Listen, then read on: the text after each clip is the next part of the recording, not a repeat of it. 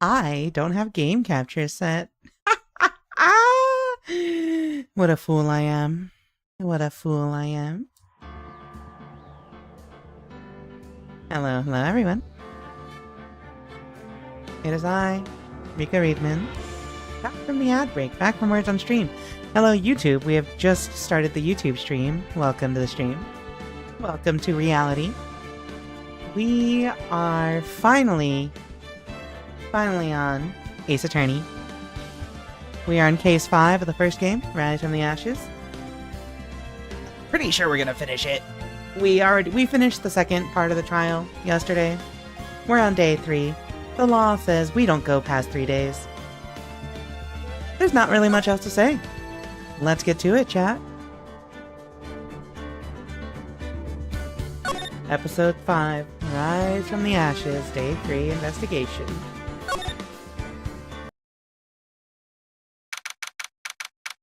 February 24th, 3:12 p.m. Wright & Co. Law Offices.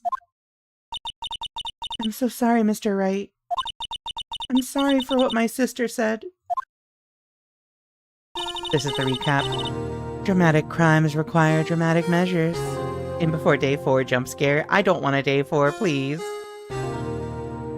Drastic crimes require drastic measures. That's just the way it is. We did what we had to, in order for him to get the verdict he deserved. I didn't know. I never knew that the SL9 incident was just another name for the Joe Dark killings. Sounds like everyone's heard about these killings but me. Lana wanted Dark convicted so badly. That's why she used me. That's why she used what happened to me. What do you mean, what happened to you? Oh no. Okay, this is a game aimed at children. It won't be that bad, right? In any other piece of media, this would be a build-up for something heinous. It's all there in the file. Joe Dark's last victim was Prosecutor Neil Marshall. When he murdered Officer Marshall's brother, he left behind an incriminating piece of evidence.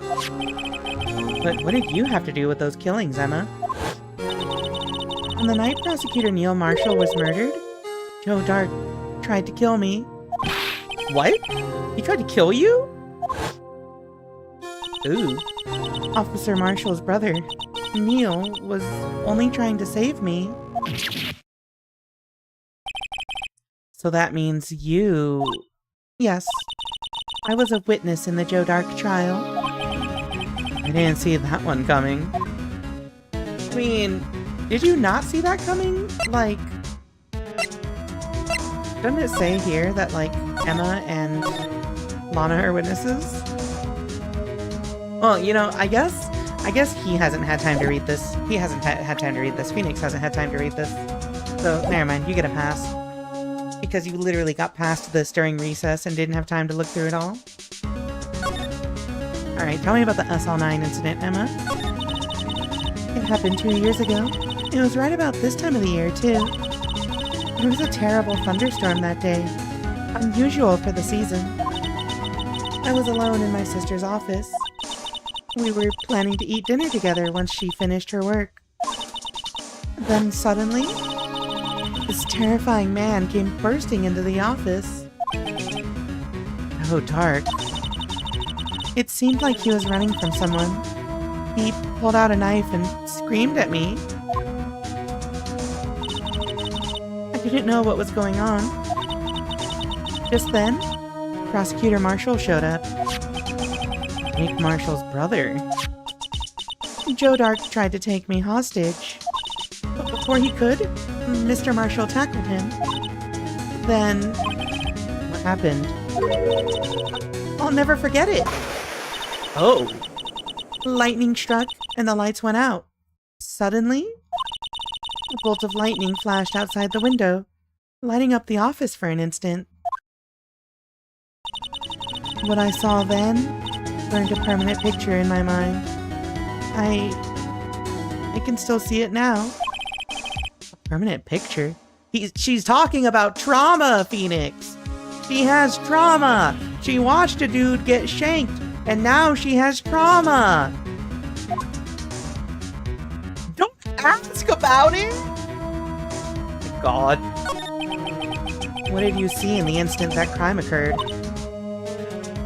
Phoenix! What is wrong with you? Do you have no...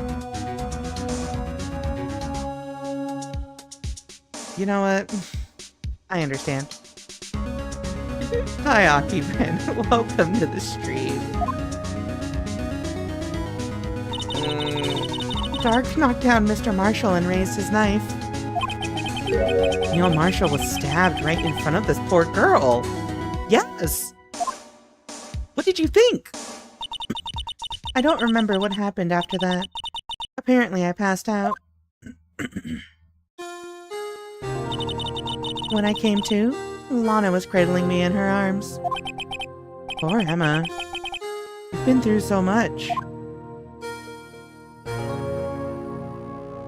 She's so tiny.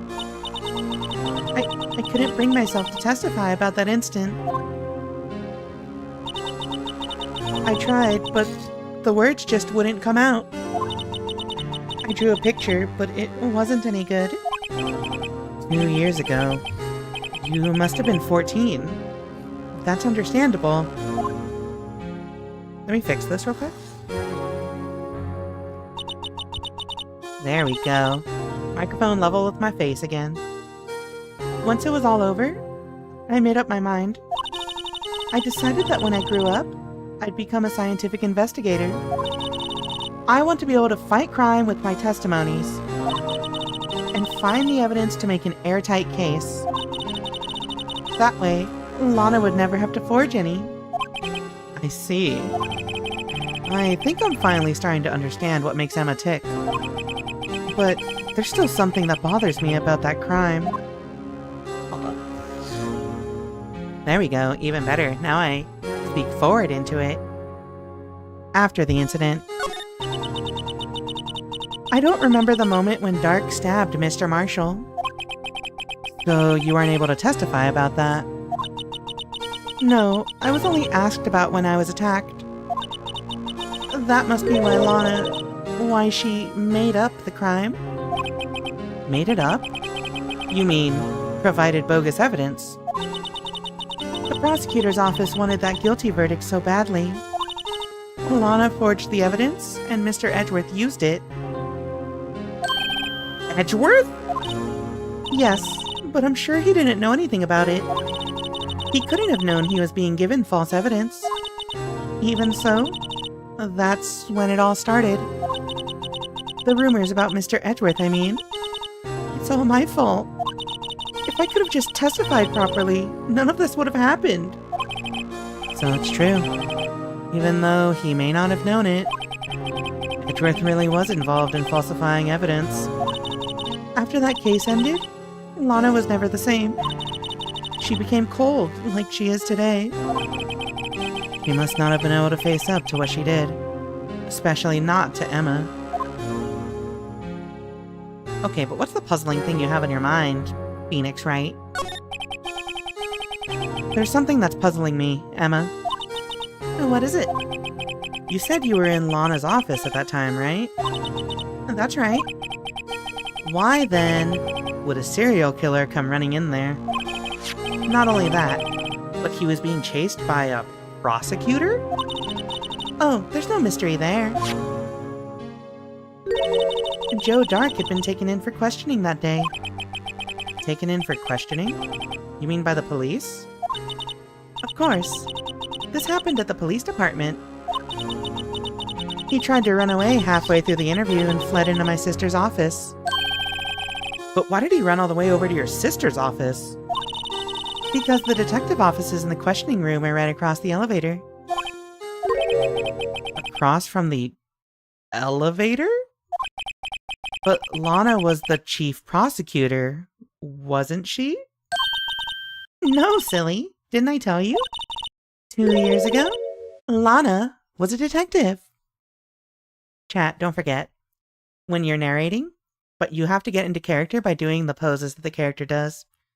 But also, she touches her glasses so much that I unconsciously end up doing what she does. She was the best in the entire force. What? That's news to me. After the Joe Dark case, she was transferred to the prosecutor's office and made chief prosecutor. Lana used to be a detective? I'd better have another talk with her.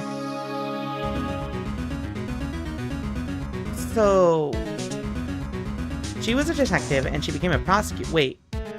So she was a detective, she forged evidence so that she and Emma could testify and get Joe Dark put away. And Edgeworth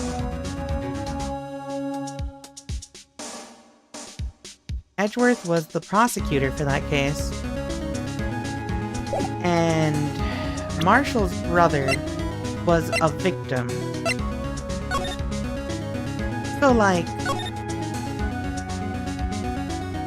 okay. We've got the picture here, but, like... one thing that doesn't make any sense to me. Why would Jake Marshall and Angel Star have issues with this? Like, okay, I understand falsifying evidence, forging evidence, presenting it in court. Fucked up and evil. But there's no question that the guy actually committed murder, and he was a serial killer, right? Like... actually, I think the thing I find hardest to believe in this is that they didn't have evidence in the first place. Like, they had to have evidence in the first place to arrest him, right? So, like, why didn't they have evidence? Why did they have to forge evidence? But also, like, is the knife not evidence? Is bloodstains on the ground not evidence? There's gotta be, like, some egregious fact that we're not being told here, right? But first, we gotta go talk to Lana. Let's get some more information. Also, hello, Hugs and Bugs. Welcome to... wait, you're on YouTube stream. Hello. Welcome to the stream. February... you're gonna miss your book borrow. Ha! February 24th. Detention Center. Visitor's Room. Perhaps they had to forge evidence for another reason than to prosecute him? I hope they explain it. Yeah, because right now that feels like a big plot hole. But I'm sure it'll be. This game... the cases in this game have been really good about, like, not leaving very obvious plot holes. Like, there's always a reason for why something gets missed.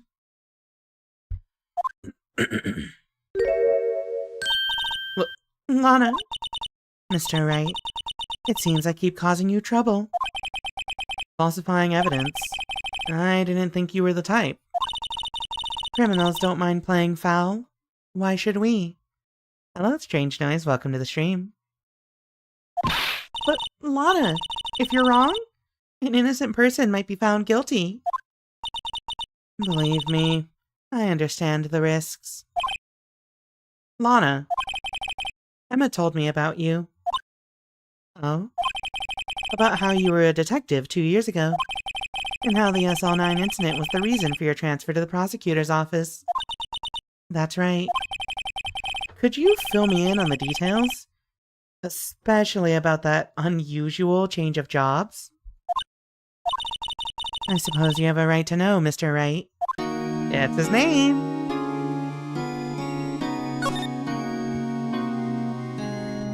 Let's talk about today's trial first. Thank you for checking in, Hug and Bug.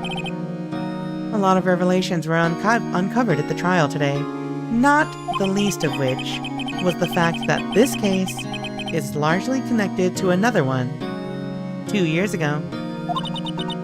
Evidence from that case was stolen as well, though I expected as much. I know how obsessive Officer Marshall can be.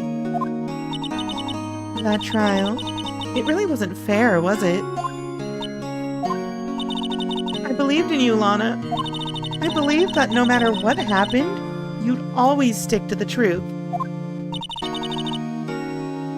As if I can't watch you on 2 screens. Thank you for boosting my metrics. I love boosting. It couldn't be helped, Emma. At that trial 2 years ago, I sold my soul. Well, all drama aside, the fact of the matter is, at 5:15, there was no murder at the police department. Tell me it's not true, Lana. What the witness, Miss Starr, said about you stabbing Mr. Goodman with a knife. Lana, I don't understand. Why won't you tell us? Emma, this doesn't involve just me.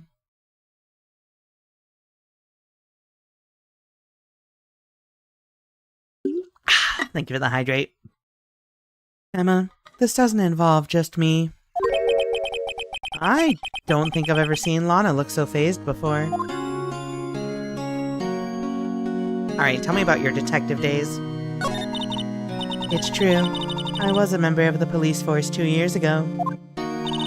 She was amazing! This goes so hard. They still talk about all the cases she and Chief Gant cracked together. Chief Gant? He was the deputy chief of police back then, but he still worked the crime scenes.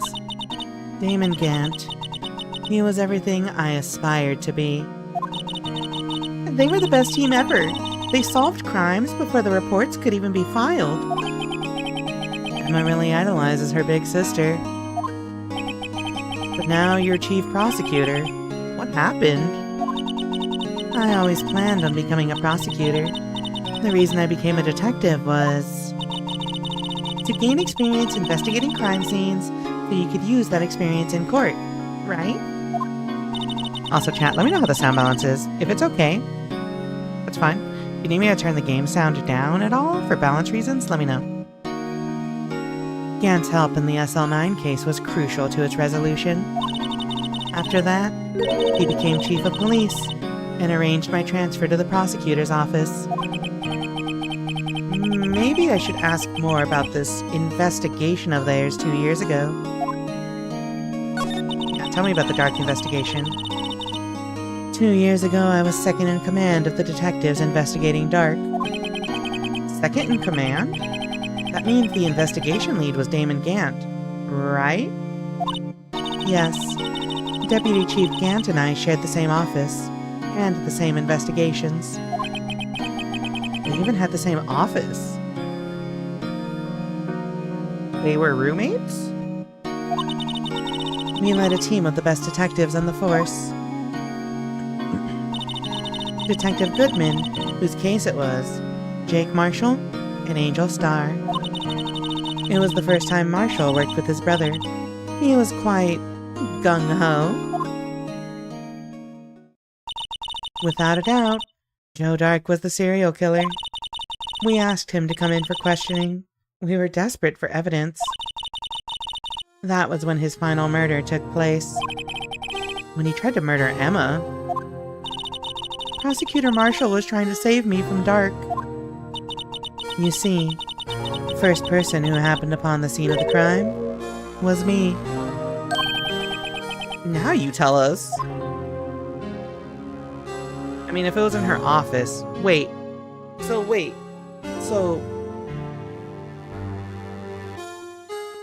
She's the first one at the scene because it was her office.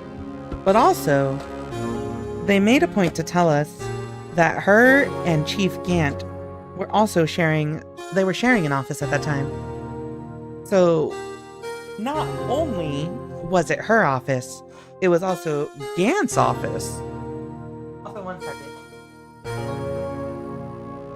I haven't had a haircut in a pretty long time. Probably like over a year now. So my hair is actually getting long enough to the point where I need to start tying it back because it keeps getting in my face. So 1 second. Well, it just keeps like getting in my mouth and stuff.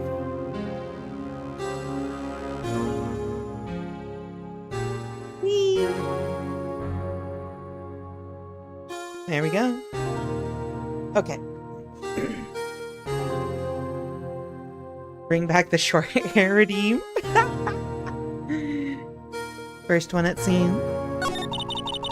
Damon Gant and Neil Marshall were the ones questioning Dark that day.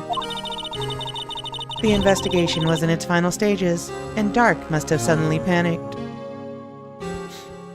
Not hair in the mouth, the fact your hair is growing. Oh, hair grows constantly.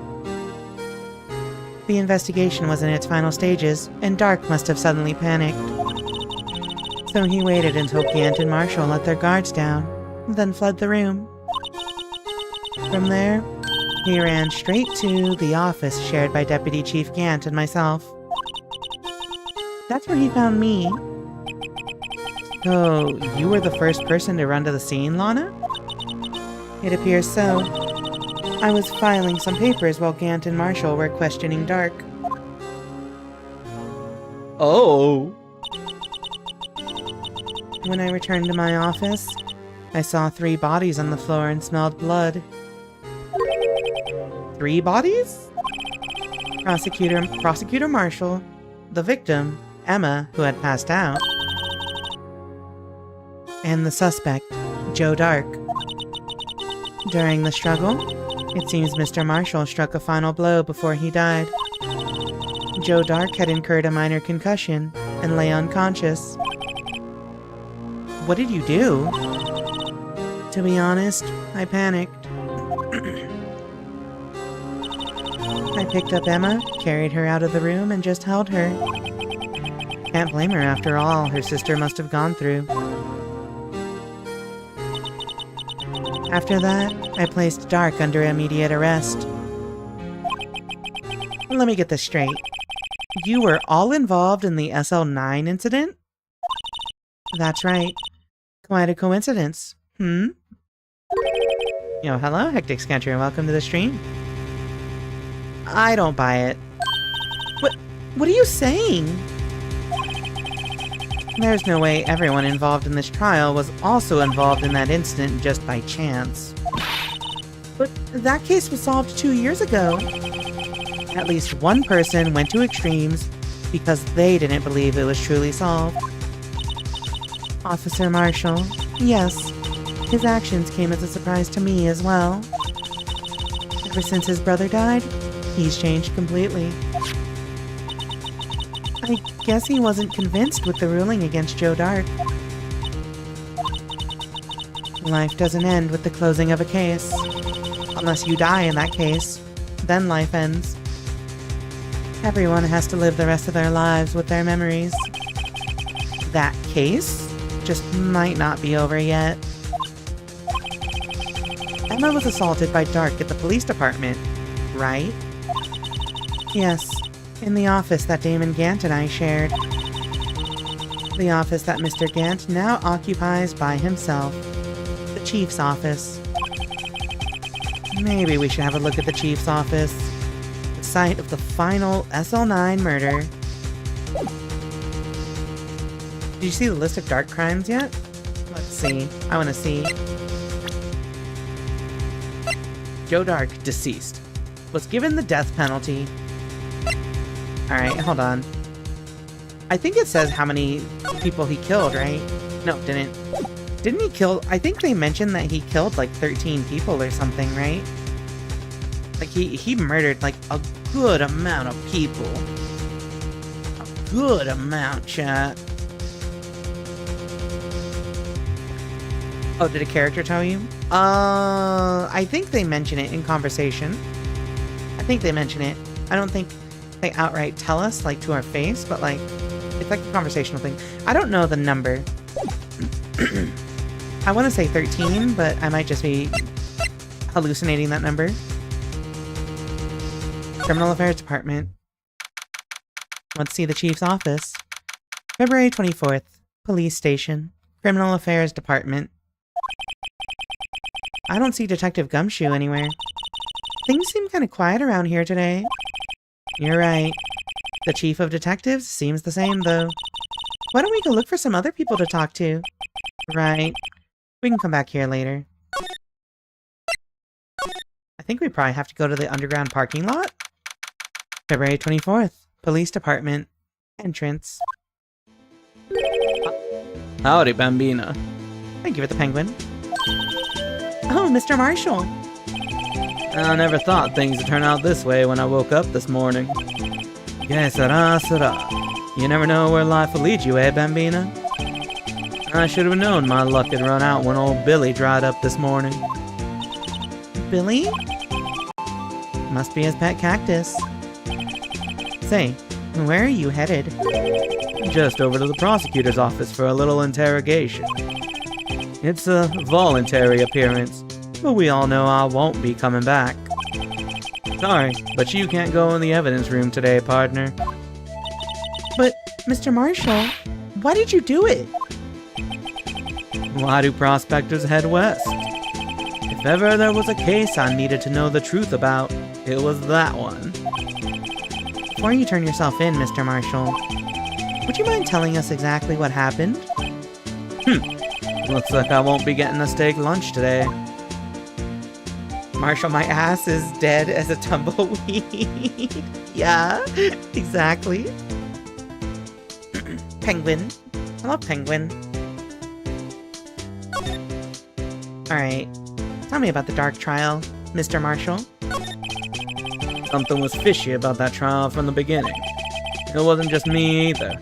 All the detectives thought so. Thank you for the air reps. What do you mean, Mr. I missed that. Some of the facts reported were inconsistent with the evidence we found. For example, the murder weapon. The murder weapon? You mean the switchblade knife with the broken tip? That was Joe Dark's alright. But, in the initial autopsy report, a question was raised. A question? The blade of the knife was not a perfect match with the wound the victim sustained. What does that mean? Alright, chat. Hold on. Fucking... Wait. Is that it?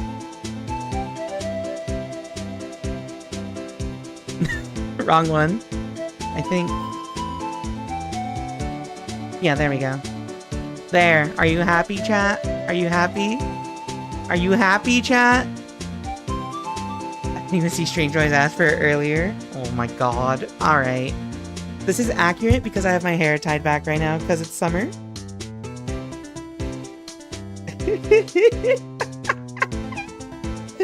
Oh my god. What does that mean? It means there was a good chance that knife was not the murder weapon. However, in the report that was finally submitted, that possibility had been erased. Could the facts have been concealed with forged evidence? That case left behind scars on all of us. The scars that the SL9 incident left behind. We'll talk about that later. Yeah, today sucked, chat. Because yesterday, it was like 9 to 12 degrees Celsius all day. And today, it has been no lower than 24. And it got as high as like 30 earlier. I'm just like, fucking... This sucks. Summer heat is approaching. I need to get in the habit of tying my hair up. It kind of went everywhere when I went for... Yeah, that's the hard part. I honestly, like I said, I haven't gotten a haircut in like a year and a half now. And I want to get my haircut short again. Like, it's just easier to manage when it's short. Especially because I like going outside and like driving with the windows down and stuff. It should be illegal for the Midwest to get hot. That's what I'm saying! Also, hello, now after 10. Welcome to the stream. Hey, do me a favor. Everyone who has not checked in yet, redeem that book borrow. It's just... I don't know why. I need everyone to do it. I think it's just fun. Tell me about your brother. I'm so glad that at least 2 of you did it. I got the looks, but he got the brains. He was one of the best prosecutors around. I just made detective when it went down. It was our first case together. How old was he? Your brother? He was 27 at the time. He was awarded the highest honor that very day.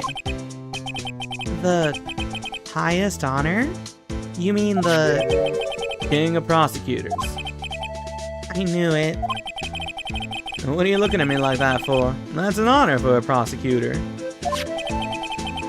Mr. Marshall must have been really close with his brother. The day the SL9 incident took place, that wasn't the same day as...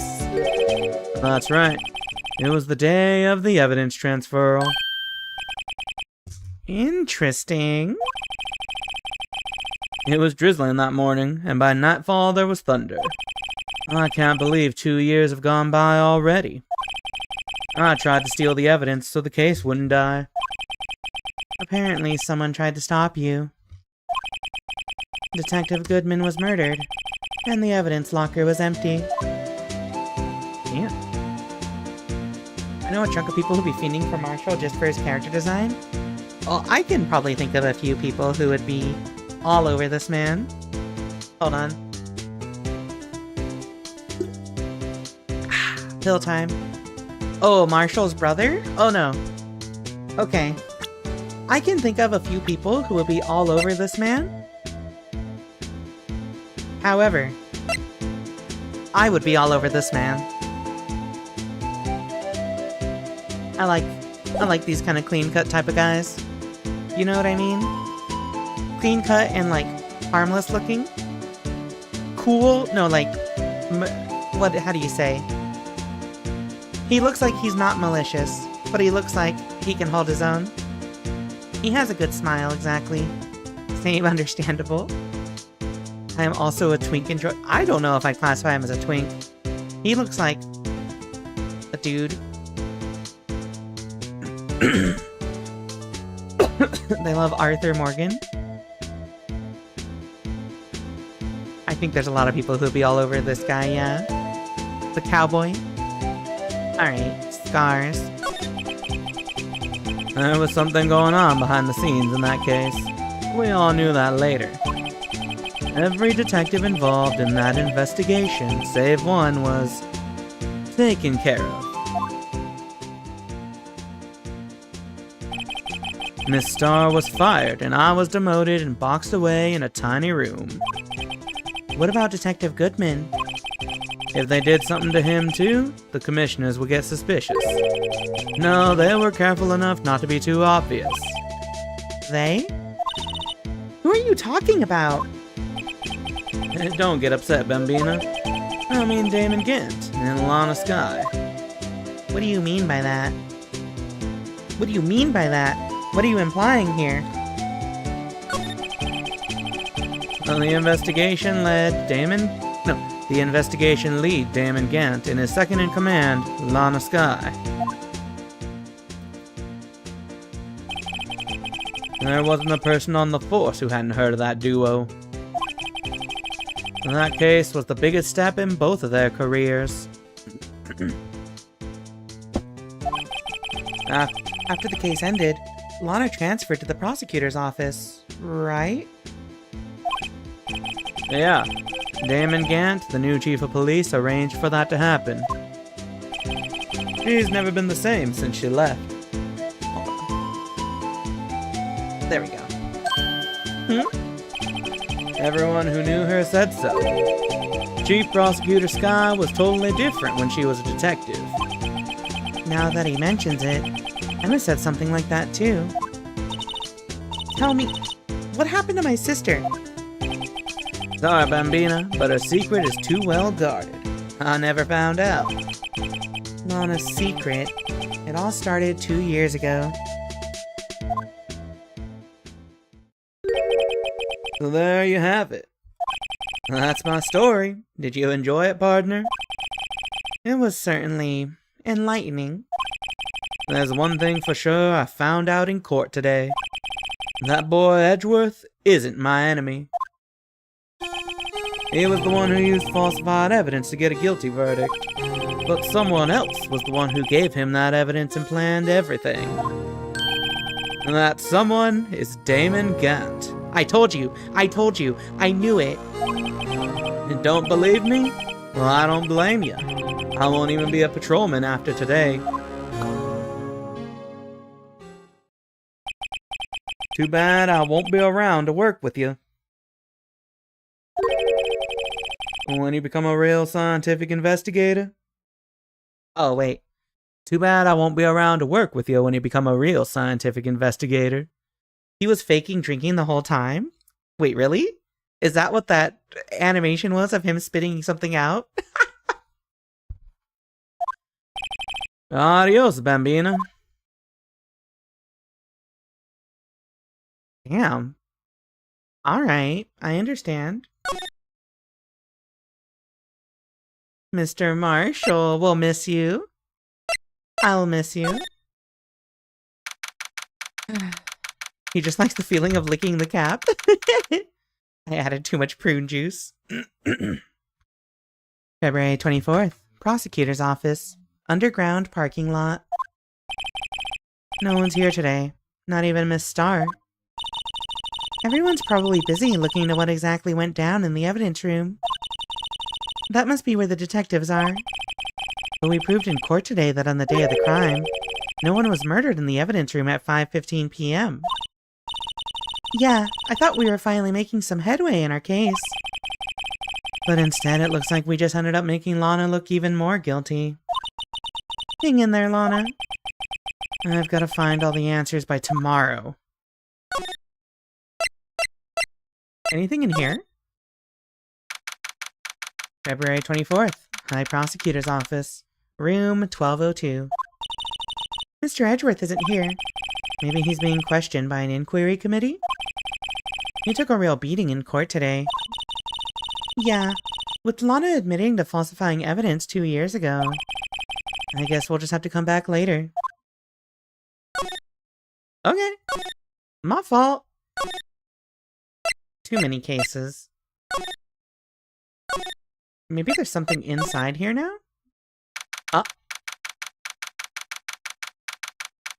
Yeah, 2 years of cases to investigate would be insane. February 24th, Police Station, Criminal Affairs Department. This place is always pretty empty, but today it's deserted. That must mean everyone's busy solving crimes. If you're looking for the others, they're all in the conference room. Thanks. Wow, he actually talked to us. With the chief prosecutor saying what she did in the decision about what to do about Mr. Edgeworth, not to mention our statement to the media in tomorrow's trial. There's more chaos going on than Thanksgiving and Christmas put together. I think festive is the word usually used for those. Sir? We'd like to have a look around Chief Gant's office. Just use the connecting hallway to the other building and take the elevator to the top floor. Really? You mean it's okay for us to go in there? I mean, we aren't police officers or anything. Shut up! Just let it happen. Hey, you're right. You can't go in there. It's off limits.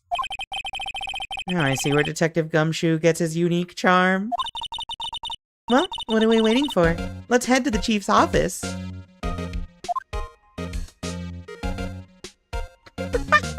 I get it. She didn't want to investigate it when we were allowed. She only wanted to investigate it when they said you're not allowed. Oh, okay. She'd be like, hey, can I do this? Yeah, sure. What? You mean we're allowed? We're like, not professionals. Oh, you're right. Stay out. Okay. Yay! Going in anyway. Hi, Muffin McFluffin. Welcome to the stream. We don't have gloves, and I think my shoe prints might be dirty. I love tampering with the crime scene. To be fair, it was 2 years ago, so... Alright, Chief's office. What the fuck?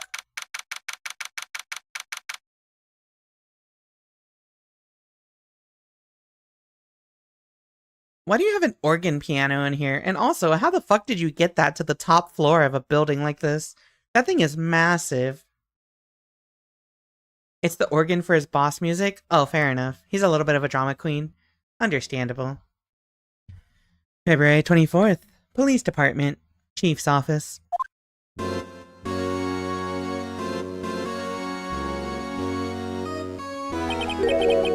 Whoa, where am I? In the chief's office, silly. At least that's what it said on the door. Check out that pipe organ. That's real, isn't it? Hey, I used to take organ lessons in kindergarten. They used to call me Little Miss Bach.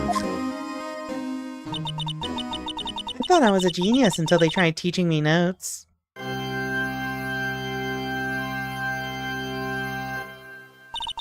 never could remember where C was. Hmm?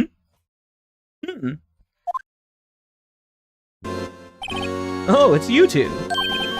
Chief Gant. He put that paper he was reading in his desk. Oh, righto. Have you been swimming lately? No, I haven't. I've been kinda busy lately. I can appreciate that. I've had my hands full too with Mr. Marshall's misconduct. And Lana's provocative statement. Provocative statement? Oh, you mean about the forged evidence?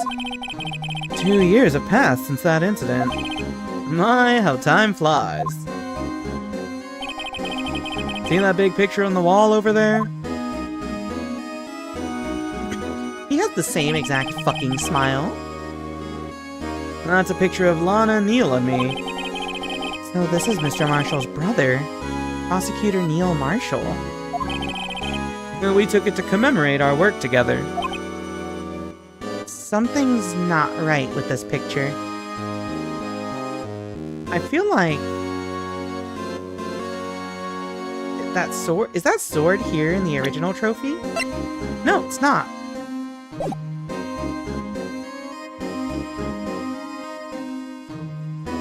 Huh?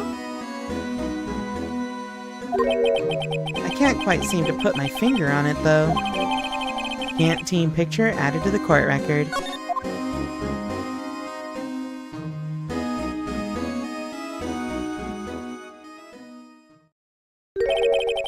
Anyway, I'd like to reminisce all day, but there are matters that need my attention. I'm gonna lock up here, so let's go out together. Oh.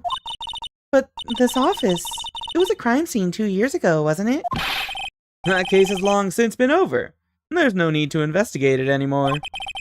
All the same, we'd still like to have a look around. Perhaps you didn't hear me. I said, there's no need to investigate it anymore. Now hurry up and get out. I have a meeting to attend.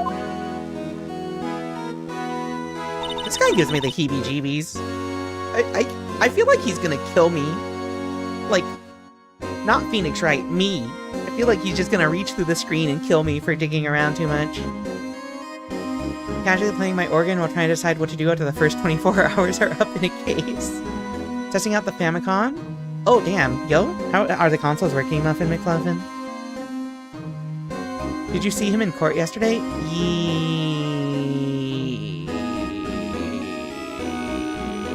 He was there, but I don't remember. I don't think he testified. That was day one that he testified. I have to kill you two now. Yoink grabbed your scrub. Just want to remind you, the song is called Swimming, anyone? If swimming is a reference to something other than going swimmingly, I'm not sure what. Oh yeah, that he calls Edgeworth Udgy. Don't make me counter-hit you. He has Slayer vibes, yeah. Slayer from Guilty Gear.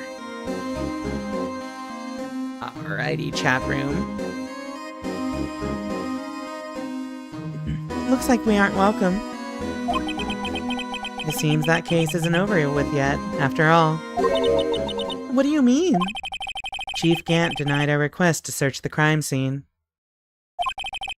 That means there must be a reason he doesn't want us looking around in there. You mean like a clue? There's gotta be a way we can get inside the chief's office. Yeah, let's just go back in. He is a formidable opponent. Yeah. Famicom works. We loaded up the disk drive and the Famicom sees it, but don't have batteries to use it. Ah, I see. February 24th, Police Station, Criminal Affairs Department.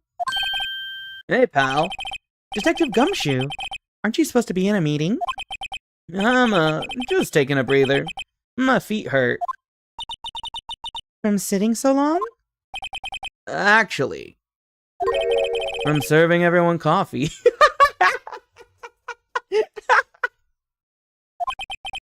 Sounds like Detective Gumshoe's still out of the loop.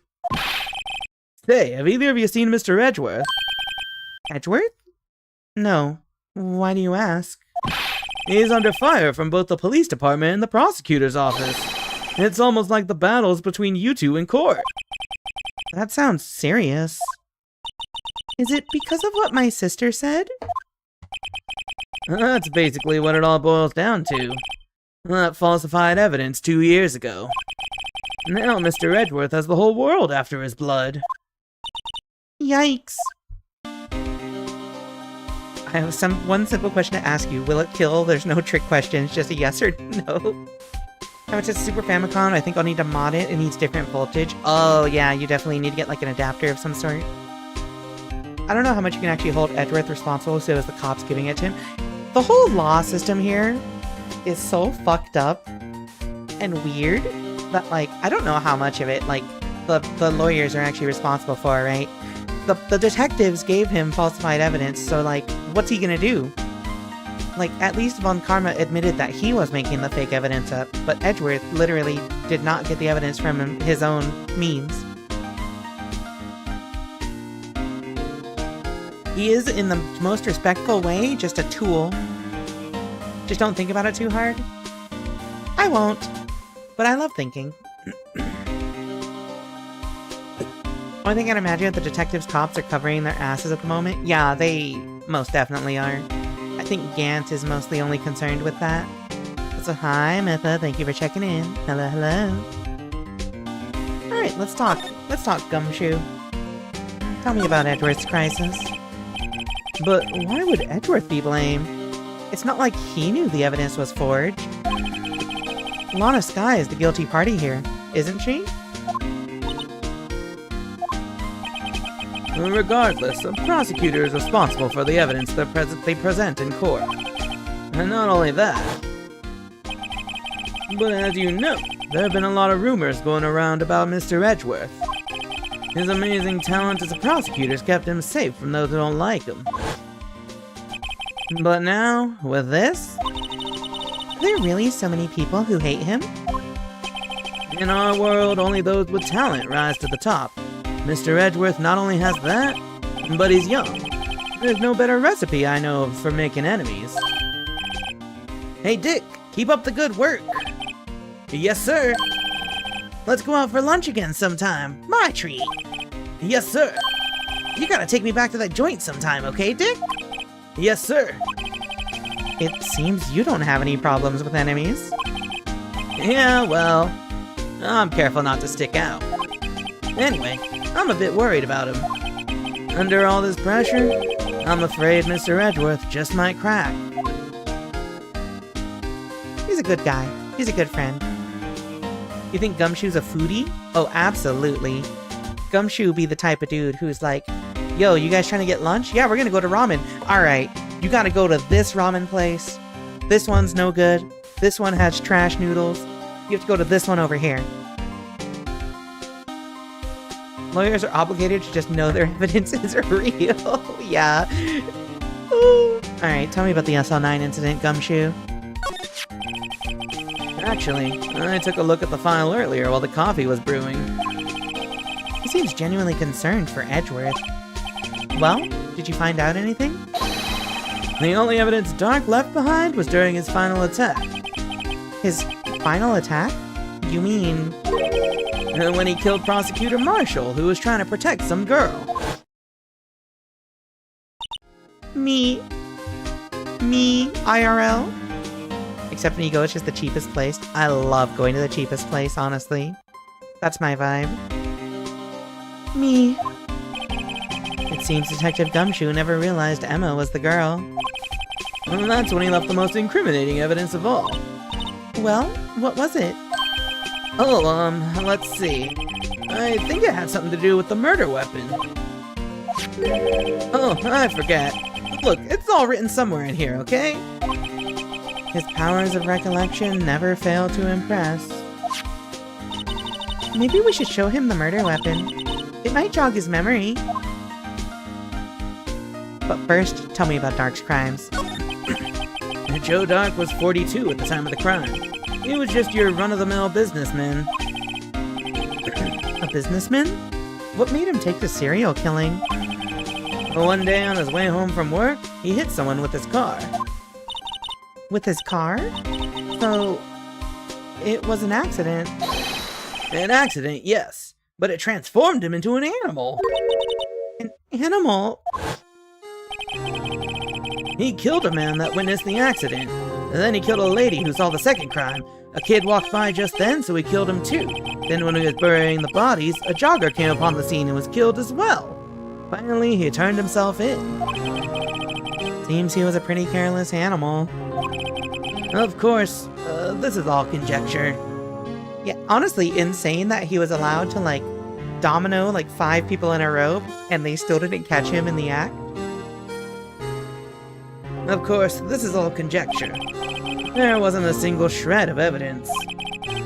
So he turned himself in. Oh, they caught him? Oh! Wait. So, he was a serial killer, but, like, all in the same, like, 20 minutes? Oh, he brought himself in. Oh, wait, yeah, he says it right here. So he turned himself in. Yes, but in the middle of his questioning, he fled and murdered his final victim, Prosecutor Marshall. That crime was witnessed by someone too, but luckily Dark was arrested on the spot.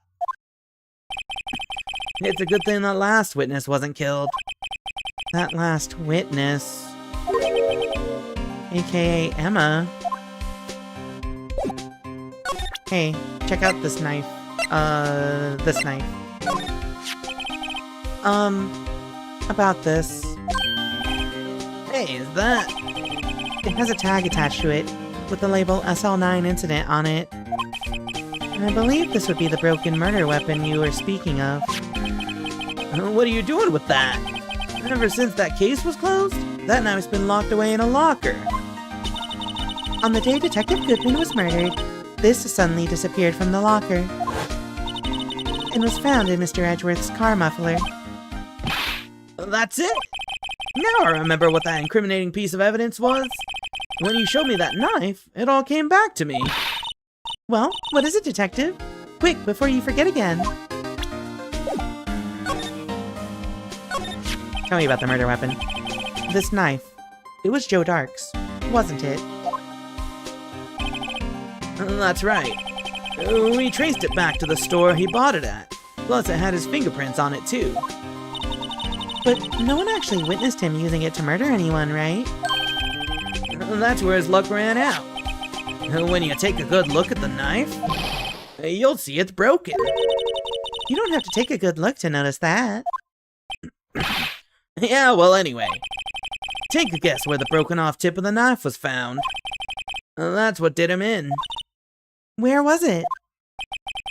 The victim, Neil Marshall, was carrying it inside his own body. It was found deep inside the stab wound. Did it match Dark's knife? You bet. Down to the last fiber. That's pretty conclusive.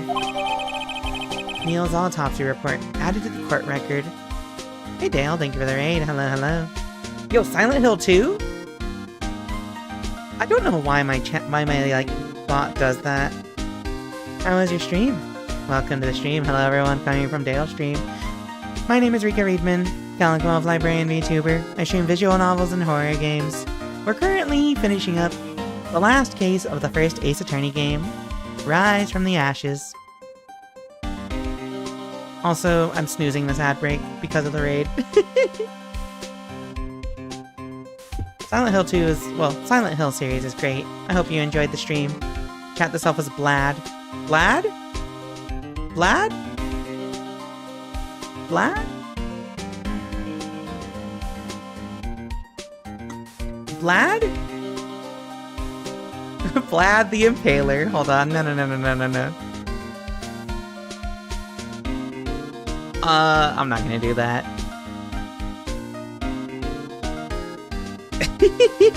I've been up since 3? Yeah, you should go to sleep. Wait, 3 a.m. or p.m.? If it's a.m., it's sleep time. Yeah, it's sleep time.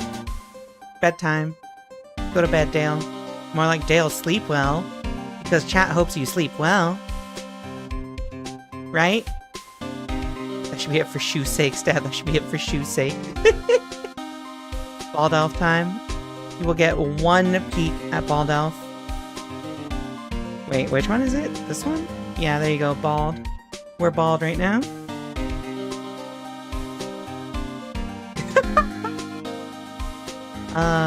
What's the... There we go. Alright, so we got the Neil... So we got the autopsy report for Neil. I love the question marks. Bald, bald, bald, my eyes. Stabbed in the back, died from punctured heart and lung. A knife tip was in the wound. Switchblade knife updated in the court record. Well, there you have it in a nutshell. And that's all I know. Can I ask you one more thing? What is it? If it's money you need, you should ask Chief Gant. It's not money, but it does concern the chief. His office is a crime scene, right? It's where Prosecutor Neil Marshall was murdered. The chief's out now, and his office is locked. But we'd like to have a look around, if that's okay. Well, any detective's ID card can unlock the door. What? Really? But if I let a civilian in there, I'd be charged with breach of trust. Breach of trust? Simply put, I'd be canned. Oh. Sorry, pal. I don't plan on getting fired because of you. How about this ID card? It was Detective Goodman's. That won't work either. The data was deleted the day he died. Oh? So in other words, Gumshoe is our only chance of getting into that office. I wonder if there's something we could show him that would make him change his mind.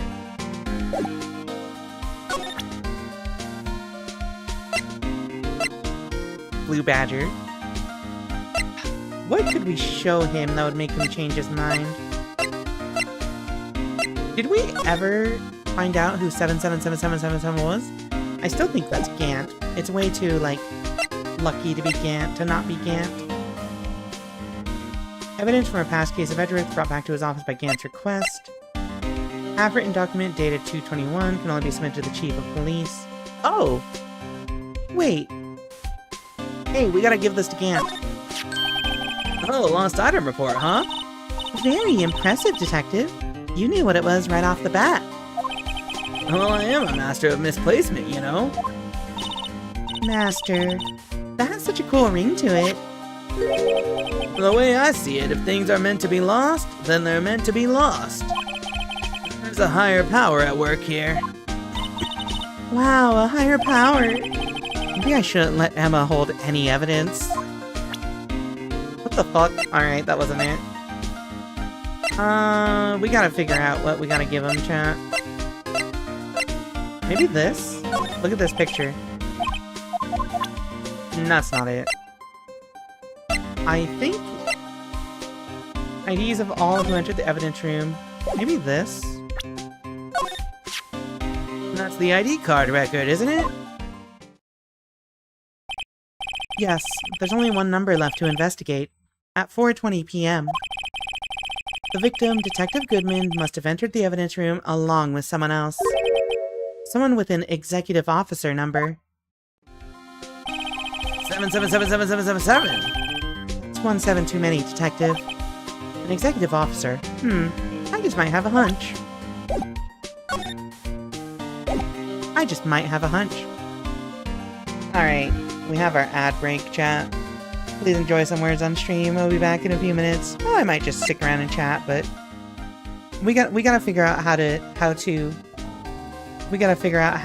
convince Headshoe Gumworth to let us in. Enjoy some words.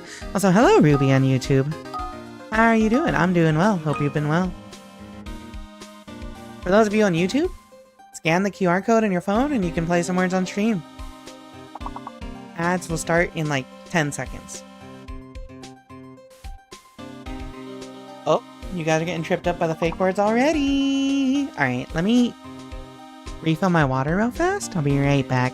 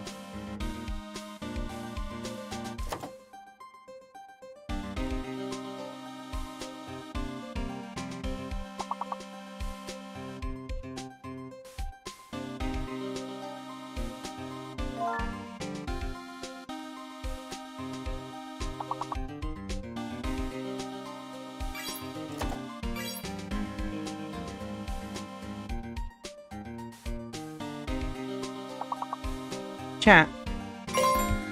Thank you. Thank you, Dun Dun Patapon, for coming in with the save. Hello, welcome to the stream.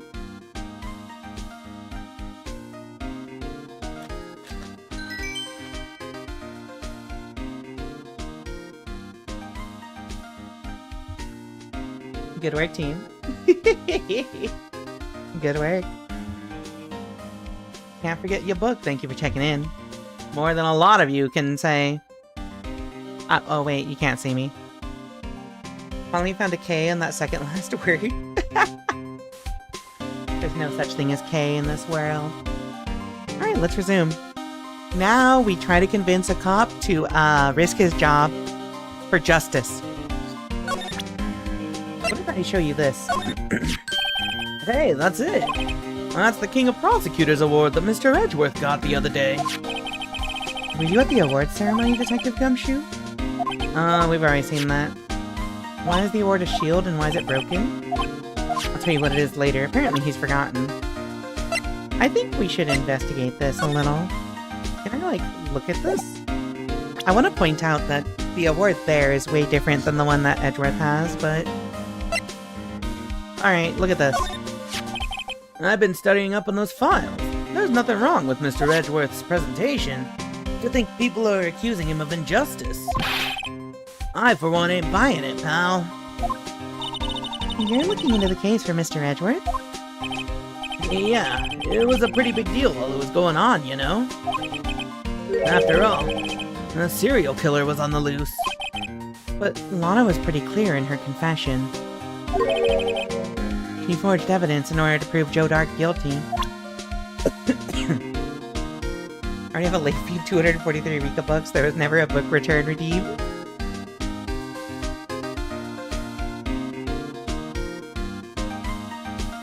Honestly, a book return redeem would be genius. It could be like a checkout. Be like, I'm leaving, bye. Or should it be the other way around? Where book borrow is I'm leaving and taking this with me, and book return is I'm back, take this. But we've already invested a lot in book borrow. We'll think about it. Good news, LZ1 works perfectly, so 3 saves on it. Let's go! Alright, so...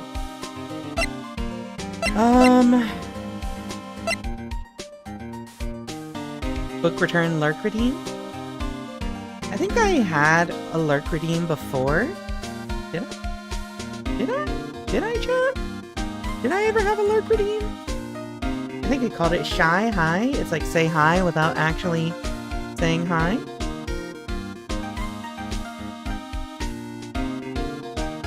I personally don't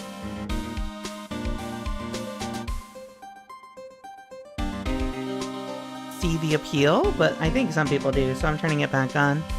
There you go. Wouldn't lurk be like studying? Yeah, there you go. It doesn't do anything. It's just, hi, thank you for lurking. Like you're still in the library? Yeah, actually that would be a good... You know what? You're a genius, Hug and Bug. Hold on. Quiet study. Lurk. There you go. It's now called Quiet Study. Alright, well. Hydrate. Fine.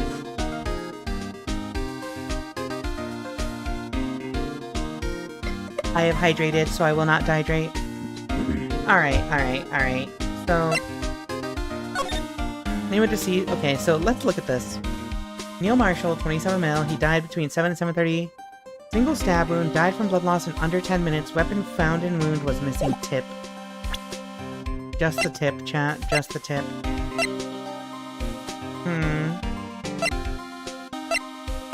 What can I show him? Loss of blood from chest wound was caused by 4.5-inch knife. A single stab.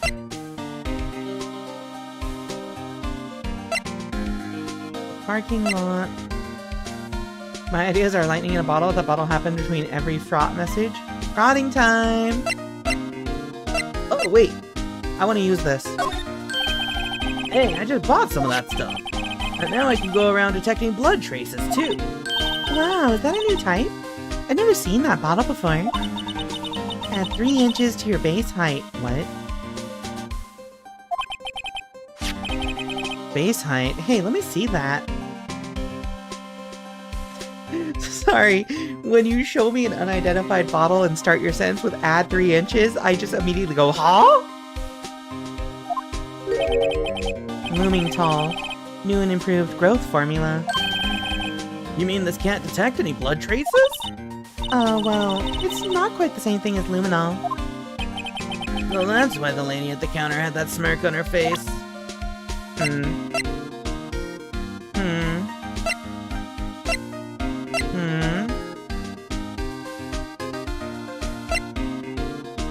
What can I show?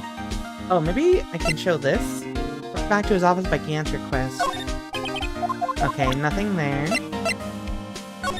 Scene of the stabbing of a detective. Tagged evidence, extremely thin rubber glove. I don't. What if I say I want a fingerprint? Hey, that powder's used for detecting fingerprints. Where can I get that? Yeah, Mr. Edgeworth gave it to us. He did what? All I have is some flour. Are you okay, detective? Quick, run! Achoo! What the fuck? If it's any help, one time I took a nap on a bench with wet paint. Why am I not comforted?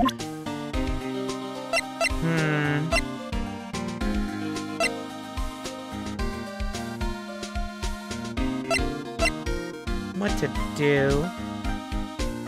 Yeah, has he just been flowering the crime scenes? Hold on, why have I... Hold on one sec.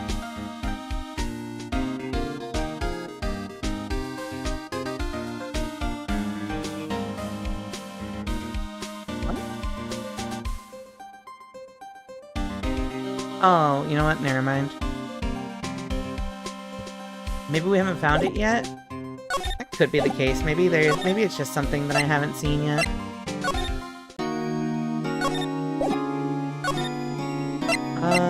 Let's check back here. Anything here? Oh, here we go. February 24th, High Prosecutor's Office. Room 1202. Oh, you know what? Maybe if I investigate this while looking at the photo? I wonder if Edgeworth is back yet. There he is! It looks like he's writing something. What are you doing here? He sure was quick to throw that paper on the floor. Tough day in court, huh? I've had to live the past 2 years with rumors flying around. What's another allegation to me? Cheer up, Mr. Edgeworth. I'm rooting for you. That's Edgeworth for you. Always trying to hide his real feelings. So what do you want? Unlike some people, I don't have all day. Tell me about the forged evidence. There's no excuse for what I've done. 2 years ago, I used false evidence to obtain a guilty verdict. That's what it all breaks down to, and nothing I do can erase that fact. But you didn't know, did you? I mean, that the evidence was falsified. The police department and the prosecutor's office share a bond of trust. If that bond is broken, we stand to lose everything. The police department's error is my error. My responsibility as the prosecutor in charge. The fact remains the same no matter what excuses I might have. Mr. Edgeworth. I take pride in my work. So tell me why? Why has it all come to this? Even Edgeworth can't keep this kind of emotion bottled up.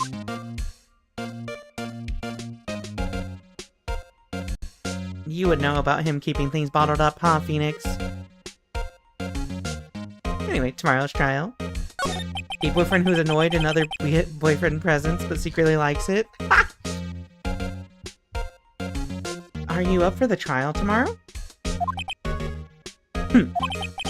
First last year's trial and now this one. It seems all you do is worry about me. To be honest, you're getting on my nerves. But, Mr. Edgeworth, you can't just walk out on the trial. Tomorrow is the last day. It's too late to change prosecutors. I'll bet that's what my superiors are banking on. I never thought that case would come back to haunt me like this. What do you mean? The list of evidence. It seems too short. Most lists run twice as long. It's only half as long as most lists? That is odd. After Neil Marshall was murdered, I became prosecutor for that case. I may not have been part of the investigation, but I knew what I had to do. Use the evidence I was given to prove the suspect guilty. That was really the only thing on my mind at the time. Hey, we just saw a picture taken around that time. That picture. Something seems strange about it. Day of the crime. Could you tell us again about what happened that day? The day Detective Goodman was murdered. You were participating in a ceremony over at the station, right? I've never cared for ceremonies, but I had to attend that one. Because you were awarded this? Those receiving awards can't exactly skip out on the ceremony. I finished up at the office in the morning, then drove over to the police department. You finished up at the office? I don't like those quotes. Yes, just odds and ends, clerical stuff. I didn't plan on returning to the office that day. That is, until I was asked to take something back. Take something back? This. Oh yeah, Chief Gant asked you to hold on to that, didn't he? Yes, it was a piece of evidence in a case that was closed half a year ago. He asked me to bring it back to the prosecutor's office. That's the story we heard yesterday.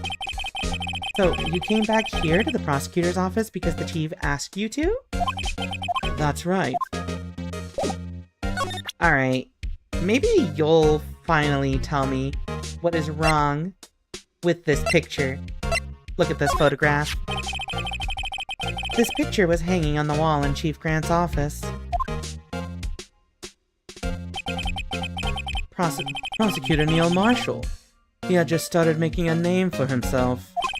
It looks like this was taken when he received the King of Prosecutors trophy. Speaking of that, there's something that bothers me. Yes? The trophy Mr. Marshall is holding. It's a little different than yours. Yes, you're right. I remember now. Remember what? That was what the official prosecutor's trophy looked like until 2 years ago. There's a story behind its design. A story? Sounds interesting. Would you mind telling it to us? It's simple, really. Contradiction. That's what the award's based on. Contradiction, you say? Contradiction. What do you mean by that? Look at Edgeworth's fruity-ass office, he's so cute. What's up, Glarfingus? Welcome to the stream. Yeah, he's basically Gumshoe's boss. Yeah, you should stop abusing Gumshoe's salary.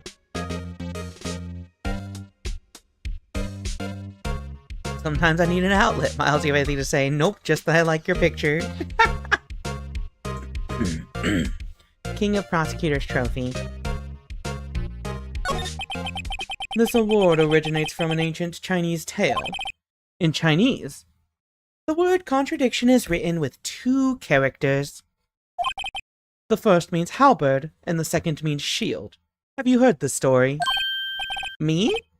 Oh, sure. Everyone knows that. Why don't you tell it, though, for Emma's sake? Very well.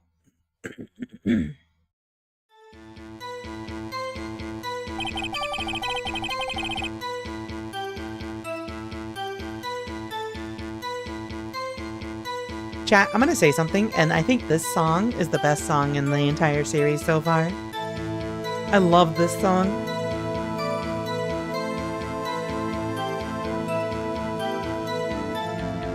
Long ago in the kingdom of Chu, there was an arms merchant. One day he presented the king with 2 items. The first was a halberd he claimed could slice through any shield or armor. The second was his shield he claimed could withstand any weapon. Wait a minute. Objection. Those claims contradict each other. Very perceptive. But then again, you've heard this story before, right? Anyway, as you mentioned, and the very descriptions of these items discredit them both. When the king pointed this out, the merchant was left speechless, and thus the Chinese word for contradiction was born. That's actually cool. Oh, I see. So the chipped shield and broken knife symbolize... Precisely so. They symbolize the merchant's items. The ancient tale ends with the merchant at a loss for words. But it's in our nature to pursue matters to their conclusion, even if it results in something as ugly as this. Wow. Thanks, Mr. Edgeworth. I learned something new today. That's funny. If that's so, then why were you only given a shield? You'll have to ask Chief Gant. 2 years ago, he had the halberd part of the award abolished. Chief Gant. King of Prosecutors trophy updated in the court record. Alright, we just got our motive to... Who? Who's even gonna be here? I like the idea that Phoenix does that every time something is wrong, like the Subway employee forgets olives on his sandwich. Fucking Subway, he notices something's missing on his Subway sandwich and starts playing. February 24th. Prosecutor's office. Underground parking lot. Excuse me. Would either of you care for a quarter pound of roast beef? That sounds pretty good, actually. Miss Star! I guess she's out of lunches. You certainly are the curious sort, aren't you? Kind of like the first person who sucked a cow's nipple. Huh? Kind of... What are you talking about? Kind of like the first person who sucked a cow's nipple to discover milk. Still, I never thought you'd go digging up that case from 2 years ago. Everyone in this trial was involved in the SL9 incident. Not only that, but the murder occurred on the very day the evidence from that case was due for transferal. This can't all be attributed to mere coincidence. Ow. There we go. Aren't you forgetting something? You know, that little scene I happened to witness. The instant Lana stabbed Detective Goodman with a knife. No matter how much of the past you dig up, it won't change what I saw. Roast beef is meant to be savored when eaten. Miss Star's hatred toward Lana. It all dates back to 2 years ago. Okay, but they should let me present the roast beef as evidence. Why did someone think this looks delicious? Why did somebody, like, what? You know what? I feel like cows? Here's my question. So, like, cows get uncomfortable when they're, like, full of milk, right? So, like, milking them, you, like, have to milk them, right? How did they evolve that way? Without somebody first figuring out, oh, you can milk these.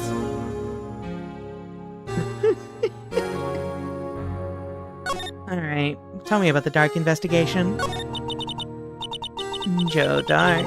That's a name I'll not soon forget. We trailed him for half a year. Oh, the pressure. Still, I don't think I was ever more alive than I was then.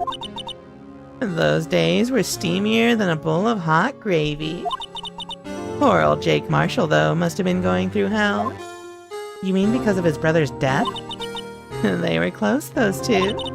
After Neil died, something took over Jake. He became obsessed. Seeing Jake like that made her all the more desperate. Her? Lana Sky. My sister? The best of the best were put on that SL9 case. Of course they were led by that legendary duo. Lana and Chief Gant. Tell me about the legendary duo. Damon Gant and Lana Sky. Gant led the investigation, with Lana second in command. They were the best. They solved all kinds of cases together, didn't they? Damon Gant's magnetism in particular was almost unreal. His magnetism? By that, I mean his ability to attract evidence. He'd produced the most incredible evidence in the cases he handled. Incredible evidence? You mean... Oh, yes. There were rumors about him even back then. No one dared confront him, though. I take it she's talking about forged evidence. Back then, everyone looked up to Lana. All the detectives wanted to be like her. Really? Oh, yes. Myself included. I was a fool, really. He hated anything crooked, and always watched out for the other detectives. That's why she was so concerned for Jake. Mr. Marshall. When Jake's brother was murdered, she felt as if she had lost her own brother. If it wasn't for her, I don't think Jake would have ever recovered from his shock. That's what makes it all the more infuriating. Miss Starr. That's why. I'll never be able to forgive her. Why did she have to turn so cold after that?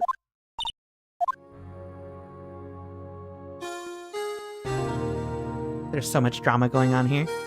The babies seem to like drinking this stuff. Why can't we? In this economy, I would accept food for the parking garage, roast beef, fairy. I always talk about this.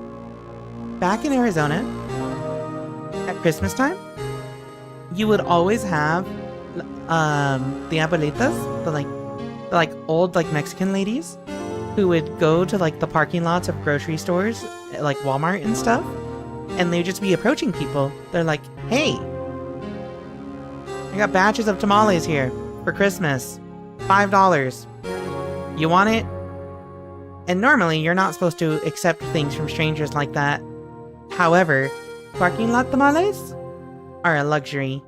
They are amazing. You always buy it. It's a good deal every single time. You can trust the abuelitas. Gas station food can surprisingly kick ass at times. It's a coin flip though. I don't think I've ever had bad tamales from the parking lot abuelitas. Maybe they got tired of doing it themselves. When we did it, they just naturally lost the ability to do it themselves. Hold on, so you're saying cows evolved to be milked because they're just like, nah, I'm tired of this. Make humans do it. I've never had a bad tamale. Yeah, exactly. There's no such thing as a bad tamale. Oh, gas station food? Yeah, gas station food is always a coin flip, unfortunately. Alrighty, cat room. Let's continue. After case closed. I got a whole ass paper bag full for $10. Let's go! That legendary pair was the reason we were able to keep up our investigation. That's why we were so shocked over how it turned out. You mean with the forging of the evidence? Don't get me wrong. Joe Dark got what he deserved. Still, it was obvious the evidence produced in court was being manipulated. Items our team never found would suddenly appear, while other items were kept secret. But you don't have proof anything illegal was done. I'm proof enough of what happened. After that case, all of us save Goodman were relieved of our duties. Most without even so much as an explanation. And then Lana Sky transferred to the prosecutor's office and became chief prosecutor. Lana always wanted to be a prosecutor. Nothing's quite as simple as it appears. Lana Sky was merely being used as a pawn. That's my take on the matter. She was being used? What do you mean by that? Well, I mean, I think it's pretty obvious. I feel like she was a tool for Gant, but I don't know what his motive was for this. I feel like they could have probably just put Dark away based on the evidence that they had. Why did they have to forge it?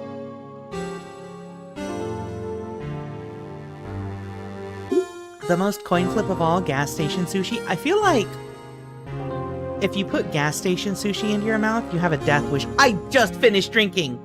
Fine, I'll do it again.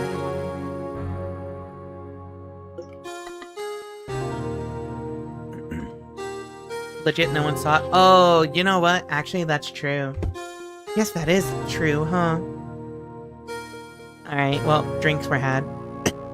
Couldn't prove it was him besides him telling them he did it. Honestly, that's the insane part. Is he came to them confessing. That should have been all the evidence they needed. Gas station sushi in Hawaii is a coin flip. It's high quality shit. That makes sense, actually. That makes a lot of sense. He kept killing the witnesses. Alright, chat. Tell me about being used. You know, that came out wrong. Hold on. Tell me about Lana being used in this situation.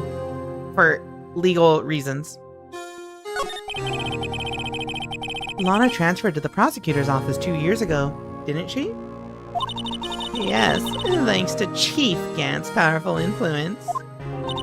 That wasn't any better? There's no way to say it without it sounding bad. Chief? That's right. Having solved the SL9 case, his position as chief was secured. There was only one thing left for him to control, and then no one could stand in his way. The prosecutor's office. What? You mean that's why Lana was transferred? If he could control the chief prosecutor, he could control the prosecutor's office. That must have been his goal all along. But how could he control Lana? I don't know, but one thing's for sure. Ever since that case ended, she's never been the same. It's only logical to conclude there must have been a reason for her change. At last. Finally getting close to the bottom of this ugly mess. Thank you, Miss Stark. You listen to me, rookie. It takes more than just ingredients to create fine cuisine. I hope you turn out to be a better chef than I've been. I love her. Do you think she takes women in her harem, chat? She said she's got multiple boyfriends, but do you think she'll accept a girlfriend? Anyway, let's move. Now we have a good reason to tell Gumshoe to let us in.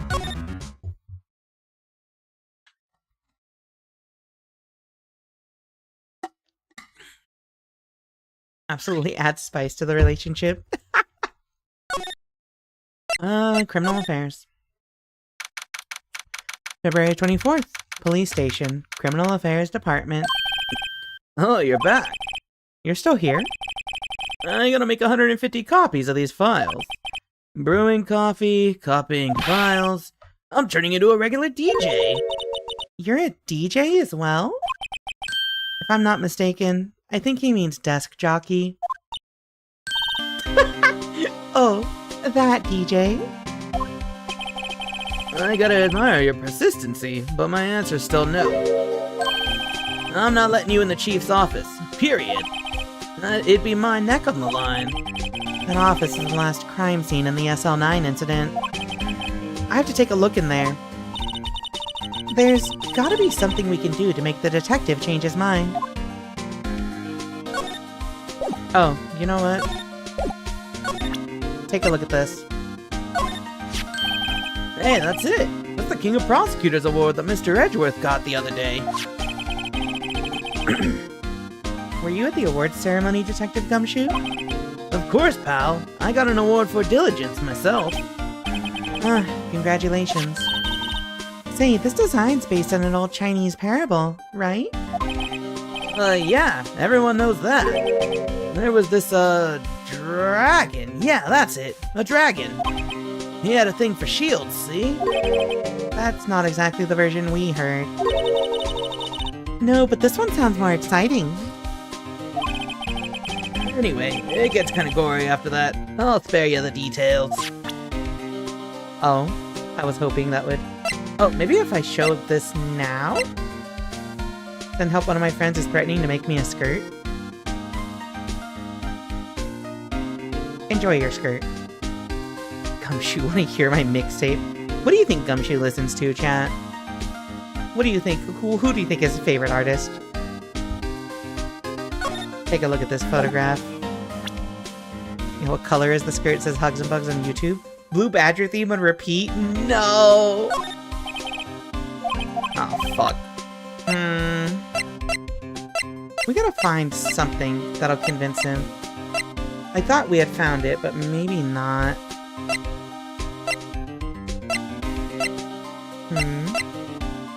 Rock? Dad rock all the time? He's probably a Swiftie? That's insane! What if...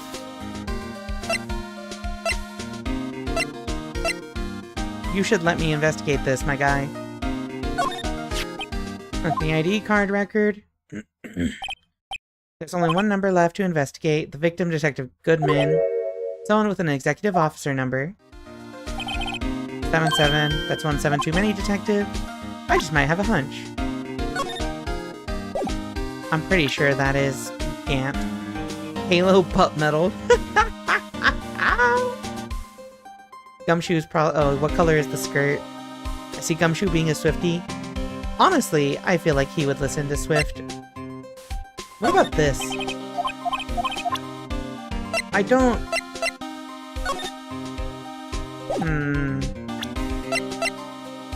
I'm at a loss, chat. What about this? About that jar. I think I've seen it before somewhere. Somewhere? Or maybe it's one of those memories people have from previous lives. This must be the most uninformative detective I've ever met. Something about it makes me feel uneasy. I come in the chief's office and he's yelling at me. Chief Gant? Where could I have seen that before? Oh, right. I didn't grab the thingy, did I?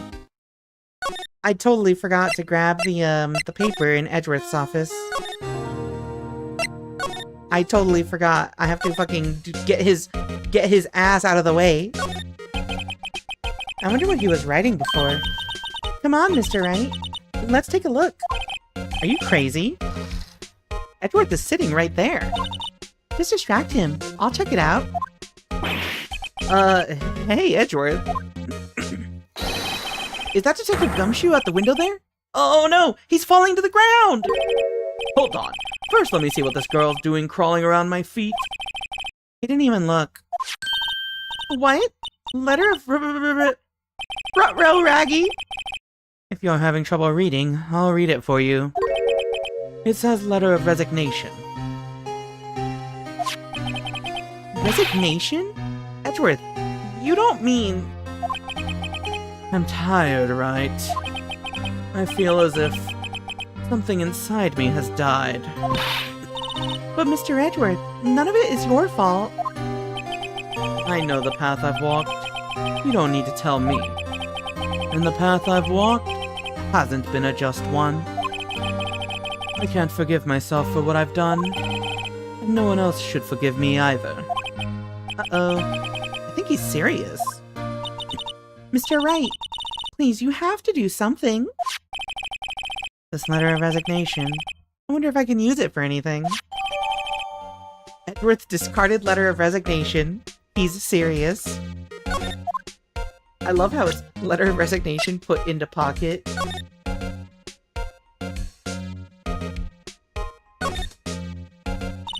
Due to recent events, I hereby announce my resignation as public prosecutor. He really wrote a resignation letter. Wow! Even when resigning, Mr. Edgeworth is cool and concise. Still, it wasn't his fault. Someone has to be held responsible. That's how it is in the grown-up world. Yeah, but that responsibility means nothing if he just quits. Well, not everyone sees it that way. To truly take responsibility, you should have to work the rest of your life for no pay. That's called slavery, Emma. There are wars about that, Emma. That's not okay.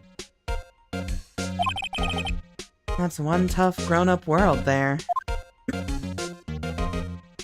Oh, thank you for checking in, Dale. Okay. Thanks for the heads up, Guitar Horzuma. Alright, let's go show this to Gumshoe.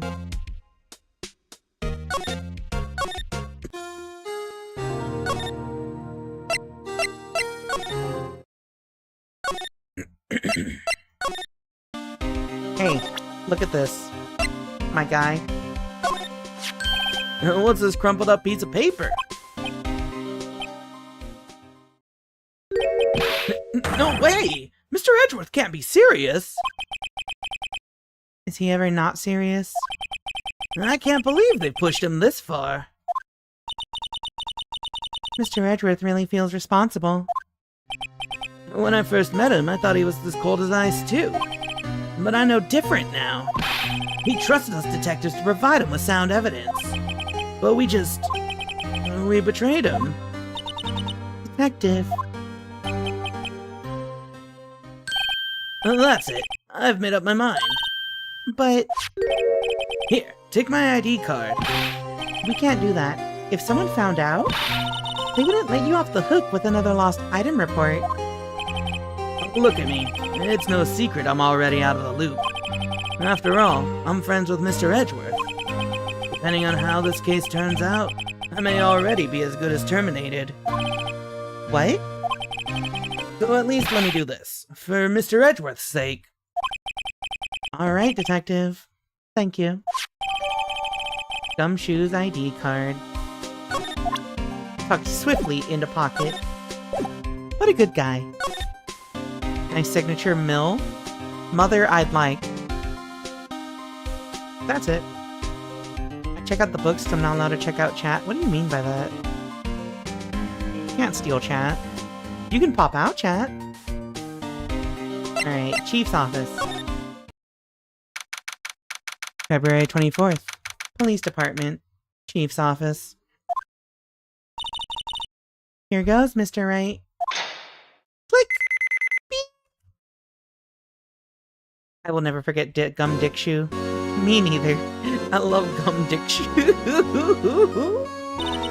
We're in. If anyone finds us now, Detective Gumshoe's a goner. If that happens, I'm counting on you to bail me out. Ah!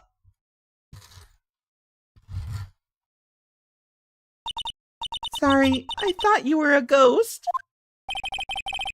I didn't even know you could slap a ghost. Ah, Detective Gumshoe! What are you doing sneaking up on us like that? I wasn't sneaking. I was just worried something might go wrong. So I came too. If you're here, then what's the point in giving us your ID card? Gumshoe's ID crushed and rendered unusable in pocket. Hey, don't do that to my card.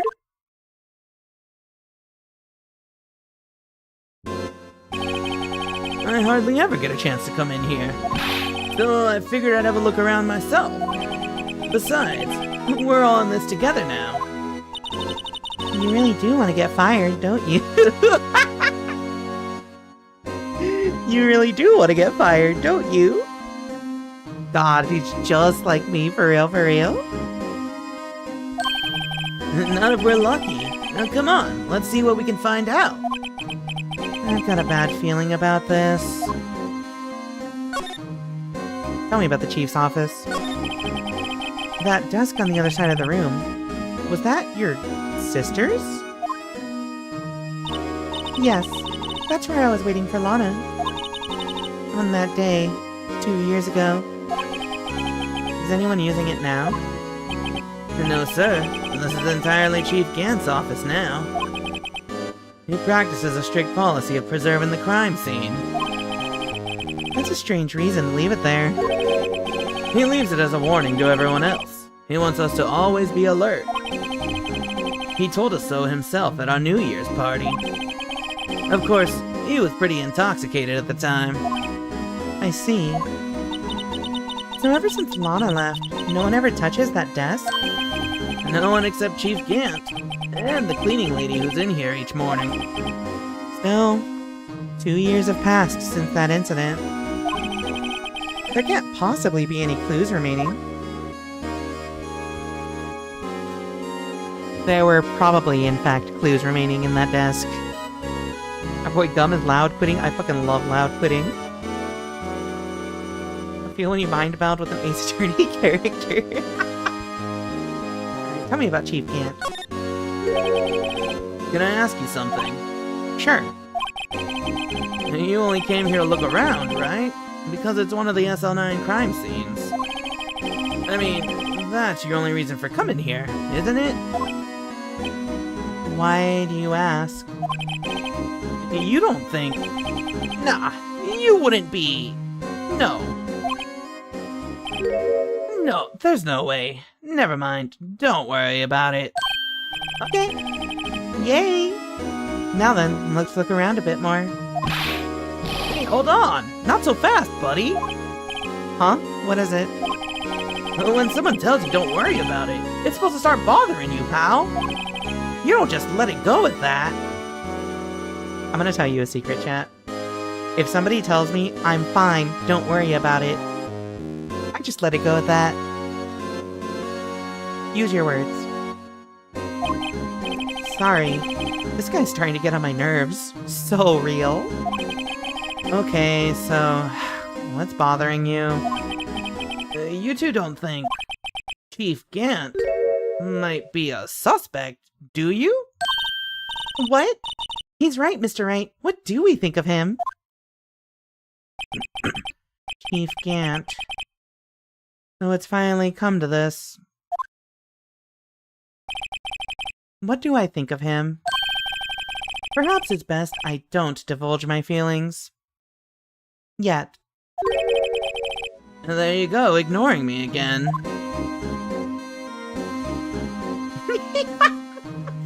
He's following the age-old adage. If you can't say anything nice, don't say anything at all. Can't just drunkenly telling people fuck around and find out. That's so scary, right? I don't have the patience to deal with that sort of thing. Yeah, well, for me it's not so much patience. It's also just like...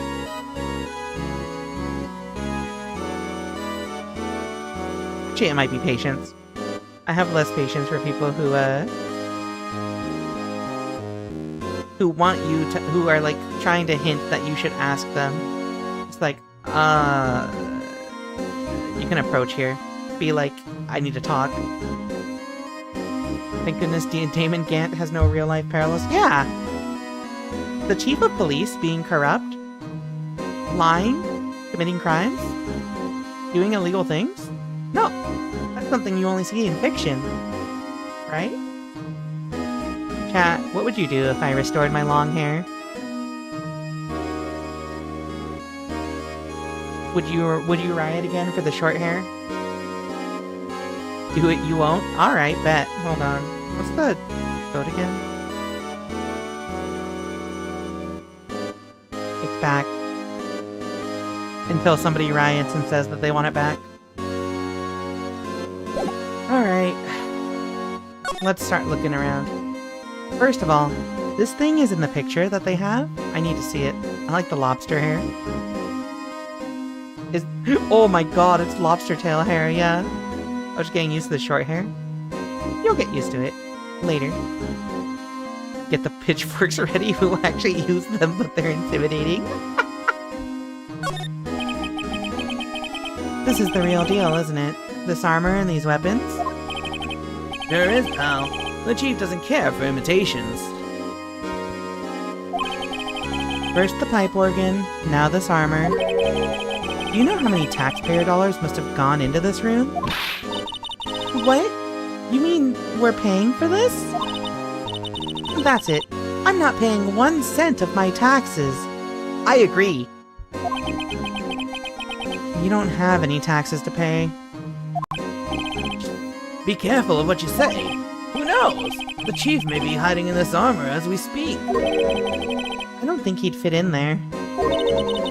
Even if he did, he'd never be able to get back out. Cut it out! You guys don't know how scary that guy can be.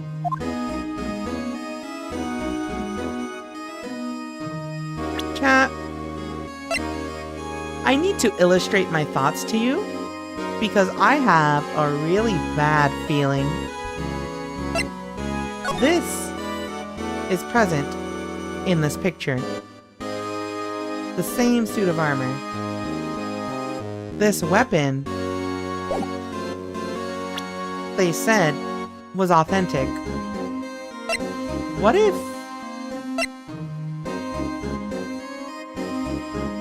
there's blood on it?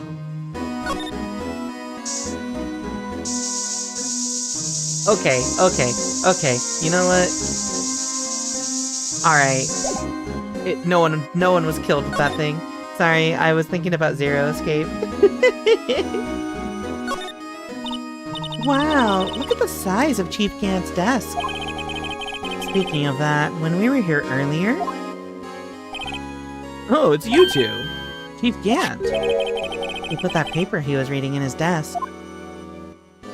I wonder what he was reading. This looks like a list of evidence. A list of evidence? In most cases, the list runs twice as long as this, though. Hey, look at the case name. Huh? SL9 incident. I wonder what this is doing here. Hold on, Detective. What did you just say? I said, I wonder what... No, about evidence lists. Normally they're twice as long?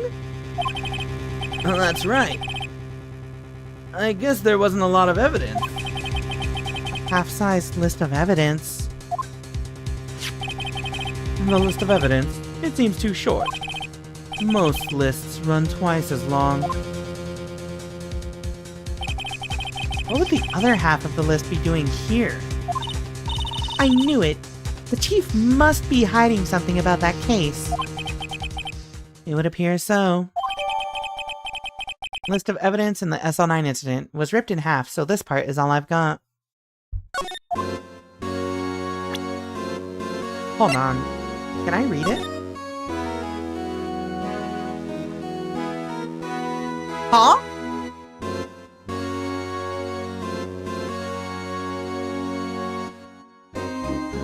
What?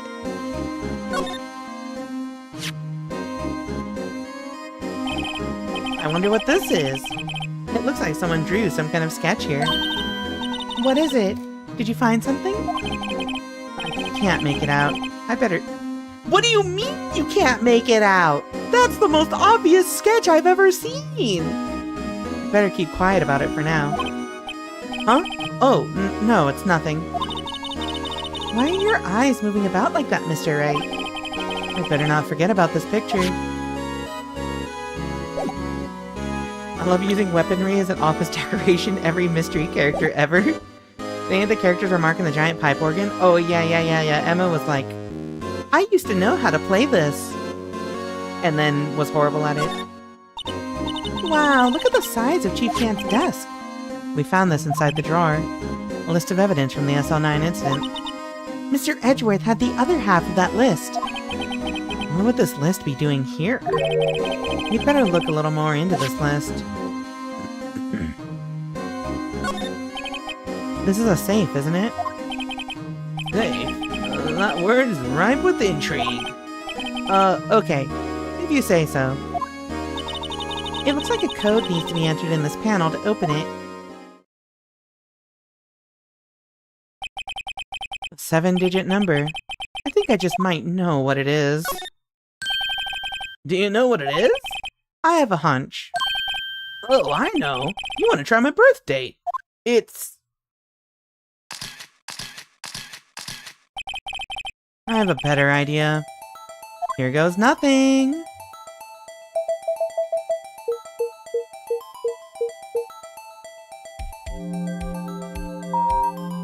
This is the worst password I've ever seen in my life!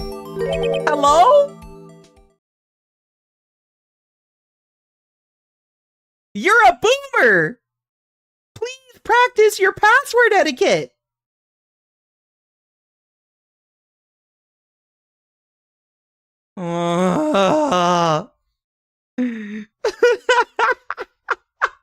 It's a surprise tool. Yeah, I wanted to say seek a way out. I couldn't remember the words though. Get save passcode versus Von Karma's ATM pin. Would you guess 777 without seeing the card? You know, to be fair, I probably wouldn't have. Oh my god. Bingo. But also, making the password your ID card is also the worst idea ever. The fact that you can only get in here with an ID card in the first place means you know that everyone has a unique ID card. If you know Chief Gant's ID card number, you'd be like, teehee, what if it was this?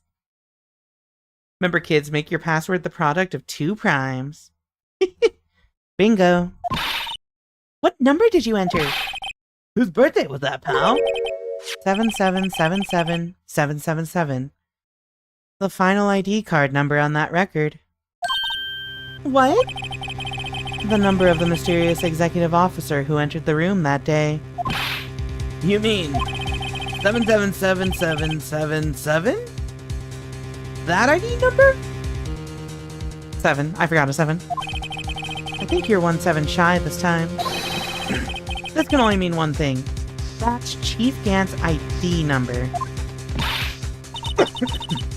Say, anyone care to look inside? Do we care to look inside? Is there any money in there? How much does he have stashed away? Look, it's a... Oh!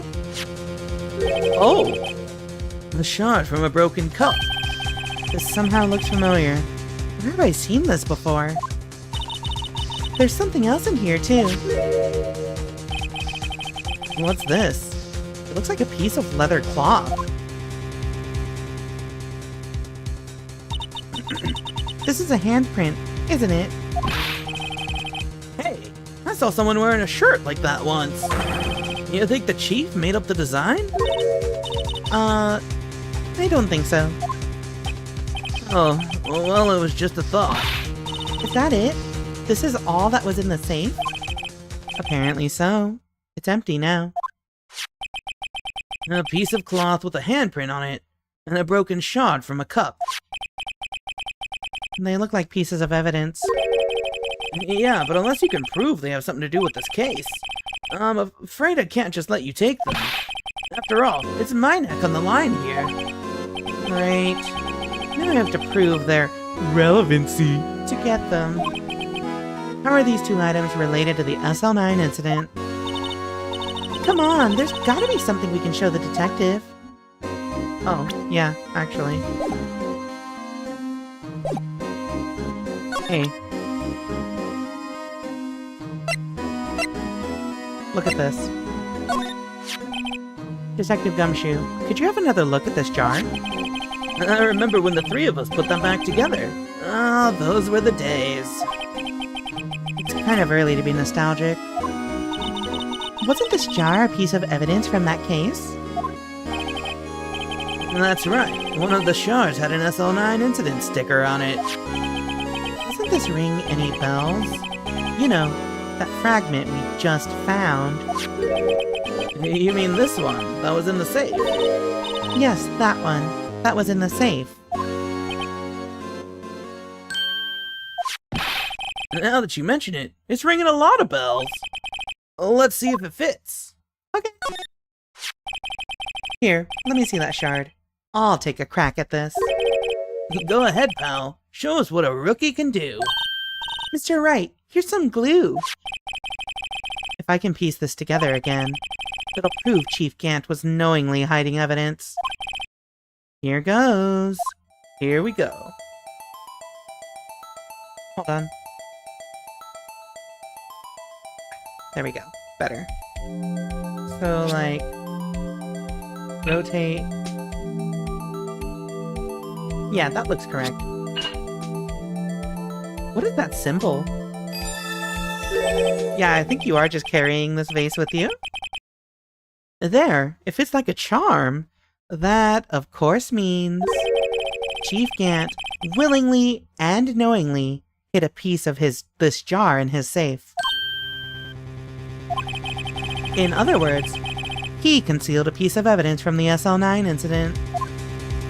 But, Hey guys, get a load of this! what is it? This piece you just attached. It's different from the others.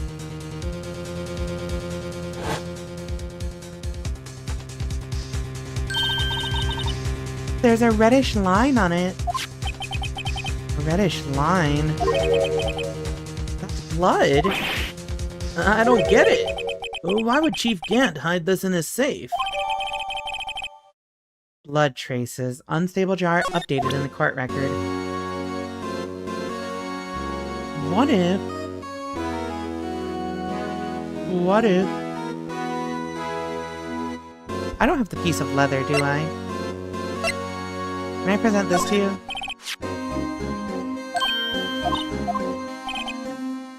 Oh, okay, wait, yeah, he's gonna let me dust for prints. No? What are you doing? Why are you sticking out your hand like that? Go ahead, take my fingerprints. It's not your fingerprints we want to take. Huh?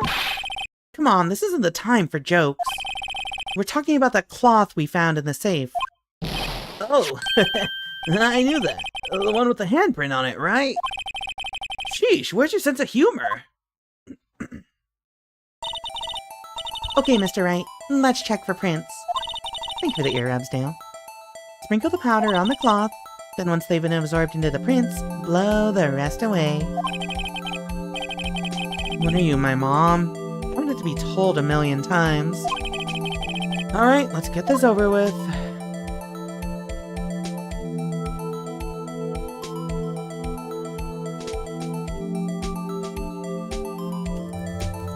I'm mashing so hard, chat. What?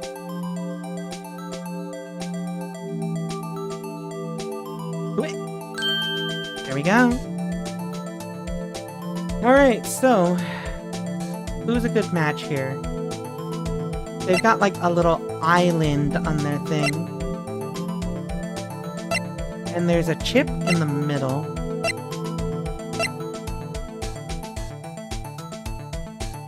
Emma?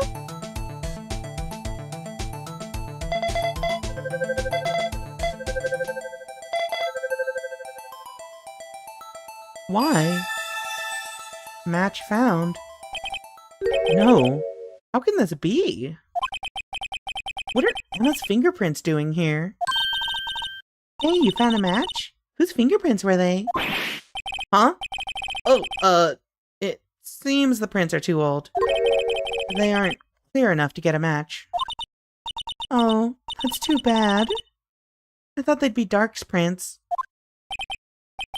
Hey you, over here. What's going on here? What are that kid's prints doing inside the chief's safe? Don't ask me. Let's just keep this information from Emma for now. Here, maybe you should hold on to this. Evidence for something, but what? Bears Emma Sky's prints. Well, was I any help? Of course. Thanks to your ID card, we were able to get some hard evidence. Now that's not very kind, is it? In other words, if it wasn't for his ID card, he would have been useless. Isn't that right, you in the coat? Chief Gant! We didn't think you'd be back so soon. Fortunately, I'm a man who believes in signs. As I was walking to my meeting, I happened to look out a window and saw a stray dog run right into a pole. Just then I thought of a certain detective. Do you mean me, sir? Now then, I'm afraid I'm going to have to ask you all to leave. Yes, sir. Sorry. Oh, you in the coat. Me, sir. Drop off your ID on the way out. You won't be needing it anymore. But, sir... Now get out! Yes, sir. We'll be on our way too then. Wait, you, the one without the spiky hair. Don't go yet. Me, sir? I'd like a word with you. But, sir, I'm not a licensed scientific investigator yet. You with the spiky hair. You're free to go. Mr. Wright! Yeah, the pause in the text box is a threat. Alright, chat. We've got an ad break. That's a good scene to have an ad break at. Enjoy some words on stream. We'll be back in a minute, and I'm assuming we're gonna start the trial, like, right away. See you soon!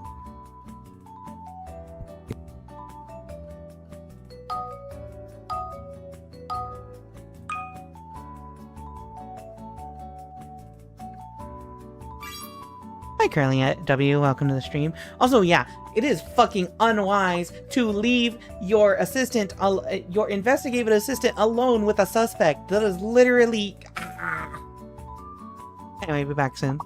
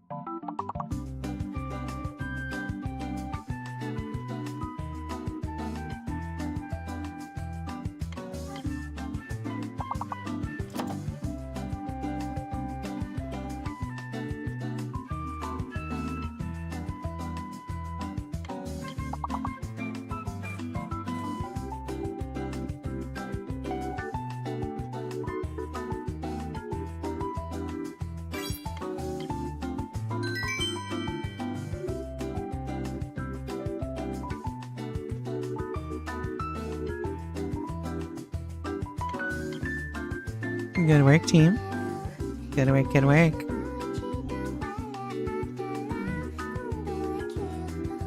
Let's continue. I hope Emma is not murdered. But also, she can't be, because she shows up later in the series, I'm pretty sure. It's, oh my... Look, pal, if I've told you once, I've told you 1,000 times. The chief's office is off limits. But no, you just had to go sneaking in there like that, didn't you? I thought you said you didn't care anymore if you were fired. Yeah, but if I knew it'd be like this, I never would have said it. Now that I've seen the evidence, Chief Gant was hiding in his office. I think I'm finally starting to get the picture. But why has she kept eerily silent about it all this time? Anyway, you listening to me? I'm gonna try to smooth things over with the chief again. Later, pal. After that, I heard from Emma. She said the police wanted her to ask her some questions. So, she'll be busy for the rest of the day. You're gonna get that child silenced in a bad way. As Phoenix leaves, you just hear Universe and Emma flying out the window because she got wall broke.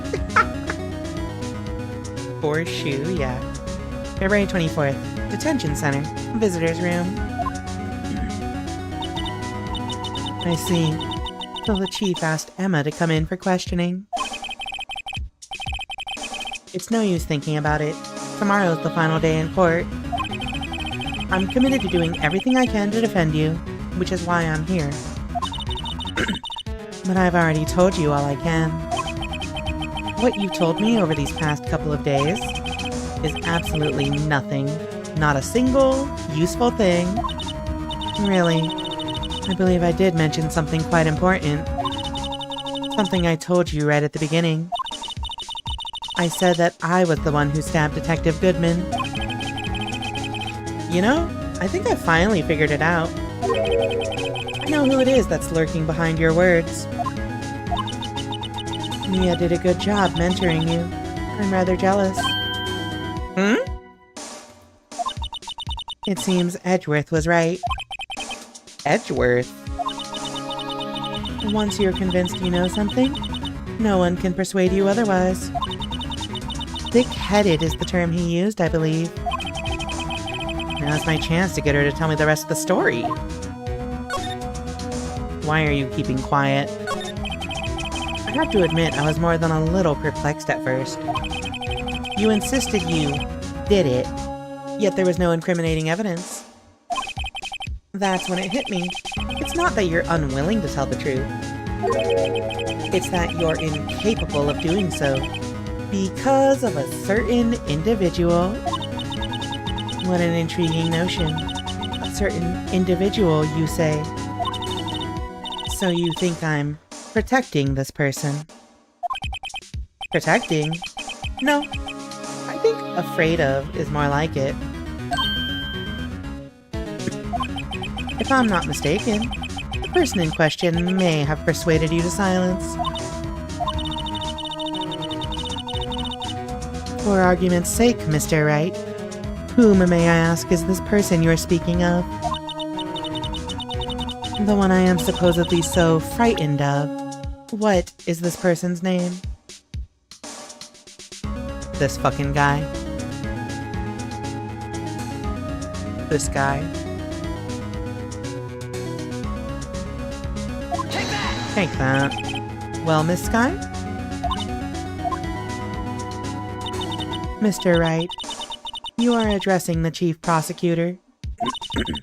Do not forget your place. I take it she's still not ready to spill the beans. My apologies. Could you please tell me a bit more about what you think you know? Damon Gant. We were partners until 2 years ago. I respected him as a detective. Assuming he is respectable, then tell me something. Why would he try to hide his crimes? His crimes? Both you and Edgeworth will be brought before a board of inquiry for what you did. Specifically, hiding and forging evidence. Of course, these are serious offenses. Why is it, though, that Chief Gant's name was never mentioned? Chief Gant? Edgeworth didn't know the truth behind the forgery. The only party who could have possibly tampered with the evidence was me. I had access because I was second in command of that investigation. Yes, you, but also one other, Damon Gant. If you intend to accuse Chief Gant, you'll need more than just words. Show me proof that Chief Gant falsified evidence in that case. This? Take that. I just found this in a safe in the Chief's office. This jar piece, and this piece of cloth. Do you know what these are? They're pieces of evidence from the SL9 incident. The person concealing evidence was none other than Chief Gant himself. Now tell me, why are you taking all the blame for him? Touché, Mr. Wright. It's as you surmised. I cannot disobey the Chief's orders, even if it means being found guilty for murder. Why not? Come now, Mr. Wright. You can't possibly expect me to be able to tell you that. 3 days ago, I had no choice but to cooperate. In the murder of Detective Goodman? Or perhaps I should say, follow orders.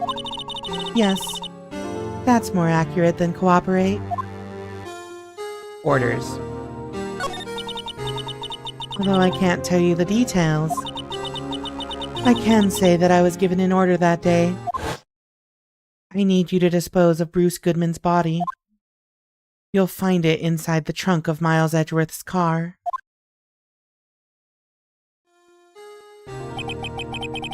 Just as I suspected. Despite what everyone believes, you were not the one who murdered Detective Goodman. Correct. I was trying to take the body out of Edgeworth's car. The trunk's lock was broken, and I discovered that murder weapon while inspecting the body. The murder weapon? You mean Edgeworth's knife? No. When I found the body, this was the knife stuck in it. The knife from the SL9 incident. Serial killer Joe Dark's knife. I couldn't just leave that knife in him, so I took it out and stabbed him with another knife. That would be Edgeworth's knife? That's right. Even though he was already dead, my hands were shaking at the thought of stabbing him. That's why I ended up cutting my hand. And that is the reason for the bandage on your right hand? Yes. It seems that I got blood on the victim's shoes as well. And then he saw me just as I plunged the knife in. Miss Starr, huh?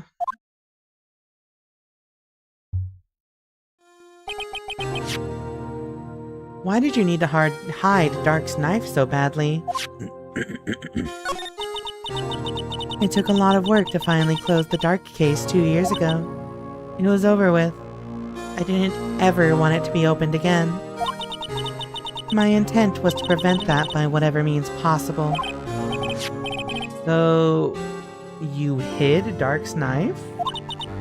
The weapon used to stab the detective was evidence in the Joe Dark case. If word got out, which it would, the reporters would have a field day with that. So you wrapped the knife in your scarf and hid it in Edgeworth's exhaust pipe. Right. Then I called my sister to tell her what happened and to ask her to hide the knife that was inside my muffler. You asked Emma? I didn't want anyone on the force to know about this. That would explain why Emma is so confident about Lana's innocence. It's Speaking of phone calls, I had a bad feeling about one of them that day. A bad feeling? The truth is, after I received those orders from Chief Gant, the first thing I did was make a phone call. A phone call to Patrolman Jake Marshall. The Marshal? Why on earth would you call him? The lead investigator for the SL9 incident had been murdered. I wanted that fact to be kept hidden, and I needed help. He was the only other person I could trust. Or at least, I thought I could trust him at the time. However, it seems that after I spoke to him, he went off on an escapade of his own. Oh, you mean... Not wanting the case to die, he decided to take things into his own hands. He disguised himself as Detective Goodman and tried to steal the evidence. He had already stolen the ID card, but it seems he still hadn't made up his mind to break into the evidence room. After my phone call, any remaining doubts he had must have disappeared. So your phone call caused the incident in the evidence room?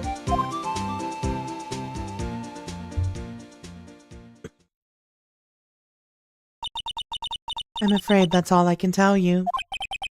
But, Lana... You've earned my respect, Mr. Wright, both as a defense attorney and an investigator.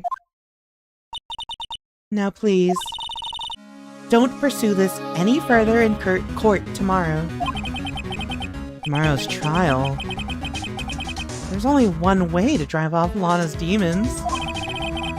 Got to get to the bottom of everything. Detective Goodman's real murderer.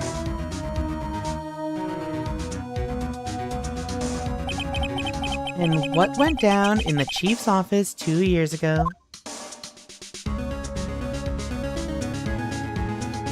To be continued.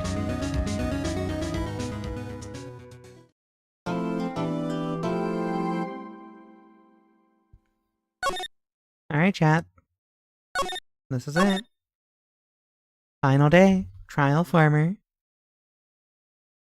It's a good stopping point. See you next week. No, I'm just kidding. I'm just kidding. We're closing this out today. I think these trials might be very long, but we'll see. Also, yeah, I'm laughing that she rotates so much because I have a feeling like she's standing, but like otherwise she has to be in like a desk chair and just be spinning. It's so funny.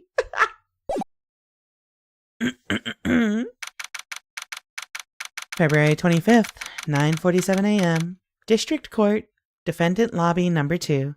She's actually on a Lazy Susan? Oh my god. This is the defendant lobby, alright. But there's no defendant. I've been trying to reach Lana all morning. Where could she be? And where's Emma, for that matter? It almost seems as if something's been happening behind the scenes. Edgeworth? Knowing you, you've already figured it out. Who the owner of the 7777777 ID number is, that is. Well, I have a pretty strong hunch. Looks like I'm not the only one who's figured it out. You know, the only reason this trial didn't reach a verdict yesterday is because there was still room for doubt regarding this ID record. If that number does belong to whom you suspect, then no doubt will remain. After all, he hasn't been officially charged with anything. True. Not yet. In any event, once all doubt has been removed from that list, I can call for a ruling. 5 minutes, right, and Chief Prosecutor Sky will be found guilty. But she didn't do it. I figured you'd say as much. That's why I came here, to hear what you have to say. This is the first time he's ever done something like this. Lana's hiding something, and the only way we'll ever know the truth is to draw it out of her. The truth. Everything goes back to the SL9 incident. Don't be stupid. Today's the last day of the trial. We don't have time to reminisce about the past. That depends on you. If she's found guilty, you'll lose your only chance to find out what really happened. I'll think about it. See you in court, right? You're such a sucker for the truth. This is it. If I'm ever gonna find out what Chief Gant has on her, it's now.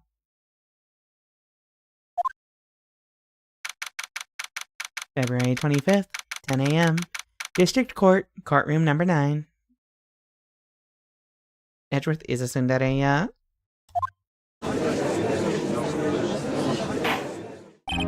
Court is now in session for the trial of Miss Lana Sky. The defense is ready, Your Honor. The prosecution is ready, Your Honor. Normally, this is when the prosecution puts forth its opening statement. But before that, the police chief has a proposal to make. Chief Gant? Dog just teleported in. Morning, folks. How's everyone doing? Hey, Udgy, been back to the pool yet? No, I've been drowning enough as it is in my own work.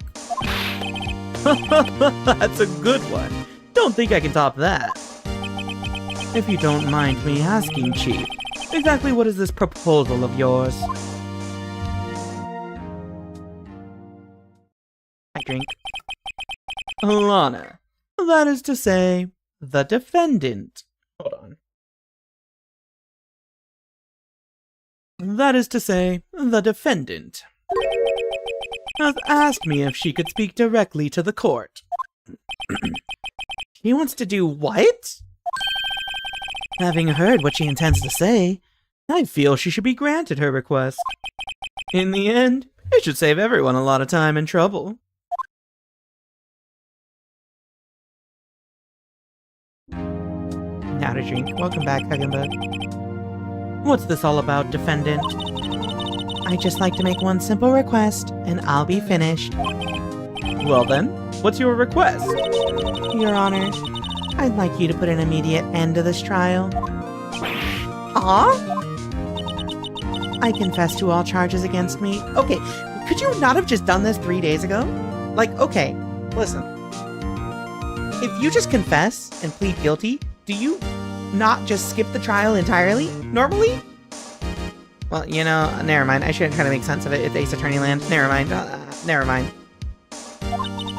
On February 21st of this year, I murdered Detective Bruce Goodman in the underground parking lot of the prosecutor's office. No, Lana! There was evidence proving her innocence. Objection! Objection. You can't. Your Honor, the defense claim does not change the defense's plea. In that case, Mr. Wright, I no longer require your services. But, Lana... Your Honor, I hereby forfeit my right to an attorney. The prosecution may lack direct evidence against me, but it has sufficiently proven its case through testimony and circumstantial evidence. I would like you to render your verdict now, if you please. Well, the defendant certainly has the right to self-representation. Her request is legally valid, although this is an unprecedented situation. An IRL or an Ace Attorney line for an IRL, that's a no? Oh. Your Honor, my pants are on fire. Case dismissed. Indeed, it appears there's no further need to continue this trial. Even if Mr. Wright may feel otherwise. This can't be happening. It appears the time for the verdict has arrived. This court finds the defendant. Objection! Objection. One moment, Your Honor. Mr. Edgeworth! The prosecution has not yet proven the defendant guilty beyond reasonable doubt. Any ruling at this stage would certainly be premature. Come now, Worthy. I understand this is a difficult time for you, but why don't you just be a good little boy and keep your mouth shut?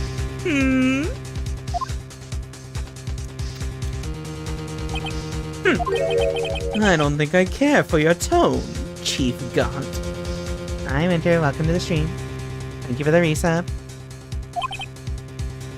What? Creating another fabrication to cover up your past mistakes? Sorry, but I'm no longer the naive little boy you would have me be.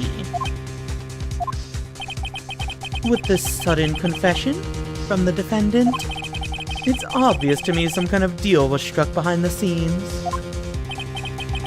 Some kind of deal, Not everyone operates as you do, Worthy. I thought so. Your Honor, the prosecution would like to change its first witness. Oh, to whom? As its first witness, the prosecution would like to call Miss Emma Skye. I request the court hears her testimony. Hold it. Mr. Edgeworth, I am exercising my right to self-representation. I don't think we need to continue. I don't care what you think, Miss Skye. The exposure of truth sometimes results in tragedy. However, no matter how tragic the truth may be, it would be an even greater tragedy to avert one's eyes from it. Very well. The court shall grant the prosecution's request. That's okay with you, right, Chief Gant? Worthy. You'll live to regret this. Mark my words. Miss Emma Skye, please take the stand. Looks like Edgeworth has decided to take the horse by the reins.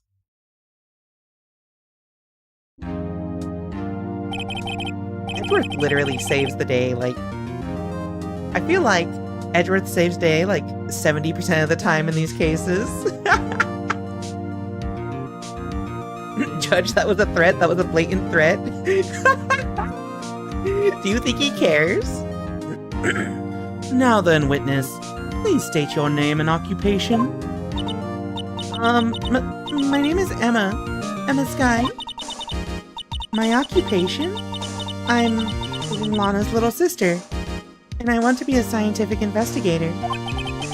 2 years ago, you encountered the serial killer Joe Dark of the Joe Dark killings. Is this correct? Yes.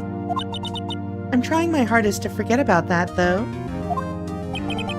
I'm sorry, but I'm afraid I'm going to have to ask you to recall those events one more time. Mr. Edgeworth, please remember this trial concerns the murder of Detective Goodman. Is an incident that was resolved 2 years ago really all that relevant? Yes, it most certainly is. Well, okay then. He sure gave in fast. Now, please testify about what happened to you 2 years ago. The trip to yesteryear has finally begun. It's bound to lead to the truth behind this trial. Water time. I love how much of a pushover the judge is. It's really funny.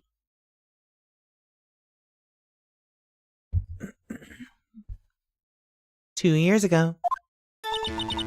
I was waiting in my sister's office that day. A man came running in and took me hostage. Neil Marshall rescued me.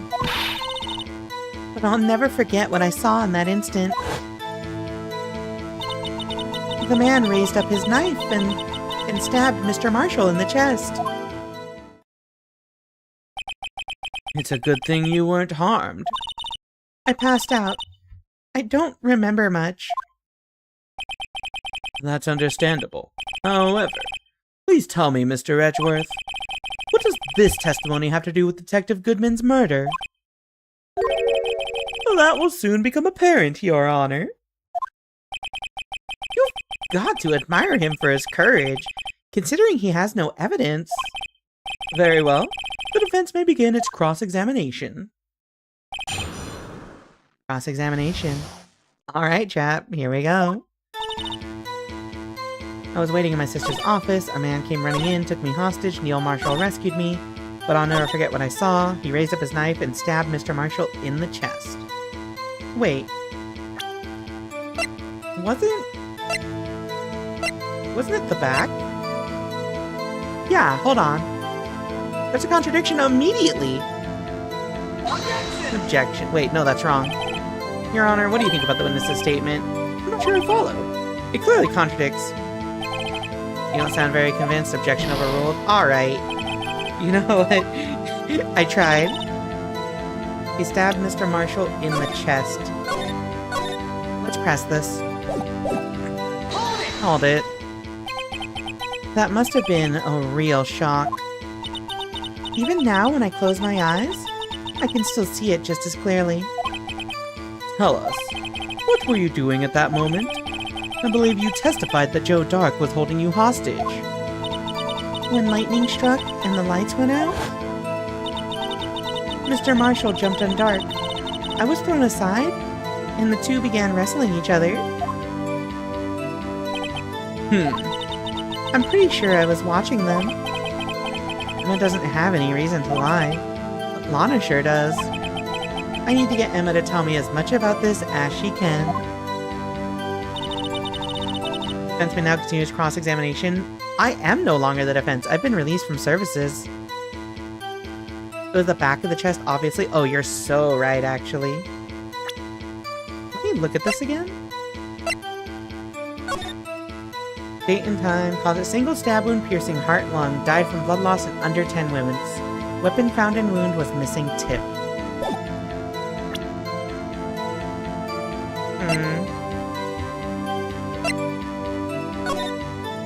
This? I don't know what that was, actually. But this has... Did this have the drawing on the back? Yeah. So I think this is Emma's recollection? It's down the back of the chest, relatable. Let's just press everything. Hold it. 2 years ago, the defendant was a detective at the police department, correct? Yes. She was second in command under then Deputy Chief of Police Gant. My sister, she was the best detective ever. Yes, I remember. Deputy Chief Gant and Miss Skye used to be quite the pair. I believe they shared the same office. That's right. I'd always sit at my sister's desk and dream about playing that organ. I wanted to play it that day, too. The police department and the prosecutor's office held a ceremony that day. Lana promised to take me to dinner after she finished her work. A man came running in and took me hostage. Called it. A man? Yes, Joe Dark. He was a serial killer. Joe Dark was brought in for questioning on the day of that ceremony. We were desperate to get anything on him that would lead to an arrest. When he saw his chance, he fled the room, right? Upon fleeing the room, Drake proceeded to take the elevator. He must have been in a panic because the elevator was going up. Then he ran into Skye and Gant's office. There was a lot of noise coming from outside, so I opened up the door to have a look. That's when I saw him. Neil Marshall rescued me. What do you mean? Why was Neil there? Oh, right. What was the prosecutor doing there? That day, there were 2 people present during Dark's questioning. Deputy Chief Damon Gant and Prosecutor Neil Marshall. Almost forgot about Gant. Neil Marshall had just received the King of Prosecutors Award. Young and dedicated, he went straight to the questioning room after the ceremony. I assume that would also be why he was the first to run after Dark. When Dark grabbed me, I thought I was as good as dead. And that's when Prosecutor Marshall came running in. I don't clearly remember what happened then. But I'll never forget what I saw in that instant. What'd you see? Can you tell us about that? Mr. Marshall jumped on Dark. Just then, the lights went out. The lights? It was just about this time of year. And there was a terrible storm going on, and lightning struck nearby. So the electricity went out. Wait a minute. If it was pitch dark in that room, you shouldn't have been able to see anything, right? Right, but just then, lightning flashed again outside. That sudden flash left an unforgettable image of the scene in my mind. I see. I told the detective about what I saw then. The detective? Yes, Detective Goodman. He was in charge of the case. Detective Bruce Goodman. The victim. Let's hear more. So you spoke with Detective Goodman about this 2 years ago? Yes. That's what's so scary about this trial. And you told Detective Goodman about what you saw?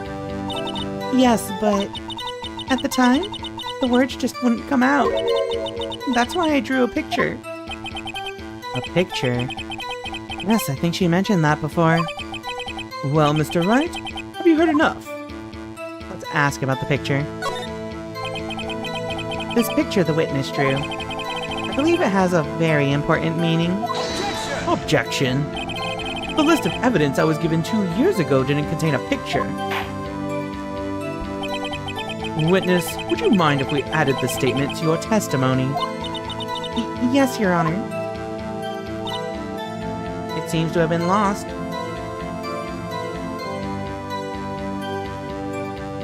It seems to have been lost, you say? You know, this is a contradiction. This is a very, very, very blatant contradiction.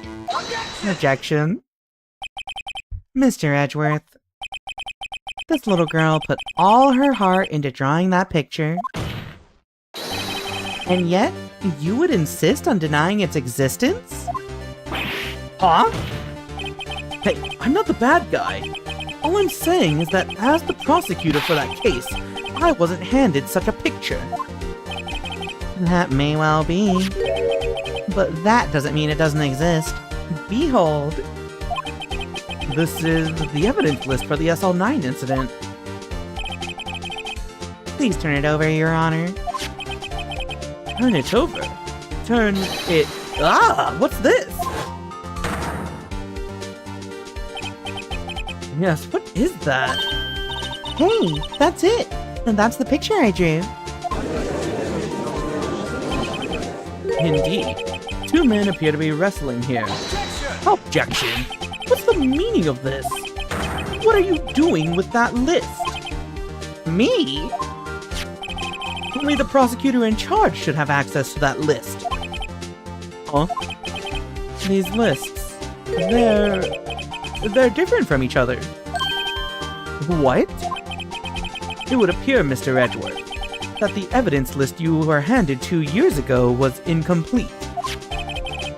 These 2 lists fit together to form one. You can see the marks here where they were torn apart from each other. So you see, Mr. Edgeworth, it's quite obvious what happened. 2 years ago, only half of the evidence in that case ever reached you. What? What? Order. But Miss Sky, why did you draw your picture on the back of such an important list? Because that's what Detective Goodman handed me in the questioning room, Your Honor. What? Wait a minute. If this list was torn in half, then that means... Your Honor, are you alright, Mr. Wright? Your eyes are bulging from your head. If the evidence list was torn in half, then there might be more of the drawing on the back of Mr. Edgeworth's list.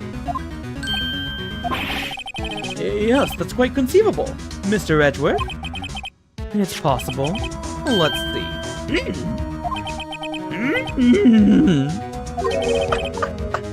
Is something wrong? Do you even have to ask?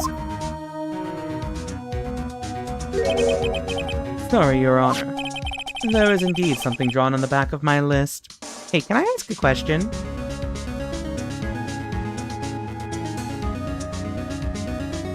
How do you immerse yourself in a case like that and never look at the back? Like, I would understand if this were just something he got in passing, but like, isn't this the kind of thing that you would review heavily when you're prosecuting a case? Why would you would never just look at the back even out of curiosity? Or maybe you like, oh, oops, the wind blew it over. One-sided printing. Edgeworth, the paper has two sides? Yeah, you would feel it with your fingers too. Yeah, and it would show in the light. Can the two boys kiss now? They need to kiss. I'm only just now learning I can rotate items with the DS. Oh, understandable. Can I ask a question? Objection. Alright. There is indeed something drawn on the back of my list. It's that thing! What? Wait. What? Hold on. Has this dude been around that long? The blue badger? That's that thing! That thing that was dancing in the evidence room. Clearly, this act of vandalism is the work of a certain chief of detectives. Guess he was out of scrap paper. Evidence list restored and updated in the court record. Very well. Witness. Will you please testify about this picture you drew 2 years ago? Huh? Oh, yes, sir, Your Honor. Hold on, no. It's gonna bug me. Let me see.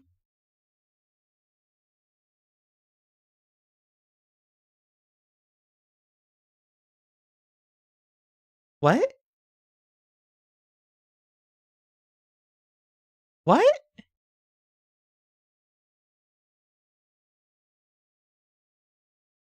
What?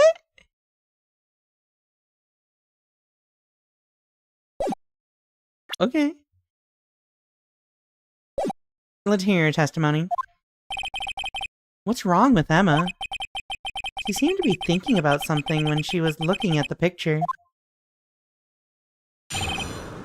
Witness testimony. Emma's picture. This is the picture I drew 2 years ago. The flash of lightning was so bright, all I could see were shadows. After that, I must have fainted. This picture shows exactly what I saw in that instant. To think a flash of lightning could burn such an image in your mind. Thanks to that, though, she was able to show us exactly what she saw. Well, I don't see any contradictions here. This clearly shows Joe Dark about to murder Prosecutor Neil Marshall. The defense may now begin its cross-examination. Is it? Emma's picture. I drew it 2 years ago. The flash of lightning was so bright, all I could see were shadows. After that, I must have fainted. It shows exactly what I saw in that instant. But does it? But does it, chat?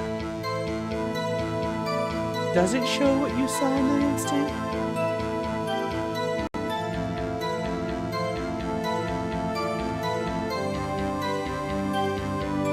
Start pressing.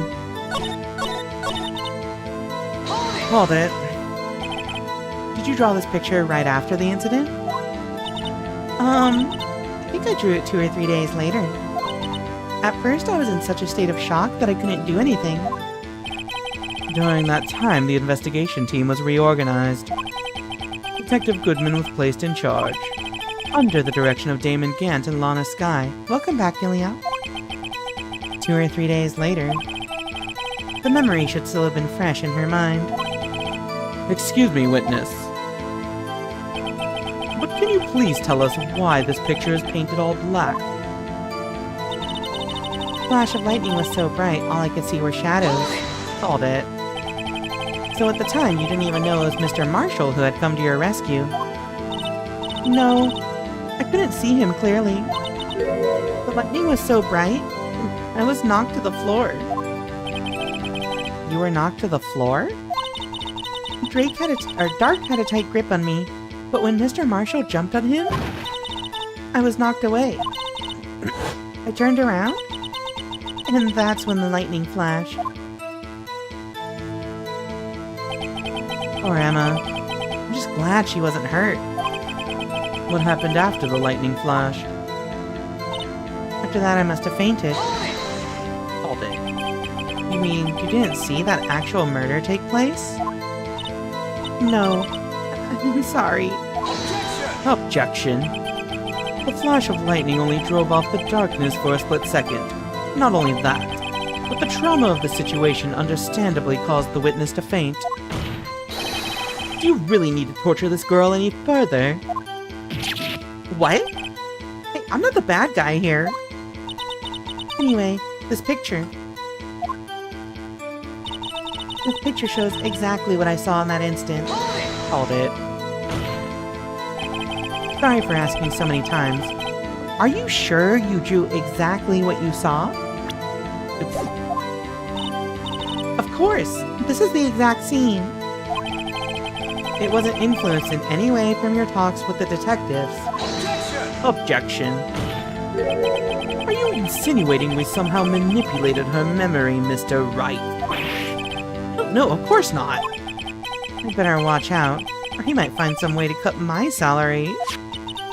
I drew this picture before I heard anything from the detectives, so I don't think anyone's story would have influenced me.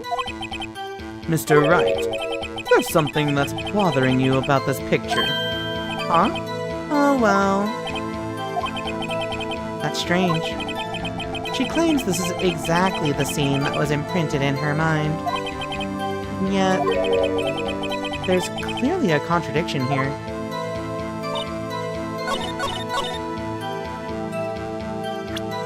Is this... Okay, I think I know exactly what it is. Because, like, it also comes up in the previous testimony. She says that she watched the killer stab him in the back. Or stab him in the chest. But,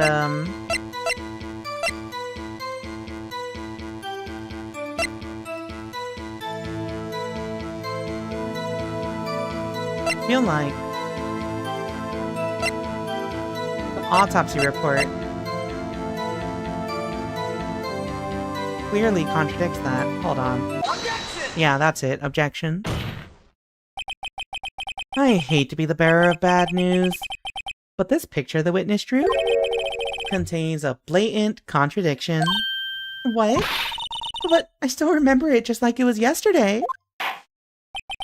Mr. Wright, perhaps it would be faster if you simply pointed out this contradiction for us. What part of this picture contradicts the autopsy report? How do I even point it out?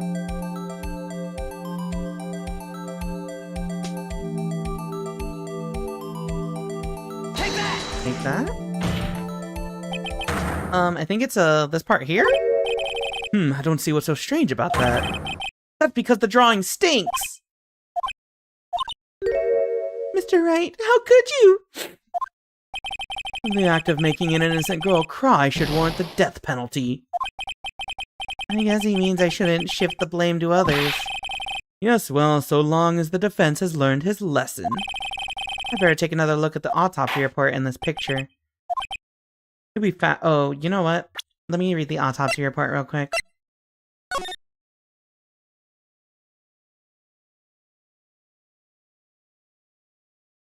Do I have to point at his chest?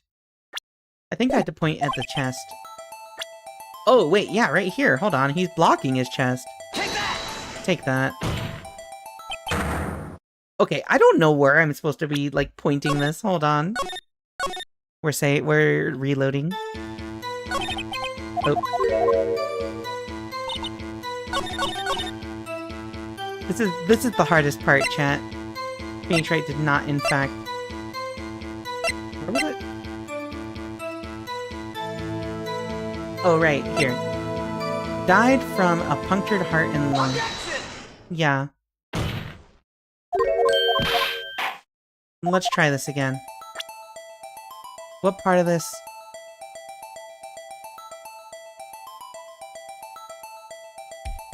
I don't know how to point out that he's facing the wrong direction. This is such a bullshit ask, like you've already shown evidence saying it's about getting stabbed in the back. Yeah. Yeah, Edgeworth says protect women and children. Is it this thing here? Take that! Take that.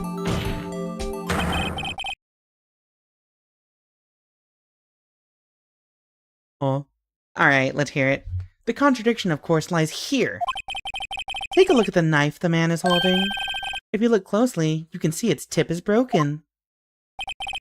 Even I don't have to look closely to see that, Mr. Wright. 1-5 is one of the difficult episodes in Ace Attorney. It's very difficult, yeah. Edward says trans rights. Marshall couldn't have been killed by a rectangle. It's a switchblade, though, so, like, he could have extended it mid-swing. That's my thought. Even I don't have to look closely to see that, Mr. Wright. But, Mr. Wright, look at the evidence. See the murder weapon? Its tip is broken, too. If I recall, the tip of the knife was found broken off in the victim's body. It was the conclusive piece of evidence that proved Joe Dark was the murderer. I'm afraid it's not so simple, Emma. Objection! And where, pray tell, could you possibly see a problem? It's obvious, really. The victim suffered a single stab wound to the back. If the victim was only stabbed once, then the murder weapon should not yet be broken. What's the meaning of this? Objection. Perhaps the knife was broken beforehand. No, because it was found in his body. So wait. What? So he had already been stabbed in the back? The knife broke? Then he went in for a second swing? Or something? Perhaps the knife was broken beforehand. Objection! Sorry, but I'm afraid that's not possible. Maybe he has a really strong neck. Yeah, hey Mr. Top Dead List, welcome to the stream. The tip of the knife was found inside the victim's body. If it was broken beforehand, it couldn't possibly wind up there. Killer stabbed it twice at the exact same spot. Easy peasy. That's right, but something. Objection. The tip of the knife was undeniably discovered within the victim's body. The only possible explanation is the witness's memory is mistaken. Objection. That's why I asked her so many times if she was sure she remembered it correctly. I believe you were annoyed at the time. But she was sure she remembered correctly. But there's no other way to explain this inconsistency. Objection. Not so fast, Mr. Edgeworth. There is another explanation. Have you forgotten already? About a little something called falsified evidence. You're treading on thin ice, right?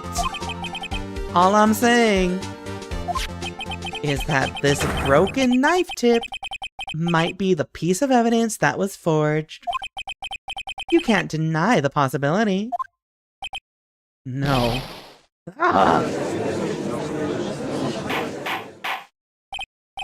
Order! Order! Order! Are you saying the investigation really was corrupted? Your Honor, please allow me to once again go over the events that took place the day of the murder. The police department and the prosecutor's office were holding a ceremony that day. After receiving the King of Prosecutors Award at the ceremony, Neil Marshall questioned Joe Dark along with Damon Gant. During his questioning, Joe Dark fled the room. Prosecutor Marshall chased after him and was killed by Dark. I love your resigned sigh, Your Honor. He bit the knife and swallowed it. Ew. Prosecutor Marshall chased after him and was killed by Dark. It is my belief that somewhere in this story, there is a lie. I'm not lying. The man really was holding up a broken knife. If that's true, then there's no other way around it. This could not have been the actual murder weapon. There must have been another broken knife. What are the chances of there being two broken knives? Another broken knife besides Joe Dark's. Could there have been one? No, because they said it matched, right? Weapon found in wound was missing tip.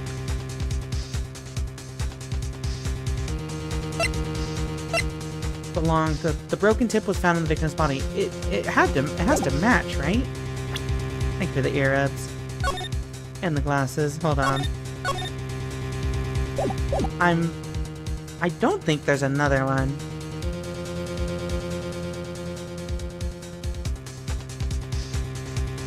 Let's think about... Can I have short hair? Oh my god. Chat. It's so funny. I don't think she was here when I reverted it. There you go. Star Wars voice there is another. Let me think. Emma's mistaken? Or there is another one? I think Emma is mistaken. Broken knives don't just grow on trees. There's no way there was another one. Well, Mr. Wright? Your Honor, I believe the witness must be mistaken. I knew it. You really don't believe me? That flash of lightning burned an unforgettable image in her mind. One that's been torturing her ever since.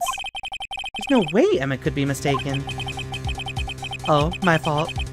If the witness is this adamant about the accuracy of what she saw, it can't just be explained away by a simple observational error. Mr. Wright. In that instant, Emma really did see a broken knife. I'm sorry, I was thinking about it logically, and I'm like, what's the likelihood there's a second broken knife that had its tip buried in it that matched the original knife? Certified Maya and Emma hater? Yeah, I hate children. Fuck them, kids. What, does anything make logical sense at all? You know, fair enough. I assume then. Hey, are we doing short hair? We love short hair. I assume then that you have some information about this other broken knife. If so, please feel free to enlighten us. The murder weapon was already broken prior to the murder. There's only one way. Take a look at this. Here's the real murder weapon.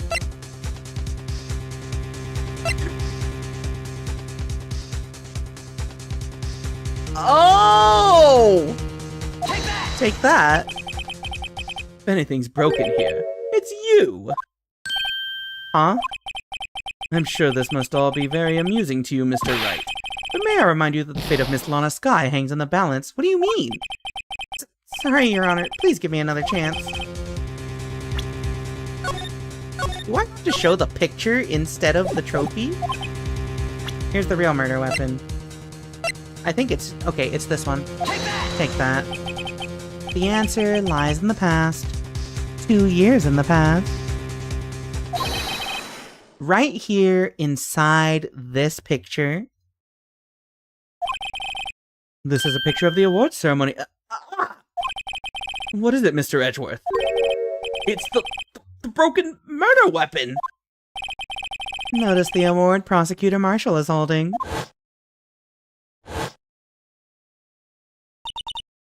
That's a broken knife. As we earlier concluded, The knife in the drawing was not Joe Dark's knife. That being the case, the knife the witness saw was in all likelihood from this award.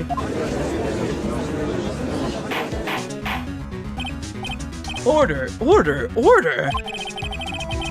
Neil Marshall was awarded King of Prosecutors that day.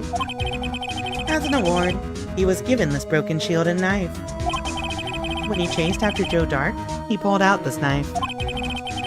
Being a prosecutor, he did not carry a pistol. This broken knife was the only weapon he had in this dangerous situation. Objection! But that can't be! Oh, and why not, Mr. Edgeworth? Because if the King of Prosecutors Award knife was the murder weapon, then the murderer and the victim would be reversed.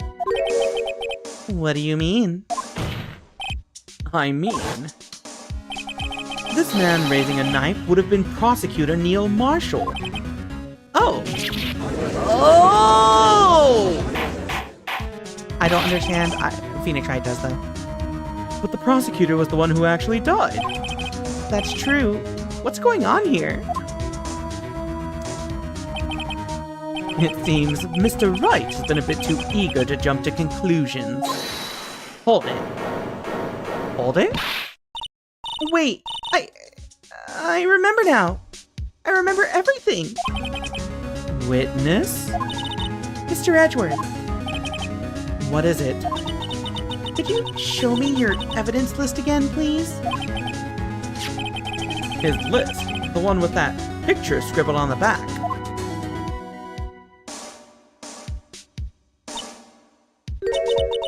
I knew it. This picture? I'm the one who drew it. What? You drew that? That's right.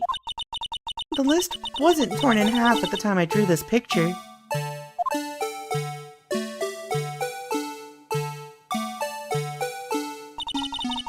All this time, I've been trying so hard to forget.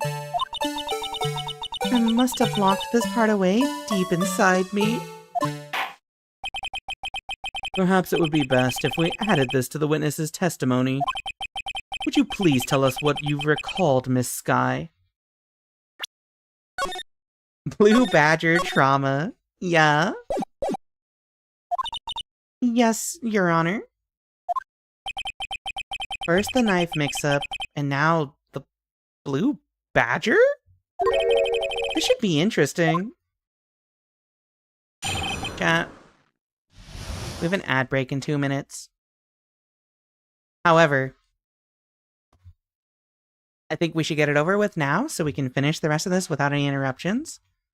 So please enjoy some words on stream. A little early. I'm gonna step away because I have to use the restroom. So, be back in a few minutes.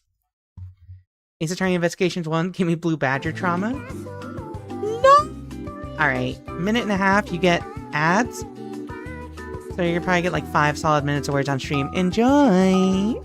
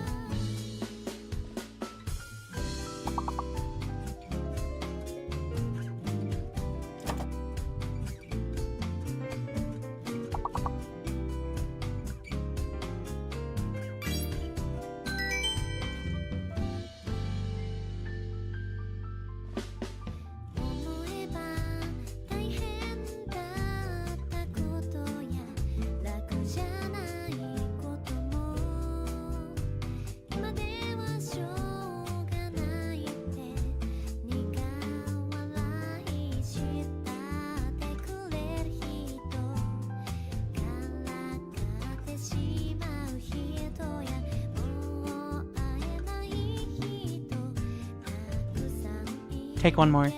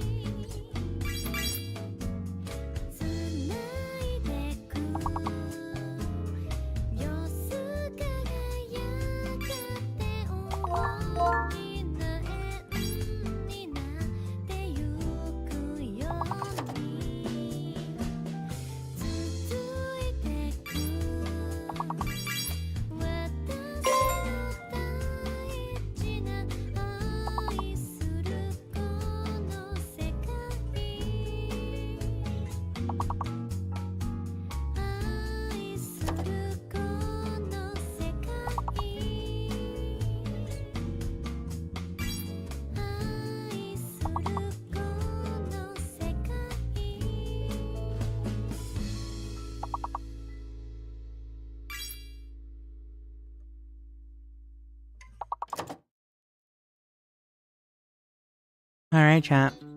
I'm back with water and a snack.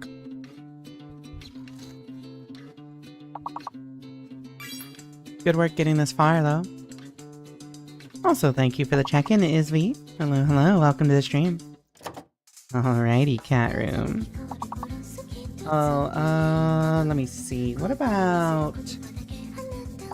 Arg, they're driving me nuts. Darg. I don't no idea. You're not gonna dehydrate?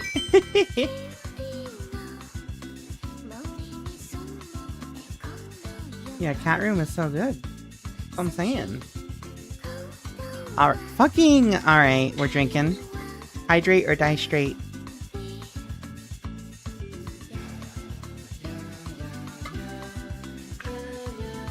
I have my straight moments. I'm a man liker, sorry. I would never be just straight. Everybody tries to be straight, but it's useless to resist. Or however the Shadow the Hedgehog stage theme goes. The long pause. I was drinking! Alright, chat. Let's continue bullying Emma in a court of law. Emma's recollection. When I saw that man raise his knife, I panicked and rushed toward both of them. What? I think I knocked away the man with the knife. Just then, there was another flash of lightning, and that's when I saw the blue badger. He wasn't in the room, but I'm sure I saw his shadow.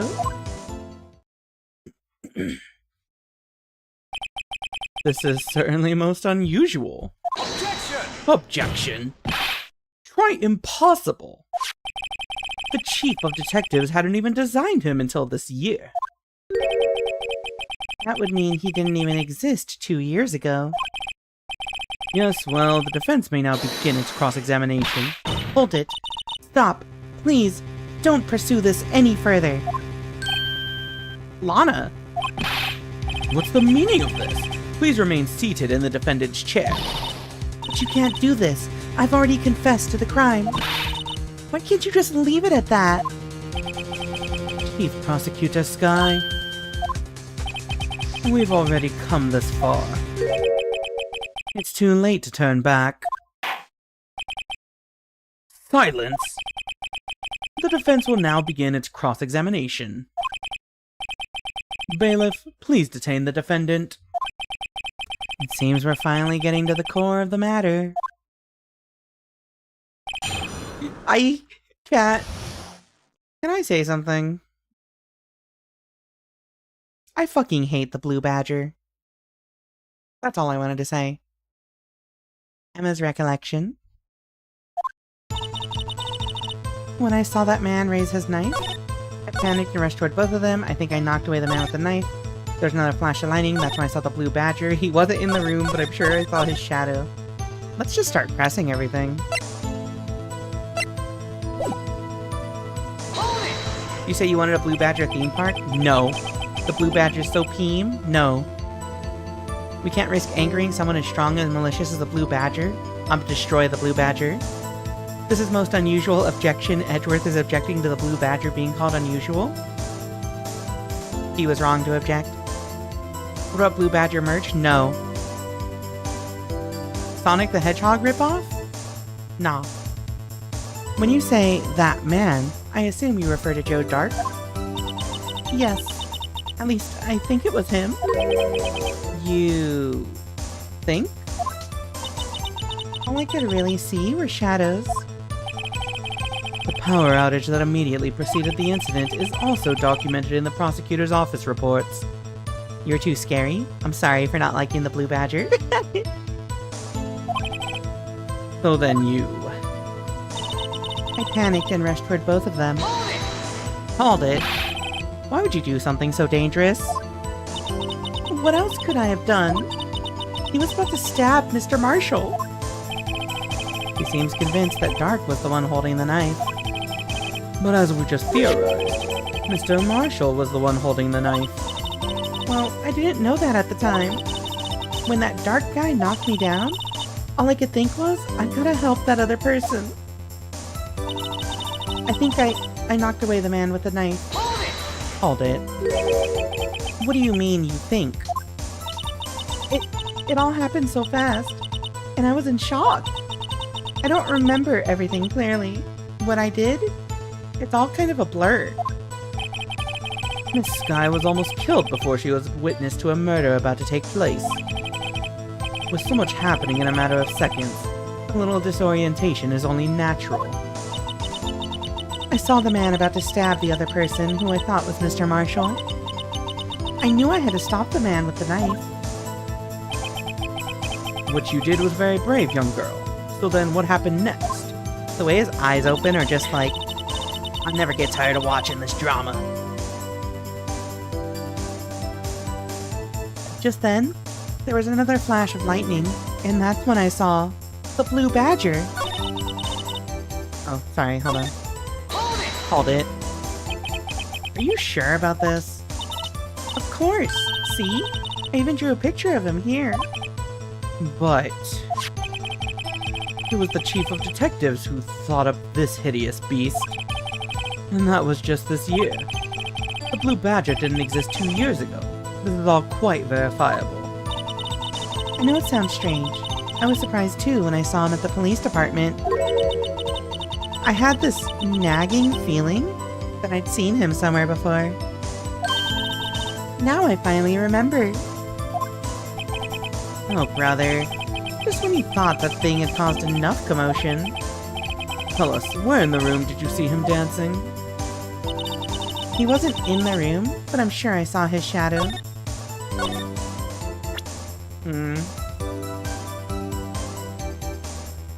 Let me think. Let's think. Is there something else that could look like the Blue Badger? Wouldn't it be funny if the Blue Badger had a profile? I see.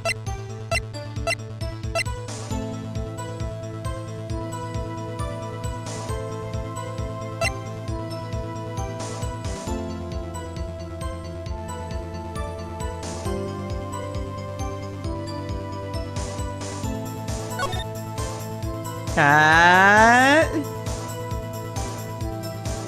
Cat.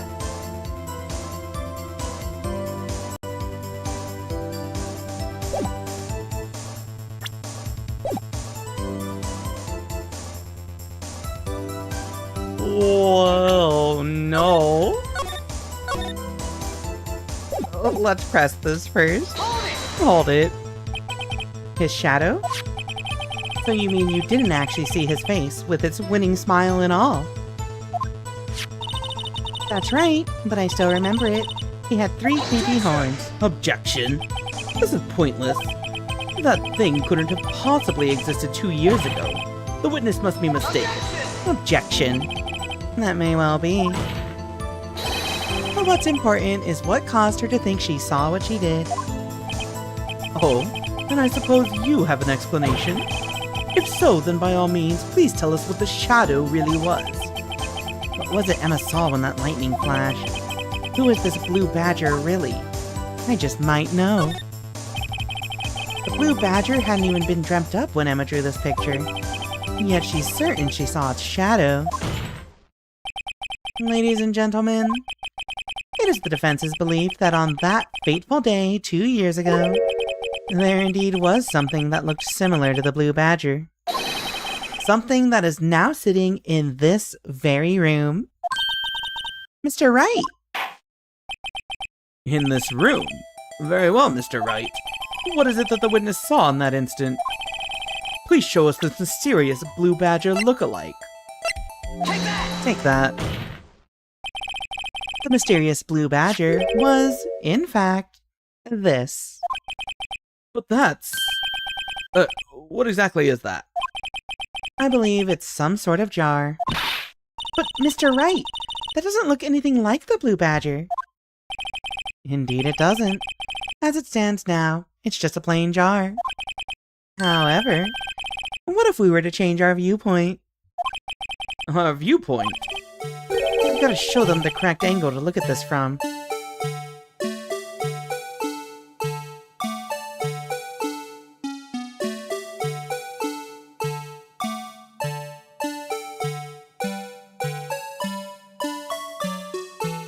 Let's flip it around.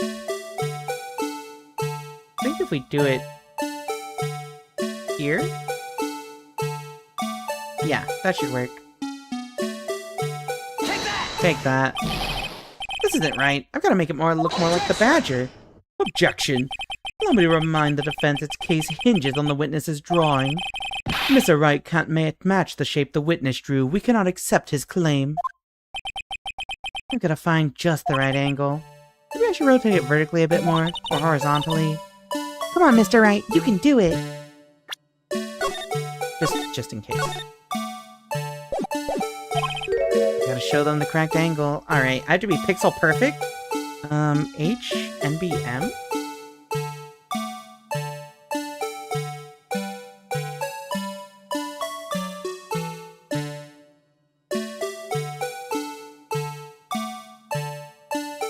Probably this angle? Right? Yeah. This theme plays the whole time. I hate this. Alright. So Emma was the first to actually think of the blue badger. Chief used the design and tampered with evidence so he can make it on his own. Yeah, that's what I'm thinking. Take that.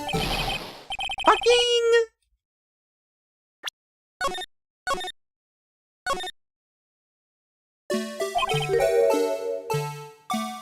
Alright. Come on.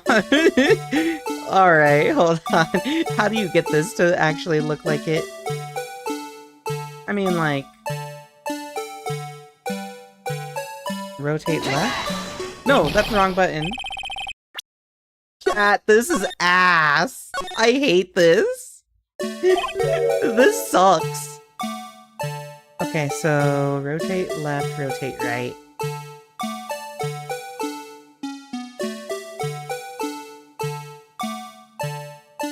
I'm glad that they at least give you multiple tries on this.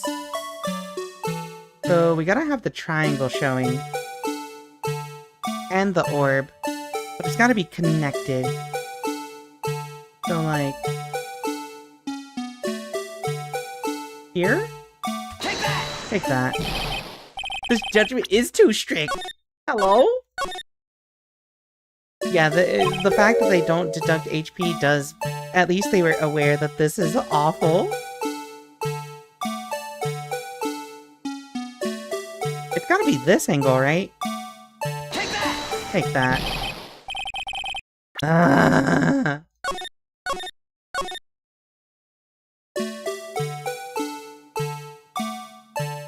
Chat, don't tell anyone. Don't tell anyone.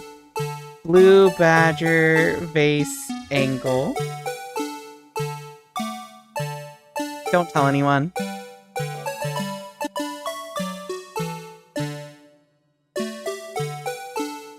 Okay, so flip it that way?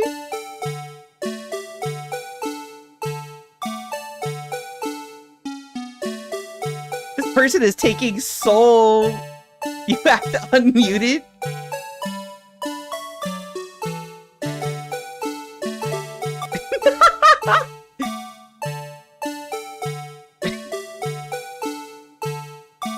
Okay, so like... So like this angle? Okay, hold on. Commit this to memory, chat. Commit this to memory.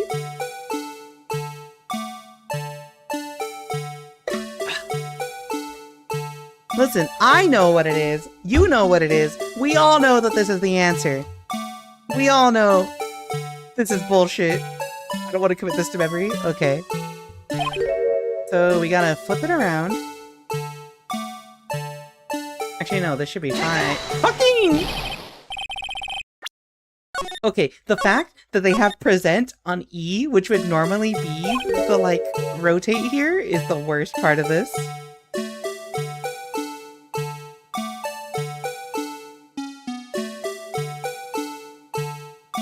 And then it was like this.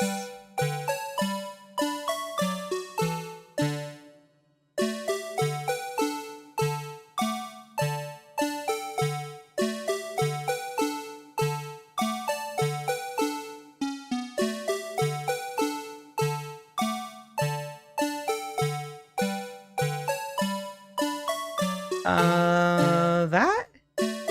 A little higher. Higher. Lower.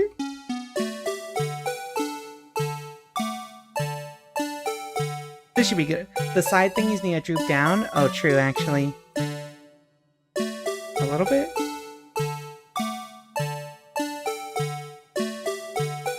I think that's good. Take that.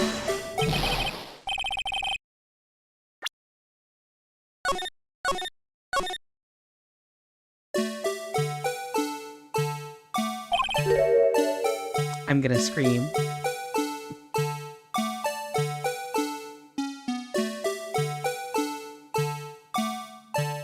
Okay.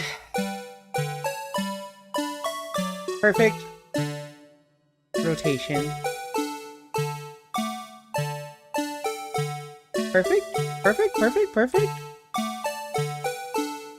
And now... Okay, we rely on the grid lines, however, it's so pixelated.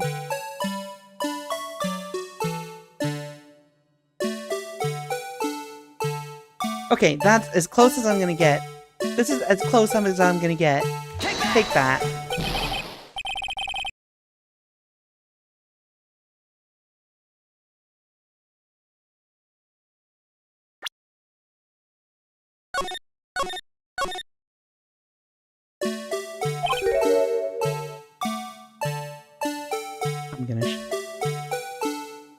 I'm ending it all, chat. I'm ending it all. Thing is, it needs to be facing this side.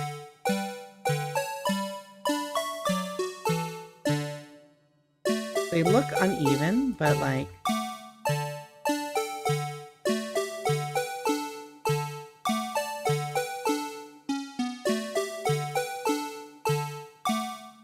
Okay, that's as close as I'm gonna get. Game over, man. Game over. This is as close as I'm gonna get. Oh my god, we did it! Fuck this fucking base! I hate this court! Fuck you!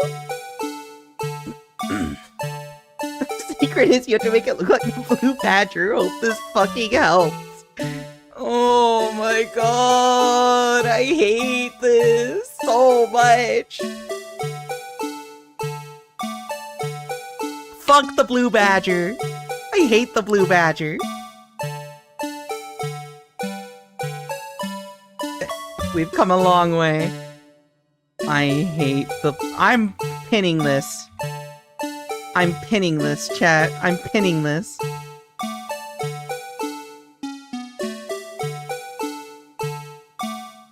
There.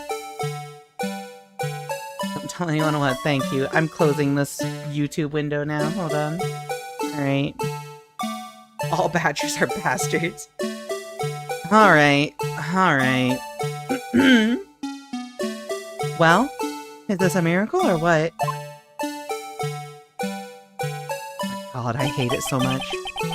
No one can possibly deny this jar's resemblance to the blue badger. No. It can't be. Order! Order! The defense has proven its claim. The mysterious blue badger witnessed on the day of the crime was actually this. Objection! Although we all enjoyed Mr. Wright's dramatic performance, one question remains. What's your point? What do you mean? So that badger thing was actually just a jar. That doesn't change anything. Objection. I'm afraid that's where you're wrong, Mr. Edgeworth. You see, this changes everything. Indeed. Very well then, please tell us. What's different now that we know the witness saw this jar?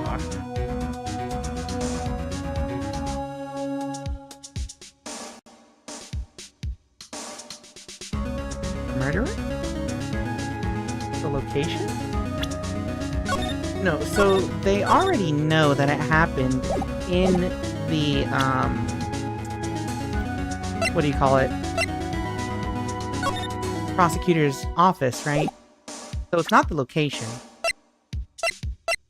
List of evidence, half this found in Gant's desk. Final fragment found in Chief Gant's safe, blood traces. I think it changes the murderer. The murder weapon? Wait. A streak of blood. The murder weapon! What if a piece of the jar was used? Allow me to take these in turn. At the moment of the murder, the witness saw this jar. At a very specific angle, I might add, Mr. Wright. Yes, well, knowing this, where could she have seen this jar? Where? The location of the jar is shown in a picture taken on the day of the crime. It's on a shelf in the office of Damon Gant. Objection! But the body was found lying near Lana Sky's desk. The witness testified so herself. Objection. Yes, and it is these two facts that reveal what actually transpired. You see, the struggle between Dark and Marshall did not take place in Lana Sky's office. It happened on the other side of the room, in Chief Gant's office. Oh, all the answers were correct. Okay. Objection! Are you implying the murderer moved the victim's body from Damon Gant's office to Lana Sky's office? Yes. Case closed. I win. Why would he do that? There's no reason. Exactly. If there wasn't a reason, he wouldn't have gone through the trouble. The only logical conclusion is that there was a reason. Do you know what that reason was, Mr. Wright? I finally figured it out. So this is why Lana tried to stop the trial. It's too late to quit now, though. Please recall the witness's testimony. She said she knocked away the man who was holding up the knife. In the next instant, the jar was hit and flew through the air. Now tell me, what could have sent the jar flying? That would have to have been the impact the man made when he was knocked into the wall. Ladies and gentlemen, if I may draw your attention to this picture once more. If the man was knocked in the direction of the shelf the jar was sitting on, what would he have hit? A suit of armor, holding a very sharp and dangerous looking sword. Yes. And since the man who was knocked into the armor was carrying a broken knife, Oh, He would have had to have been Neil Marshall, wielding the King of Prosecutors trophy. no. Mr. Wright, you can't be thinking. Yes. There is another possibility of what actually transpired in that room. Another possibility.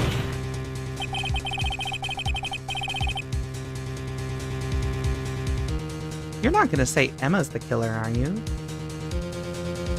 Of course, the perpetrator would have had no idea, but nevertheless... I don't know if I can go through with this. Mr. Wright, the matter? If events took place as the defense theorizes, then the outcome is obvious. In that moment, assuming the man Emma Skye knocked away was actually Prosecutor Neil Marshall,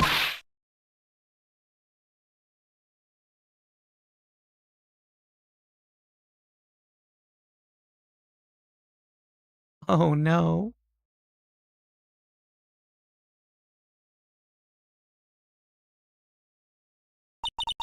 You mean Mr. Marshall died because of me?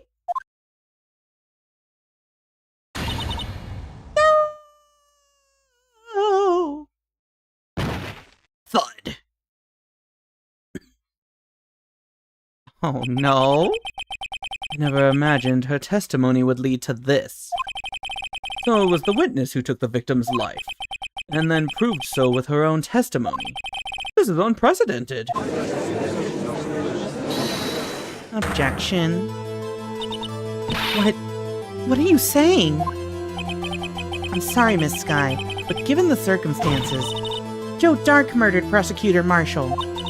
How can you think it was Emma? How dare you try to pin the crime on her? Imagine that coming from you. If you recall, it was you who admitted to forging evidence 2 years ago.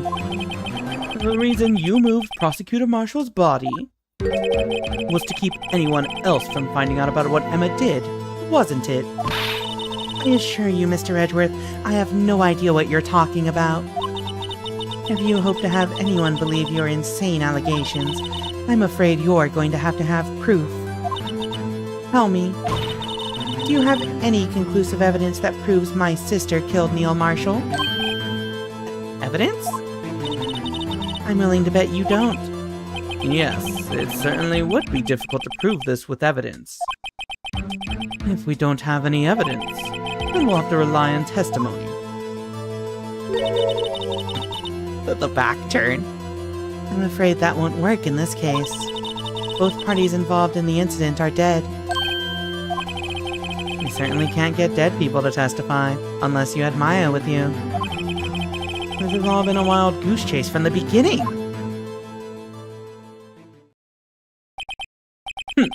Touché, Miss Skye. Of course, that only leaves us with one possibility. You mean there's still another possibility? What do you mean, Mr. Edgeworth? I mean the possibility that the victim has left us a message.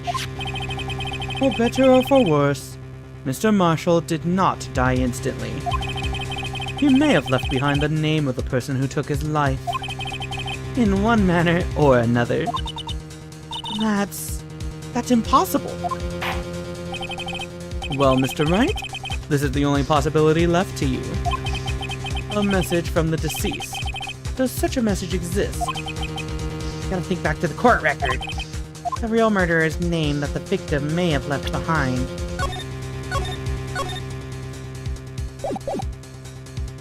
Look at the court record?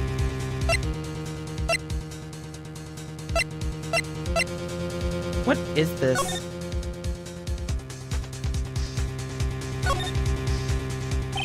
A clear handprint can be seen on the leather cloth. The print belongs to Emma. I think I'll keep this information to myself.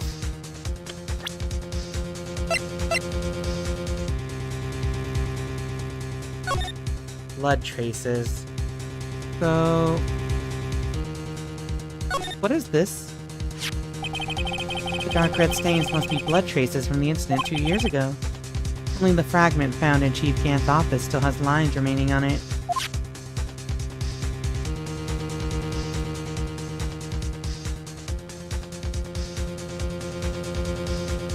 No. Hold on. Is there an angle we can look at this that it gives us, like, a letter or something? What is that? It almost looks like a J. Oh, it's a backwards J. An arrow? There's a handprint here.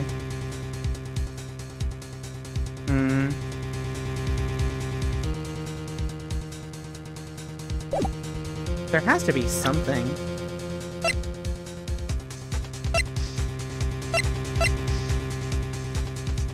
Let's check this. Go dark.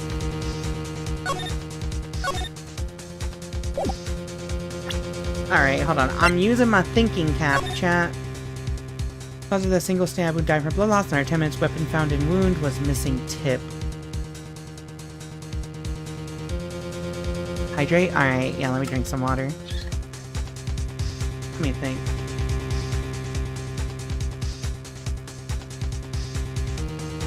Also, it's kind of insane that it would... You can get pierced through the heart and lung, and it's kind of insane to me that you would take 10 minutes to die. Well, I guess it's under 10 minutes. Let me think.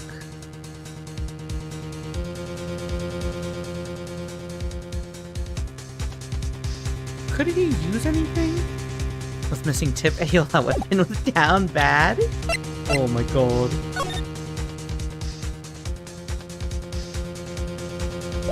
Let's see. I feel like it has to be this. I don't understand why it's that. But I think it has to be this. It's in the evidence?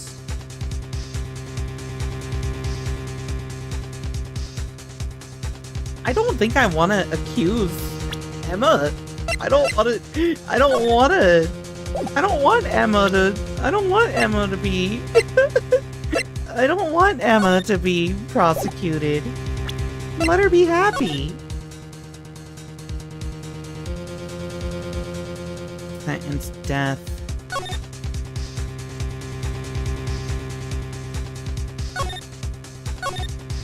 I mean... She was a minor. Yeah, she was a minor when this happened. So, and distressed. It's in the evidence. We'll half-ass it. We'll fuck it, we ball. This message from the deceased is already in our possession. Mr. Wright! Will you stop at nothing to prove my sister a murderer? Do not be mistaken, Miss Sky. Our purpose is not to accuse Emma of any crime. There is only one thing we seek. The truth. No matter how painful it may be. Now then, Mr. Wright, please show us the piece of evidence that conveys a message from the deceased. Good question. What conveys a message from the deceased?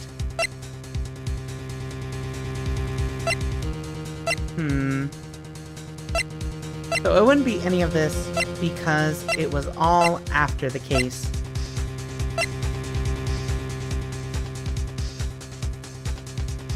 Maybe it's the blood. It's either the jar or this piece of cloth.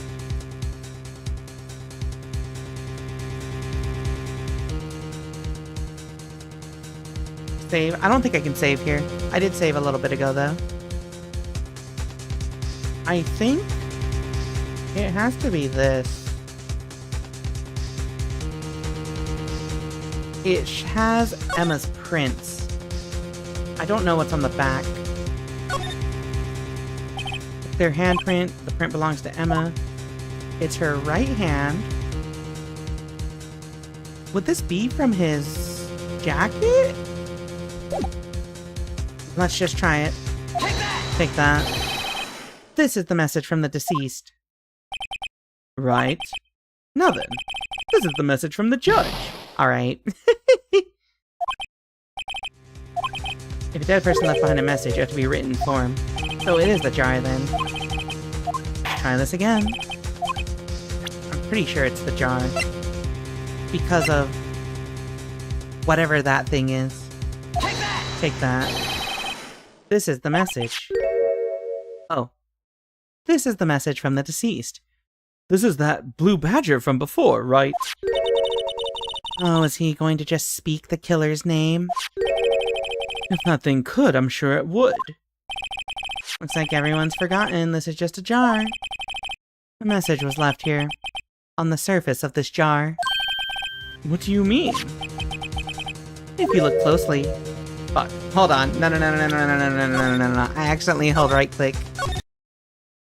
Alright, we're doing this again. It's in the evidence. It's in the evidence. Alright, we're redoing that. I don't wanna miss text there. Show us the piece of evidence that conveys a message from the deceased. There's a transcript, right? No. There's no log. It's the one thing that drives me crazy about this game, actually.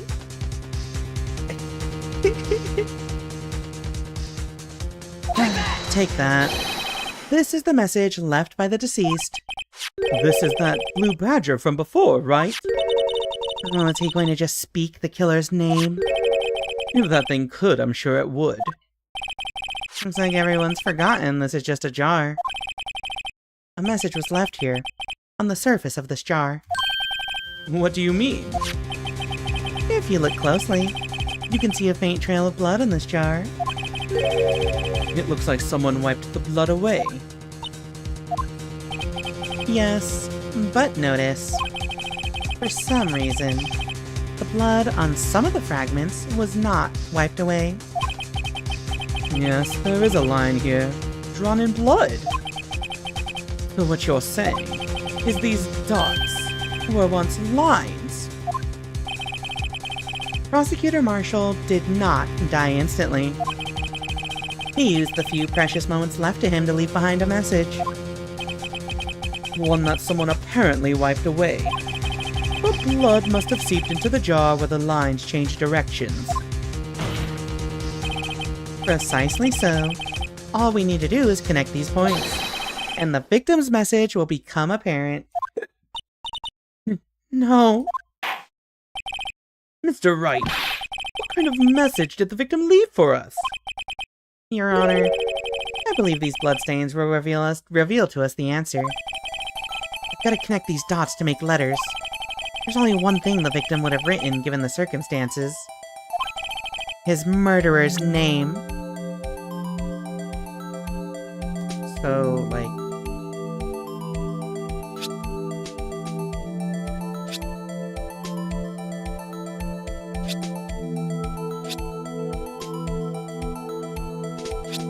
Oh. No? Wait. Oh, I see. No, wait, what? Okay, so these connect here. This connects here. This also connects here. This also connects here. This connects...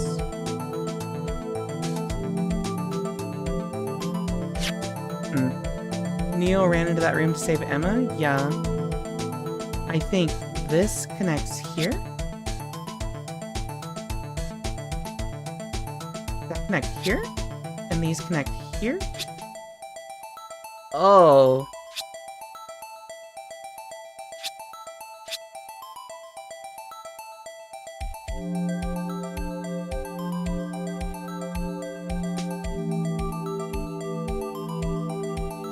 Take that. It's a defense attorney's duty to prove their client's innocence. That's why all I've been thinking about is saving Lana. After all my efforts, I never thought it would turn out like this.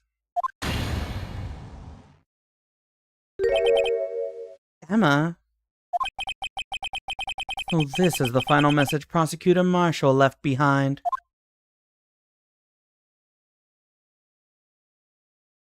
This definitely counts as evidence tampering. 11037. Of all people. She may not have meant it, but in the end, the one who took the victim's life Was Emma Sky. There is her name on this jar in kanji in Japanese version? Oh, yeah, I had to assume that. Seaworthy? Can't say I didn't warn you. Chief Gaunt, do you understand the implications of what you've done? What? What are you talking about? 2 years ago, Joe Dark was sentenced to death. He was convicted because of his final murder. I believe you were the prosecutor in the case, were you not? Yes, Worthy. Because of you, an innocent man was sentenced to death. But wasn't he a serial killer before this?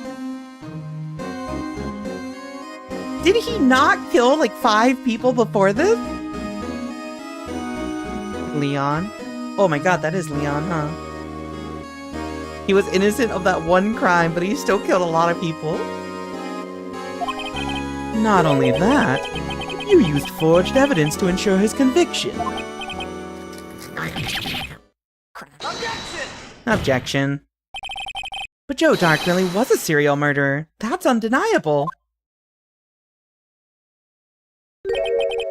I'm afraid that's not important. Didn't you know? We aren't defenders of justice. What? We're merely keepers of the law. Sentencing a man to death is no light matter, even if there wasn't any cover-up or evidence forgery. Ultimately, the responsibility falls on the prosecutor in charge. Despite what anyone may say, this fact cannot be denied. In my head, he sounds like Pegasus from Yu-Gi-Oh! The English dub. They might have sent an innocent man to his death. How can he just stand there like it wasn't his fault? Order! Order! Order! Order! The gavel's pounding fell on deaf ears. Unable to settle the crowd, the judge declared a recess. Where this trial is headed? No one knows. To be continued. So...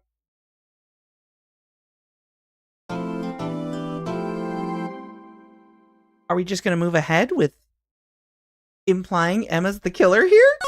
Hello?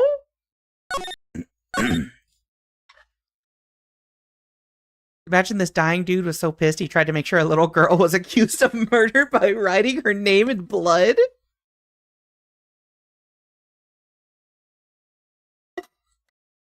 So much for finishing this today. He sounds like Pegasus most of the time and then drops it when he's threatening people. I love that. Okay, chat, hold on. I need to know something. How much more is there after trial ladder? Rise from the ashes, trial ladder. Oh, you know what, actually? Spoiler-free walkthrough. Do not look it up? Okay. So, if we can just so you're saying we should do this tonight. Why are you Googling the specific name? Listen. I just needed to know if there was anything afterwards. I think Final Day Trial Ladder is the end. Normally on a weekend, I try to end stream at 1, midnight or 1, but fuck it. Hope you're all ready to stay up. Let's do this. February 25th, 12:06, District Court, Defendant Lobby number 2. Sorry, Edgeworth. I didn't mean to get you in trouble. Don't worry about it. Okay, here's the thing. Last time we did this was with Virtue's Last Reward. And it was like, oh, we only have like one more puzzle to do, chat. It's 1 a.m. Surely it won't take that long. That stream ended at 4 a.m. I'm trying to avoid that again. He sentenced an innocent man to death first time. Hope we're gonna stay up. I'm not. I'm hydrating, then passing out from dehydrating. Yeah, to be fair, that was an Uchikoshi game. That was literally like a 2-hour post final room sequence. Like literally just the credits and like resolution scenes took 2 hours. It was literally, I literally watched a movie. I remember there being a healthy chunk, but less than like an hour. Okay. We'll do it then. Let's do it, chat. But first, I need to check to see if my girlfriend messaged me. Just because I miss her. No reason other than I miss her. Hola, mi amor.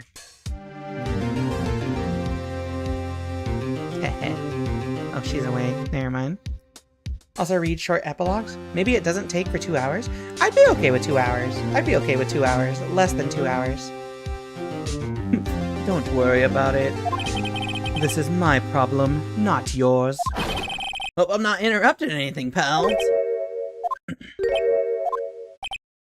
Oh, yes I am. I'll come back later. Wait, Detective Gumshoe, what is it? You've got a lot of nerve, pal. Making a detective run all around while on duty. And to top it off, you call me here. I've seen happier people at funerals. I take it Lana's having you run errands again. Let me tell you, this is the last time, pal. Here, she asked me to give this to you if there was a break in today's trial. Evidence law? Edgeworth was talking about this just the other day. You must know the 2 rules of evidence law. Rule 1, no evidence shall be shown without the approval of the police department. Is that right, Mr. Wright? It seems so. You can at least study some evidence law. Really? Yeah, we care about evidence law now? The chief prosecutor also wanted me to give you a message. A message? She said if you're planning to take him on, then you're gonna need this book. I love how it's just a little duck, like implying this is a evidence law for children book. I guess I'll need to give this book a thorough read. From Miss Guy explains the 2 rules of evidence law. There's only 2 of them. There's only 2 rules, chat. There's only 2 rules of evidence law. No evidence shall be shown without the approval of the police department. Unregistered evidence presented must be relevant to the case on trial. Wait.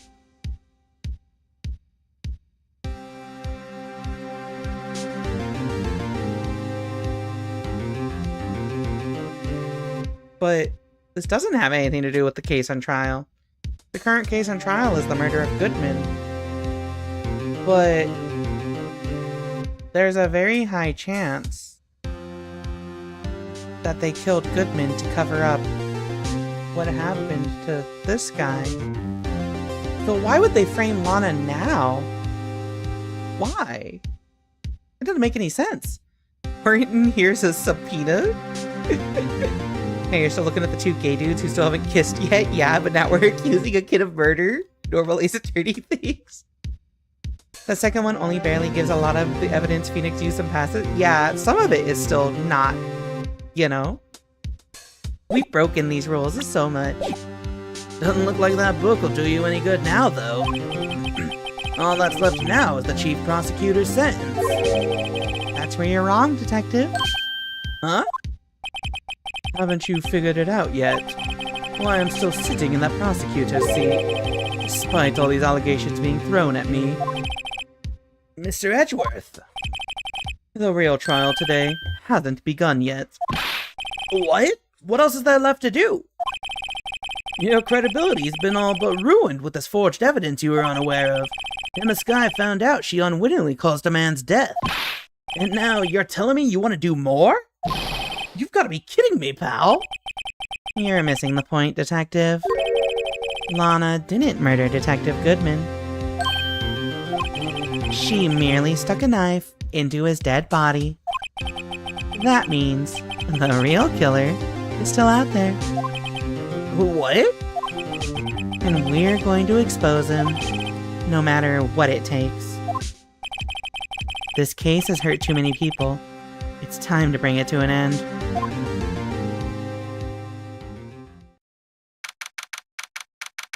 February 25th, 12:52. District Court, Courtroom Number 9.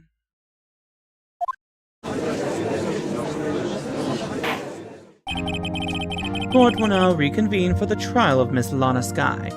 Lunchtime!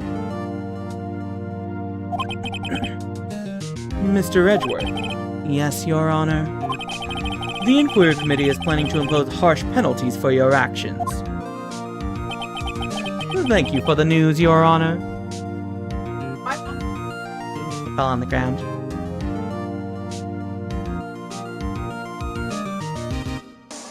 You know what, chat? If we had stalled in the lobby for another 3 minutes, we would have been able to start this case after the ad break, which is coming in 3 minutes. Thank you for the news, Your Honor. Yes, well, normally this is where the prosecution calls forth a witness. But, this isn't easy to say. You see, there is some concern that you, Mr. Edgeworth, may have, struck a bargain. You think I may have manipulated the witnesses. I didn't say that. It's just, you see, everyone has been talking and...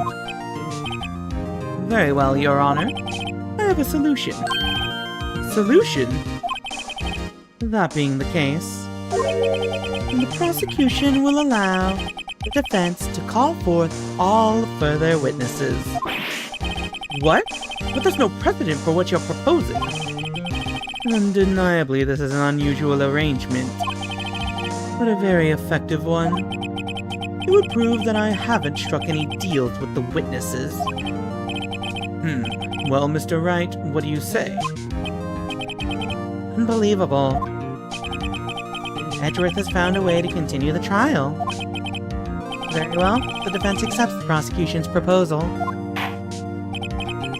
Then it's settled. The, defense may now call forth the next witness. Mr. Wright, you do realize this is your last chance. If you call the wrong witness, this trial is as good as over. The defense calls the save button. The time's finally come to bring out the real murderer.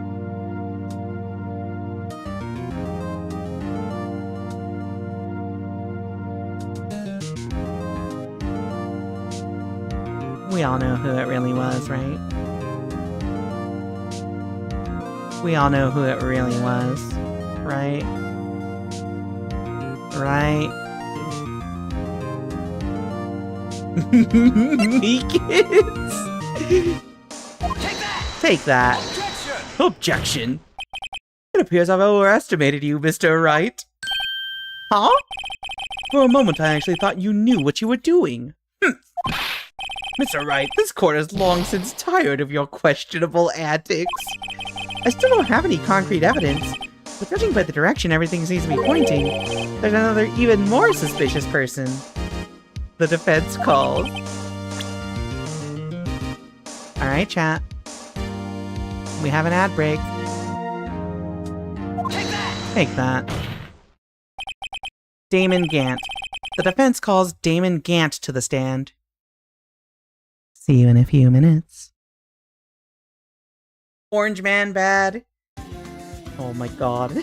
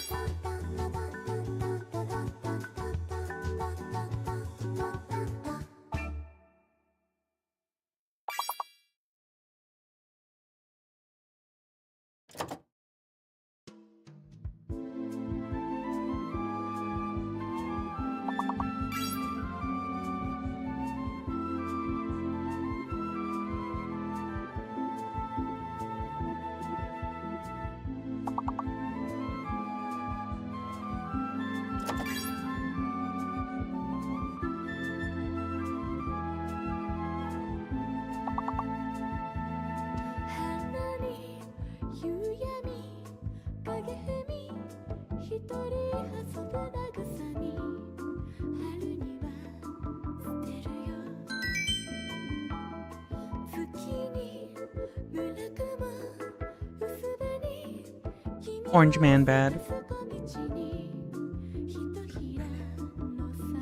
Alright, chap. Let's continue.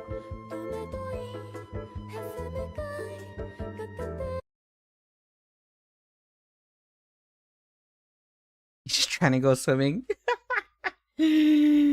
Oh, Damon Gant. The defense calls Damon Gant to the stand. Damon Gant? What does he have to do with anything? As the defendant's partner 2 years ago, Mr. Gant has first-hand knowledge of the crime. I feel we should hear what he has to say about it. As luck would have it, he should still be in the courthouse. He would also be the least likely to have been manipulated by me in any way. Wouldn't you agree, Your Honor? True. All right. Bailiff, please escort Mr. Gant to the stand.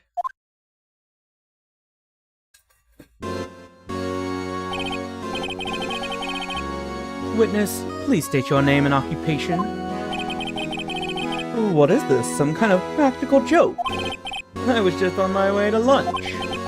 Your name and occupation, sir. Worthy. Are you sure you want to do this?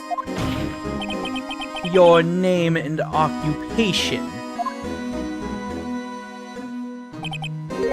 So, you want to play hardball, eh? Please, Mr. Gant. Fine. My name is Damon Gant. I'm the acting chief of police. Now then, Chief Gant, the court requests to hear your testimony. Oh, righto. What's with the grim face?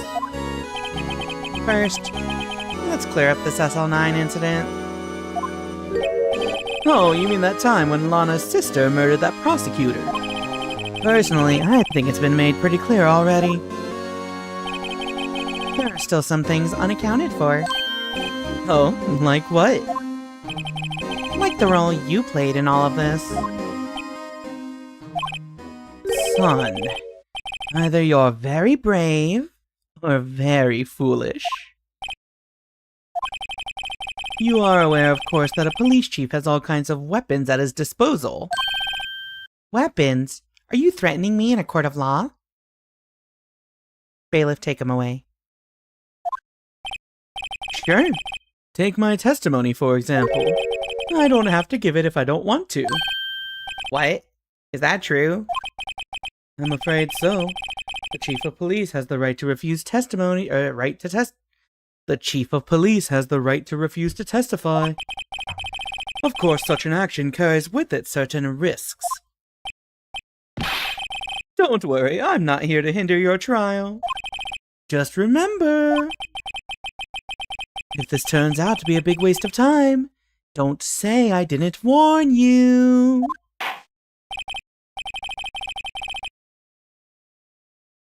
Very well, the witness may now begin his testimony.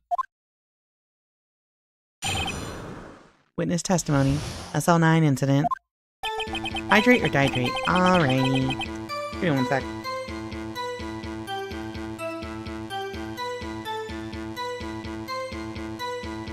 Alright. Let's do this, chat. As I recall, Neil and I were questioning him that day. To make a long story short, we slipped up. That power outage didn't help either. When I went to my office, I found Lana there. Apparently she had already arranged the crime scene. As you can see, I had nothing to do with the forgery. Doubt, doubt, doubt.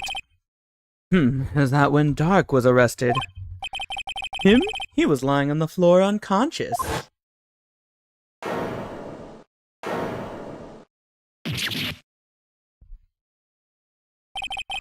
When Emma sent Neil flying, it seems Dark bumped his head. I see. Everything seems pretty clear-cut. If the police chief has the right to refuse to testify, then I'd better hit him hard and fast. Okay. Neil and I were questioning him. To make a long story short, we slipped up. The power outage didn't help either. I'm off to die straight. Have a good night, Muffin McFluffin. When I went to my office, I found Lana there.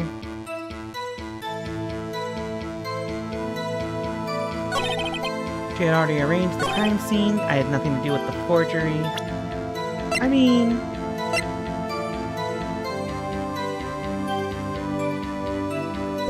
let's just start pressing stuff. Have a good night, Muffin McFluffin. See you later. Let's press this. Hold it.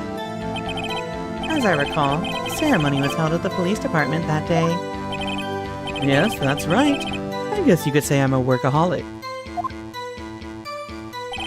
After winning his award, Neil was all fired up too.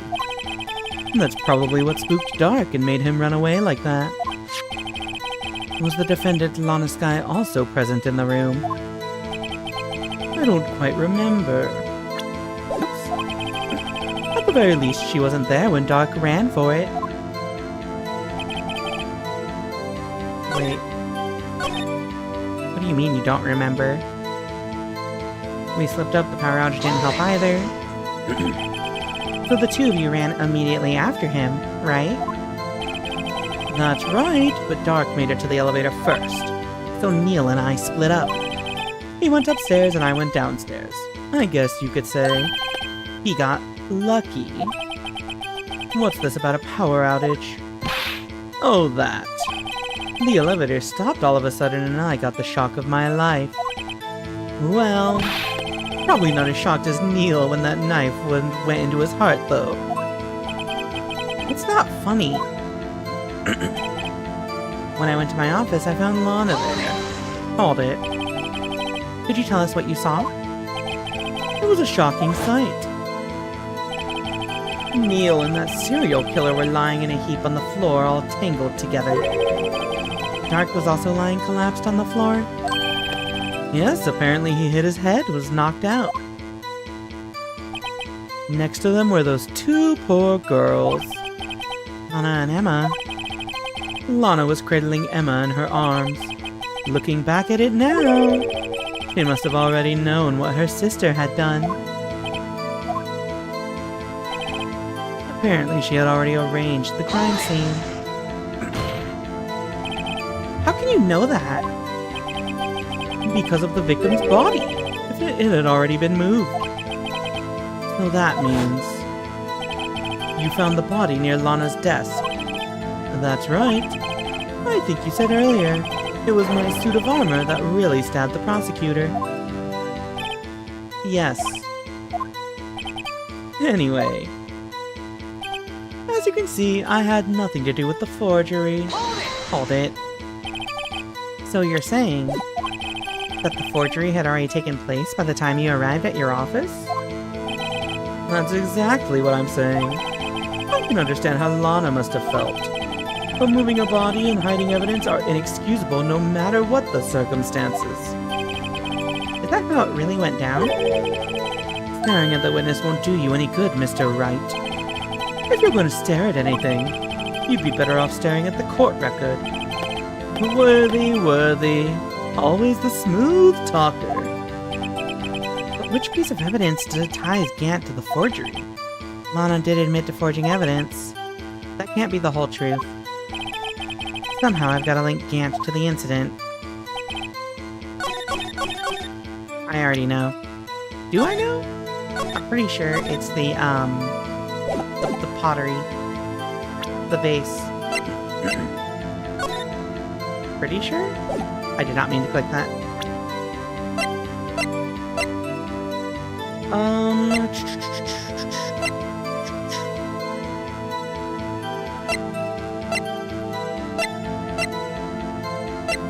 Yeah. It was found in Chief Gant's safe. It could also be this. Or this. It's one of three things. Let's just try this first. Yeah, it's so much evidence. Hi, Fuse Hunter. Welcome to the stream. Objection. You claim you had nothing to do with the forgery. But I'm afraid that is a claim you cannot back up. Explain yourself. Several pieces of evidence were found in your office. Take this jar, for example. What's that blue badger you showed us earlier? A piece of this jar was discovered in your safe. Not only that, but the evidence list I presented earlier was actually found inside your desk. It was found where? You see, Chief Gant, these articles of evidence uncovered in your office are both concrete proof that you also played a part in this illegal investigation. Chief Gant, what's the meaning of this? Oh, here's a defense attorney who may even rival Worthy. So you admit to it then, that you were involved in the forgery? Who, me? Or do you mean You. Me? Why would I have anything to do with that? Well, you were the one who snuck into my office when you found this evidence. Prosecutors aren't the only ones capable of forging evidence, you know. Defense attorneys can do so too. Isn't that right, Righto? Objection. However, Detective Gumshoe was present during the investigation. Worthy, my boy. Not even detectives are exempt from the law. Rest assured, Dick will receive his due punishment. I'm resisting the urge to make a joke, resisting the urge to make a joke, resisting the urge to make a joke. What? If Detective Gumshoe's salary drops any further, he'll end up paying to work. Can I punish his? Hello?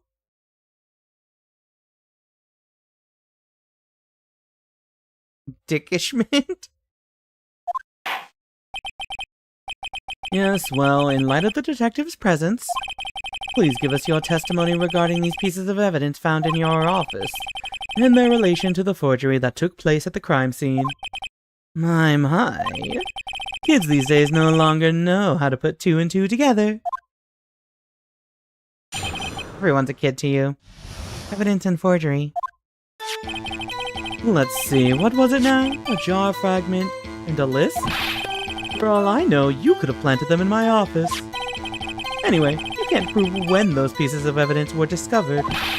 If they were found after Dark was convicted, then they're worthless.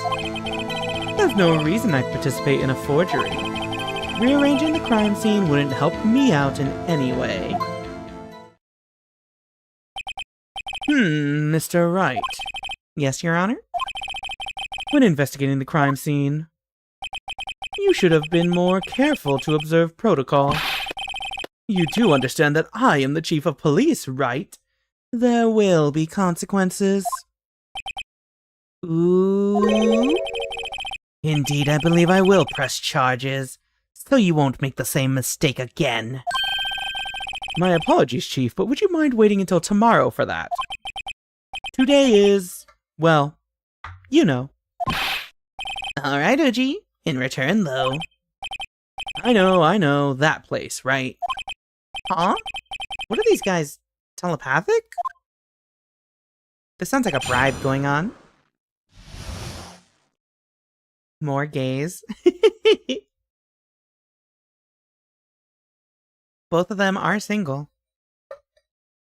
Very mature, very demure. Evidence and forgery.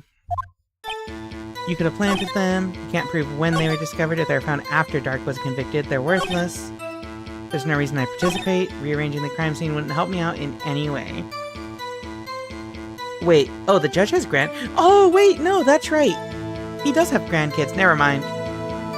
He's straight. Gant, though? Gant, though? Well, off to court with some Subway sandwiches.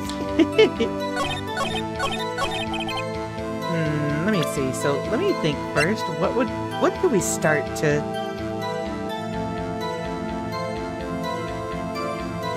What would the start of it be?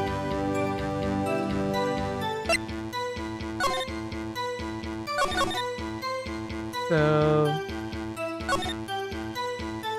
Damon and Lana were the investigators. Bruce Goodman was the head investigator. I'm just gonna press everything. Press for more information. Yeah, I'm not gonna present anything. I'm just I'm looking at what I have preliminarily so I can keep all my evidence in mind as I'm pressing the information.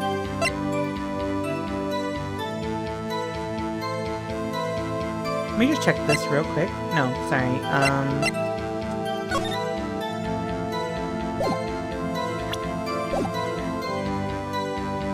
Let's press. Hold it. I'd appreciate it if you'd stop making those ridiculous allegations. Yes, you do have a point. You wouldn't have the guts to do something like that. What? I'll have you know, back in the day, I once broke into a cattle ranch and tipped... Mr. Wright, what are you saying? Anyway, you can't prove you didn't carry on the evidence, can you? If you have proof to the contrary, you're going to need it later. Later? What are you talking about? What else? I'm talking about when Rido's prints are found. Yes. If they're found inside my safe, they would prove his investigation was illegal.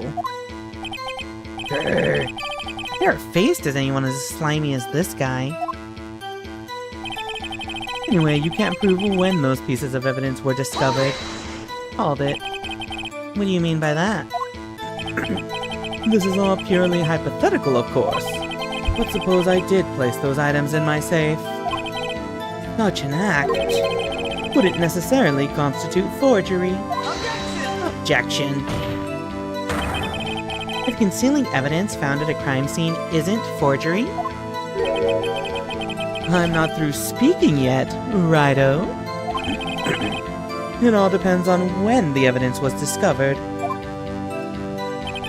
If they were found after Dark was convicted, then they're worthless. Are you saying this jar fragment wasn't discovered in the initial investigation? It would appear not. After all, it wasn't listed in the evidence list. For all we know, it could have suddenly materialized the day after Dark was sentenced. Objection. Oh, and wouldn't that be convenient? Right. The chief is talking about a possibility. So long as you can't rule that out, your remarks, however clever they may be, will only succeed in wasting time. Tell me something I don't know. Come now, Rido.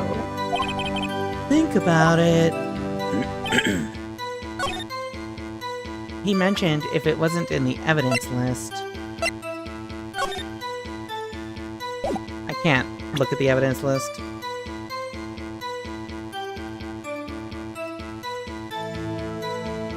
I would have to imagine the jar is there, though. There's no reason I'd participate in a forgery. Hold it. How can you look me in the eye and say that? Because I'm innocent. Remember? Who was it that murdered Neil? Not sure I care for the word murder here. But in the end, the person responsible for Mr. Marshall's unfortunate demise was Emma Skye. Well, now do you see? Rearranging the crime scene wouldn't help me out in any way. Hold it. Really, Chief Gant? At the very least, there's one very large benefit you've reaped from all this. Oh, I wasn't aware. What is this benefit? That would, of course, be the position you have. Chief of Police. Oh. The resolution of the SL9 incident secured your promotion to Chief. That, in itself, is sufficient motive. Oh, that's a good one. Huh? You really think I'm that incompetent? What do you mean? Even without that case, I was already in line to become the next chief. The resolution of SL9 merely sped up the inevitable a little. Is that true, Edgeworth? Yes. He was going to be made chief anyway. Gah! Be careful when pointing that finger, or you might wind up being the one pointed at. What do you mean? So that means there's only one possible motivation for you to commit forgery. If you didn't do it for yourself, then you did it for someone else.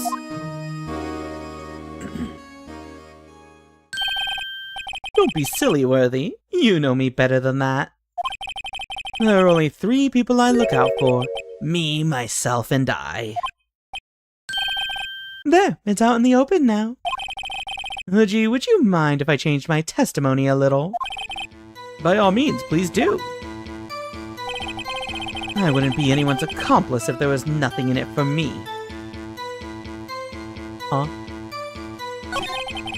Gant isn't the one who murdered Prosecutor Marshall 2 years ago. Yet I know he played a part in the forgery. That can only mean someone asked him to be an accomplice. Damon Gant, someone's accomplice? That sounds unlikely. I missed the press button, sorry. Hold it. Nothing in it for you? Sorry, but the only person I care about is yours truly. That girl? Lana's little sister, was it? If you think I felt sorry for her, you'd better think again. You're right. You don't feel sorry for anyone. Be tough on crime and tough on people. That's how I was raised. You seem to be lax enough on yourself, though. Oh, that's a good one, Worthy. Could there have been something in it for him?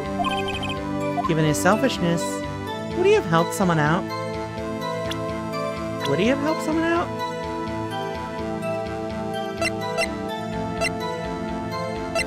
I mean, like...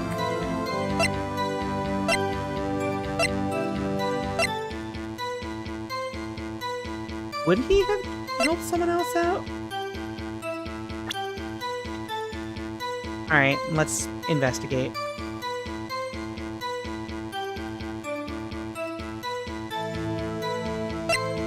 Let's look at this picture.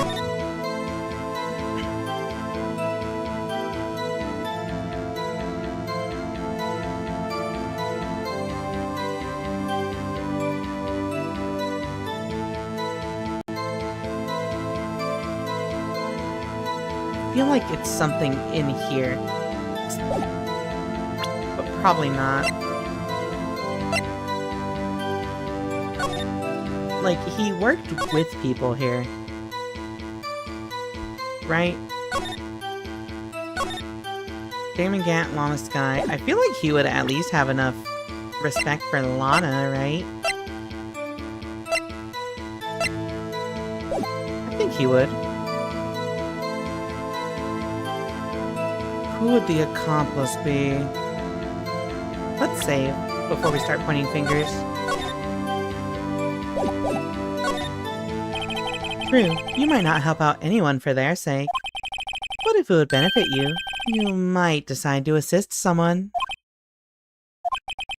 Mr. Wright, it appears you're positively determined to portray the chief as a nice man who likes to lend people a hand. It's not what I mean. Very well then. Who is this person you believe Chief Gant may have helped forge evidence?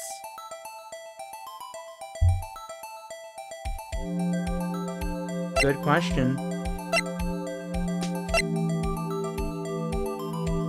Detective and criminal... What if it was Goodman? Because Goodman was the...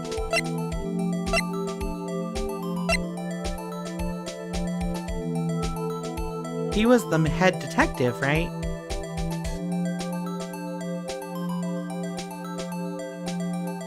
No, it was Marshall. No? I think it might have been Goodman. Yeah, like he was the lead, right? Take that! Take that. Righto, my boy. The look on your face is almost enough to motivate even me to help you out. Okay, not Goodman. I hope you understand that's not a compliment.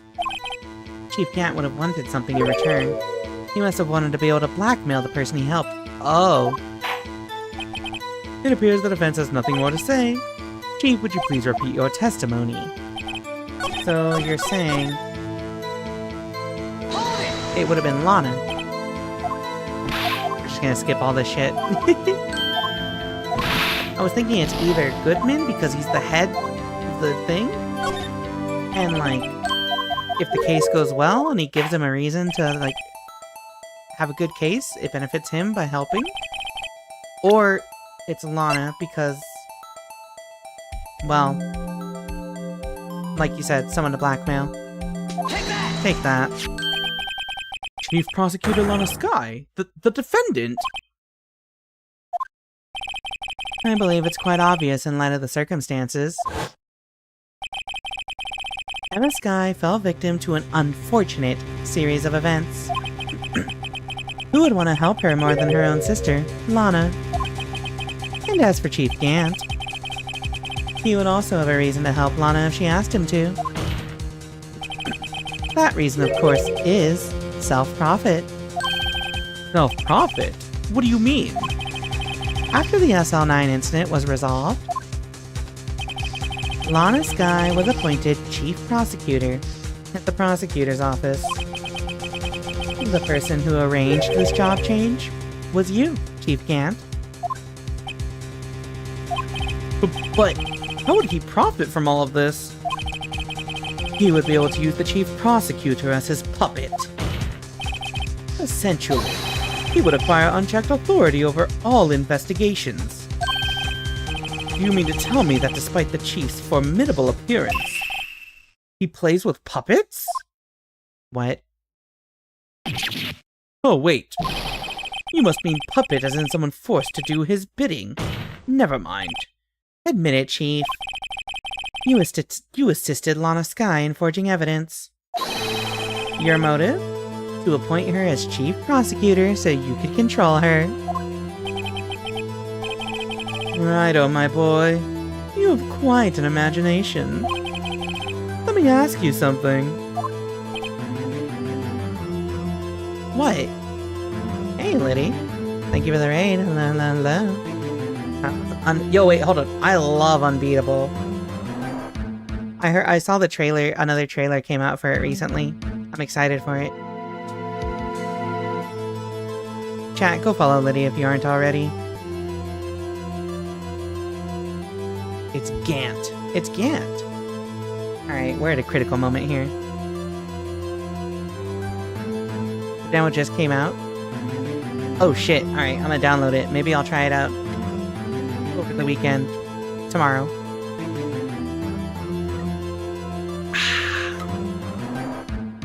Alright, I just finished it. Sick. It's great. 2 hours to beat? Oh, okay, that's not too bad, actually. Alright, I'm checking it out tomorrow, probably. Alright, let's get back to this chat. What? Do you have any proof of this? That I controlled Lana? For example, is Lana testifying that I've done such a thing? Lana... She's keeping quiet to protect Emma. There's no way she'd testify against Gant. I'm afraid without any proof, this all amounts to nothing more than mere conjecture. Unless... That is also what happened in this incident. This incident? Which one would that be? Of course, I'm talking about... the murder of Detective Bruce Goodman. The chief prosecutor has been acting strange throughout this entire trial. Almost as if someone has been controlling her. Worthy. You'd better watch your tongue. I wouldn't want you to get hurt. Just what do you mean? What he means, Your Honor, is that Chief Gant is involved in the murder of Detective Goodman. Not only that, but the Chief is now making Lana take the rap to cover up his involvement. What?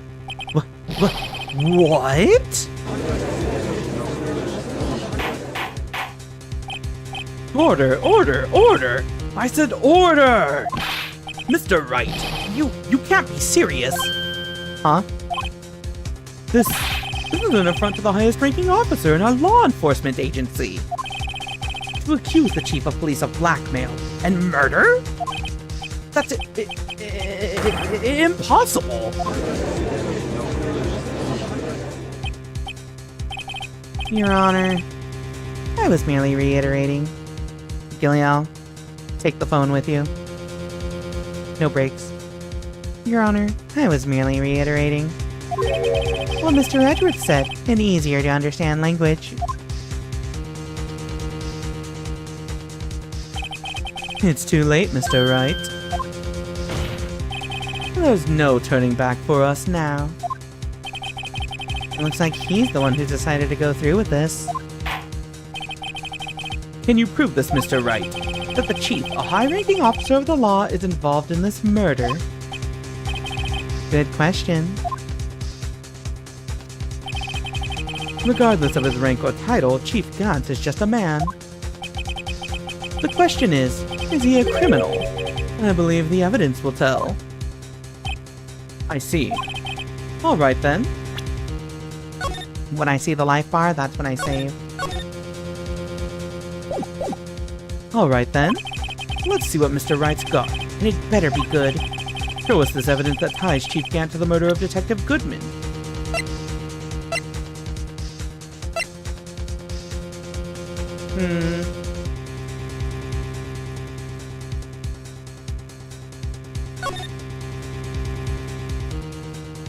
Let me think. So, Goodman died to one knife wound. This was the murder weapon. Allegedly. Wait. No, Lana said she used this knife after he was in the trunk. Muffler. Parking lot with Edgeworth's car. We already agreed Edgy's knife is not the real murder weapon? Yeah, that she merely stuck it in the body afterwards. taken by Angel Star. There's traces of blood from Goodman and Lana Sky. She cut her hand and bled on the shoe. Wrapped in the defendant's muffler, a small tag attached.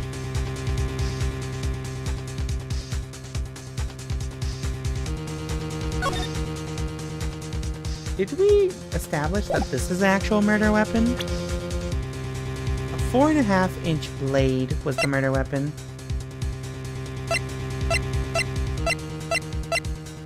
Oh. Actually.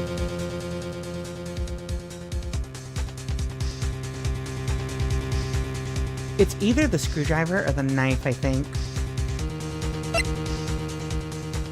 Oh, wait. It was this! It was this! The ID card record! Take that! Take that. This is the ID card list. Yes, the one that shows who entered the evidence room on the day of the crime. There was one ID on the list we couldn't determine the owner of yesterday. 7777777. Sorry, but there's no way you can prove that's my card number. It's your number. What? How do you know that? The safe in Chief Gant's office requires a code to open. A 7-digit code. 7 digits? You don't mean... I'm afraid so, Your Honor. The code was 7777777.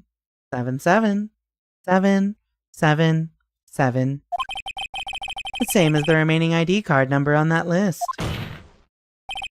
Chief Gant, you entered the evidence room on the day of the crime. Order! Order! Chief Gant, what do you have to say? Nothing. That's a really good sprite. The defense's search of my office was in violation of regulations. And I will demand Mr. Wright be punished to the maximum extent of the law. But right now, this court demands an explanation from you about the use of this ID card. Chief Gant, so you admit it. You entered the evidence room on the day of the crime. What about it? I'm chief of police. Whether it's the evidence room or the bathroom, what's the difference? I can go anywhere I want. Tell me, when you entered the room, were you alone? I always go to the bathroom alone, as I do with the evidence room. Detective Goodman wouldn't have happened to be with you that day, would he? Of course not. Why would he be? I hadn't seen him in days. Objection. You hadn't seen him in days? Chief Gant. I'm afraid you've just undone yourself. On that day, you had to have met with Detective Goodman. What do you mean? This trial's purpose is to determine Lana Sky's guilt. Objection. No, it isn't, Your Honor. This trial's purpose is to determine the truth. If Chief Gant met the victim on the day of the crime, then we need to determine one thing. What transpired during that meeting? In that case, Mr. Wright, I'm going to have to ask you for evidence.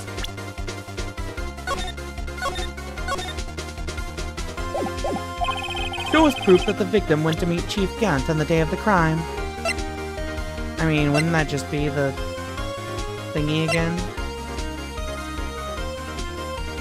The victim went to meet Chief Gant.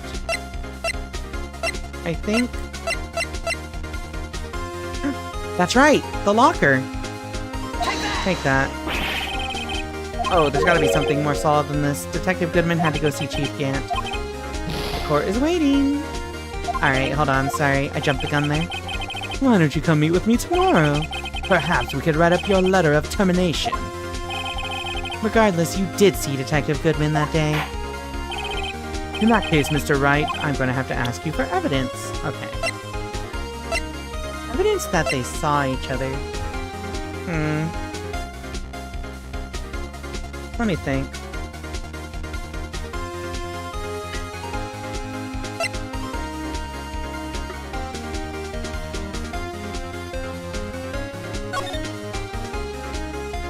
There's no way it was this, right? AI-16 is written on the tag. That means it has nothing to do with the current case.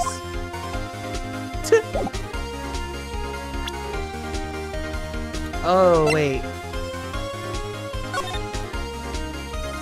Yeah, it was this. The lost item report. Take that. Detective Goodman lost his ID card on the day of the crime. Or to be more accurate, Jake Marshall stole it. So Detective Goodman filled out a lost item report. He would have had to give that report to the Chief of Police. Yet you are in possession of the report, which means you can't be sure if he filed it. He filed it. How do I know, you ask? Because he needed to enter the evidence room that day. He needed to? Yes, to transfer the evidence out. Oh.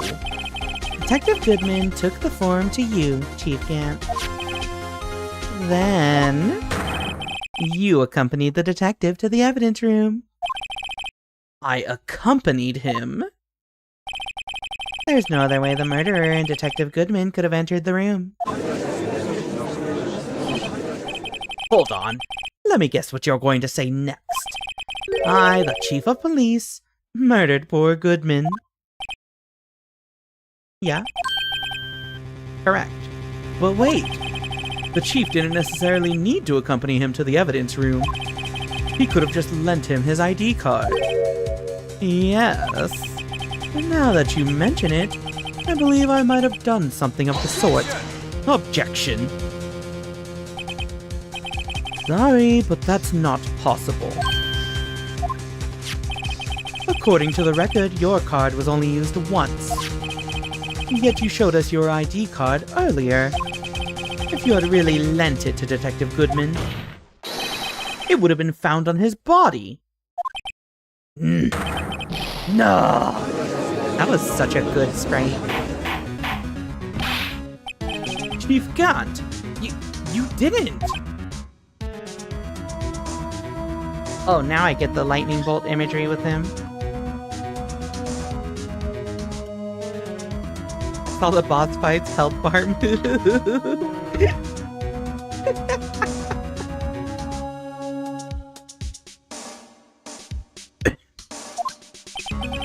The murder was most likely a spur-of-the-moment crime, for no one in their right mind would choose the police department as a place to commit murder.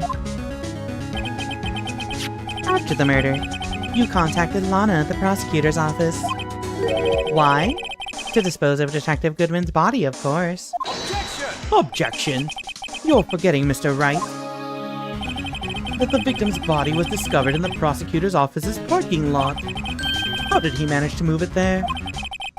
I was at the police department the entire day, you know. And everyone's aware that Lana stayed at the prosecutor's office after the ceremony. Everyone except me, it seems. Still, you're the chief of police. You have an entire police force at your disposal. Hold on. I came up with a new creative concept where you take someone else's work and call it your own and calling it plagiarism. Hi, Index Page. Welcome to the stream. Here's the question. If you specifically commit plagiarism, is it plagiarism? That's the question. Police Chief eating dirt really brings this game together after the previous case? Yeah. You have an entire police force at your disposal. Oh, so you think I just ordered an officer to do it? You have outgunned. Oh, I love that thing, actually. Thank you for the bits. So you think I just ordered an officer to do it?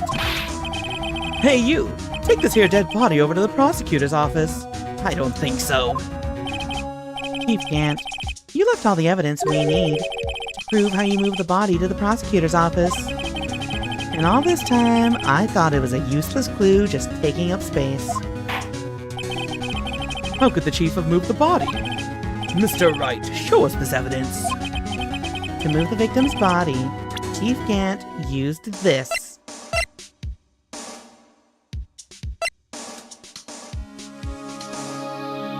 This is the only thing I've never used, is the parking stub. Or the screwdriver. but I think the parking stub. Take that! Take that. This is how he moved Detective Goodman's body. The parking stub? Miles Edgeworth. You mean... The body was found in the trunk of Mr. Edgeworth's car. I think it's obvious what happened. The body was moved by that car. Objection! You mean I carried the victim's body? Precisely so. But wait, even you know I didn't plan on returning to my office after the ceremony finished that day. But you did return. Tell me, why?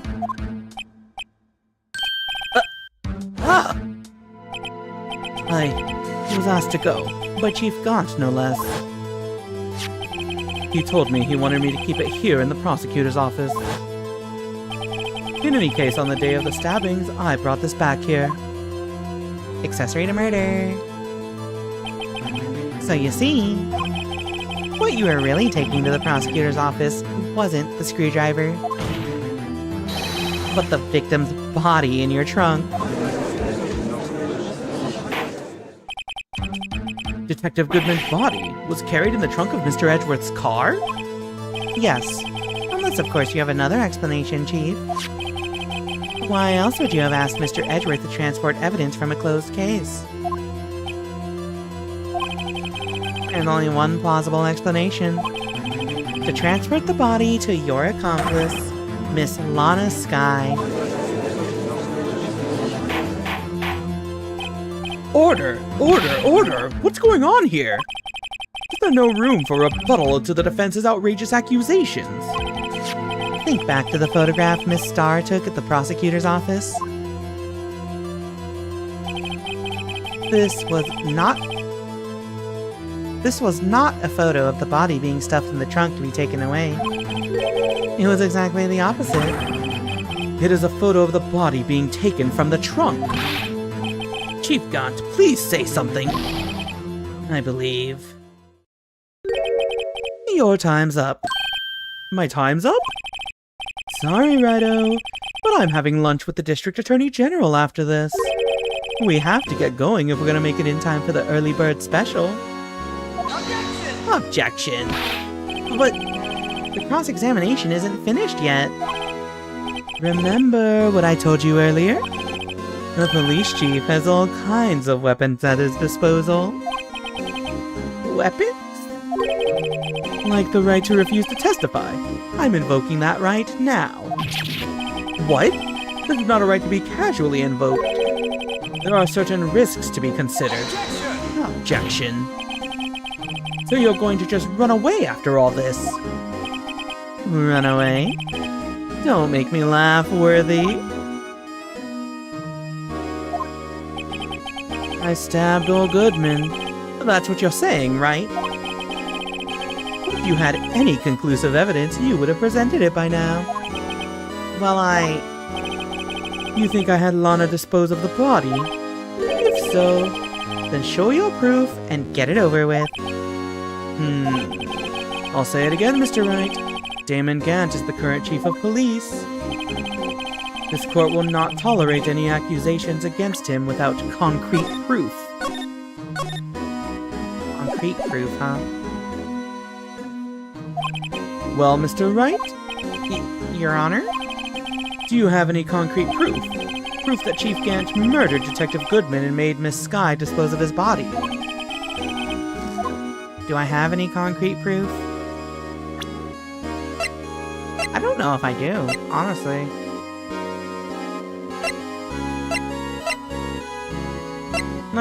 Let's review.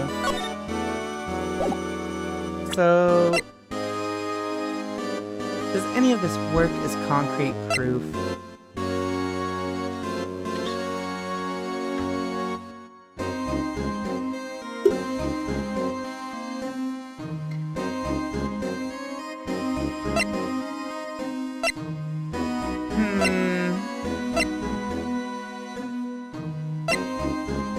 Scene of the stabbing of a detective at the PD.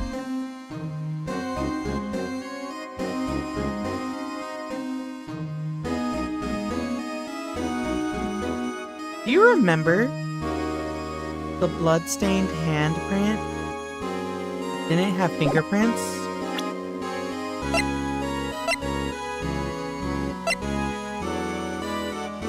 What if it was that? Do you remember the 21st night of September? What if it's this? I think it is that. Present evidence. I can't let him just squirm his way out of this. I've got to keep the pressure on. Yes, Your Honor. I do have such evidence. Then please hurry up and present it. Just remember, you will literally be executed if you're wrong. It better prove Chief Gant murdered Detective Goodman beyond a shadow of a doubt. I feel like it's this handprint. The print had been wiped. Take that! This might be wrong. So, what exactly is this evidence? It's proof. As to whether or not it's enough to demonstrate the Chief's guilt, I'll let you be the judge. But I am the judge. Alright. Well, what do you think, Your Honor? What I think, Mr. Wright, is I'm going to be late for lunch. Oh, okay. I guess it wasn't enough. Please, Your Honor, just a little longer to consider. Alright, let's see. We made a save right before this chat. You're gonna be executed. Alright, let's see. We need...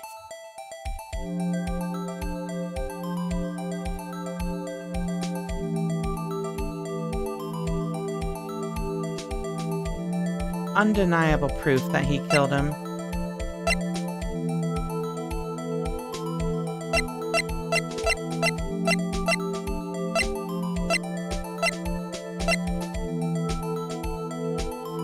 Extremely thin rubber glove.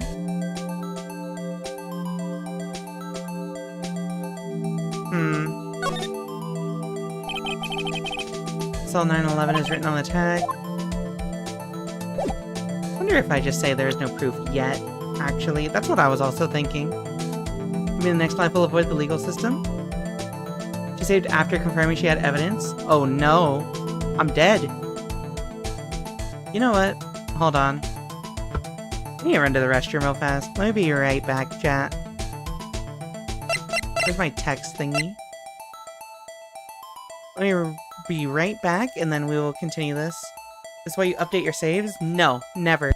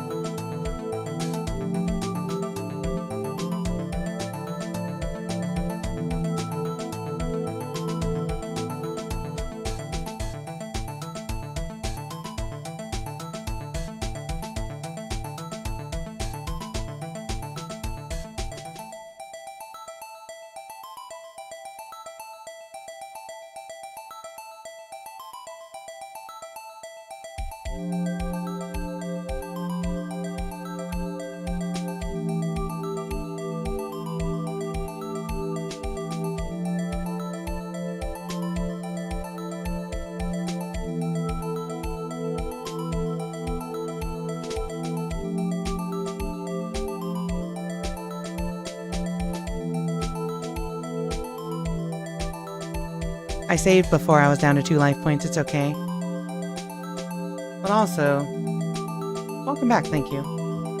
While emptying my bladder, I had an idea. I have a second guess. What if...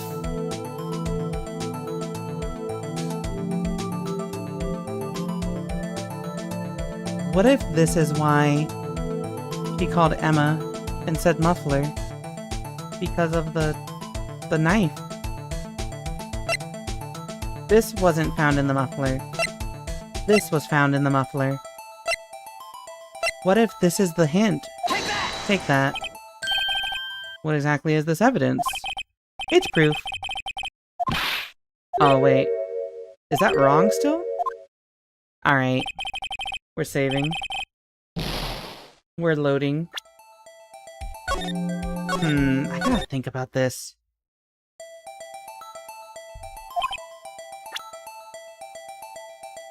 I mean, Lana gave you a recap on how that went. I'm trying to see which one of these proves, though.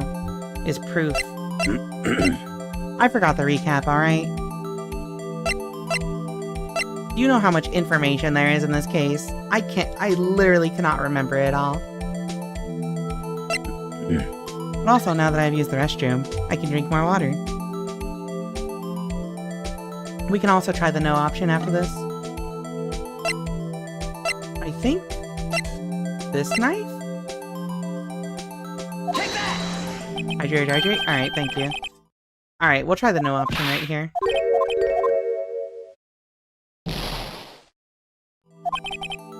Guess it wasn't enough. Please, Your Honor, give me... I don't have the proof yet. I like that the option says I have no proof yet. It's no use showing evidence I'm not even sure of myself. No, Your Honor. At present, I have no conclusive evidence. See, G? In that case, this court is forced to penalize you for your allegations against the chief. What? Here's a tip. Never gamble what you can't afford to lose, Rido. It seems that Lady Luck was on my side again today. Okay, Aji, I'll leave the rest to you.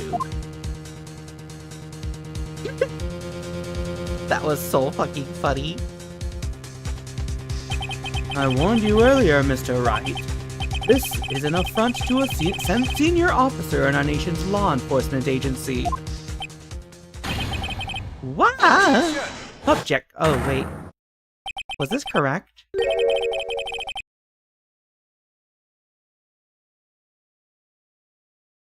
We'll find out after the ad break, chat.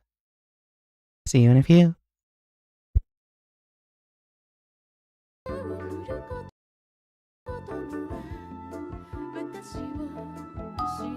I couldn't have timed that better myself if I tried.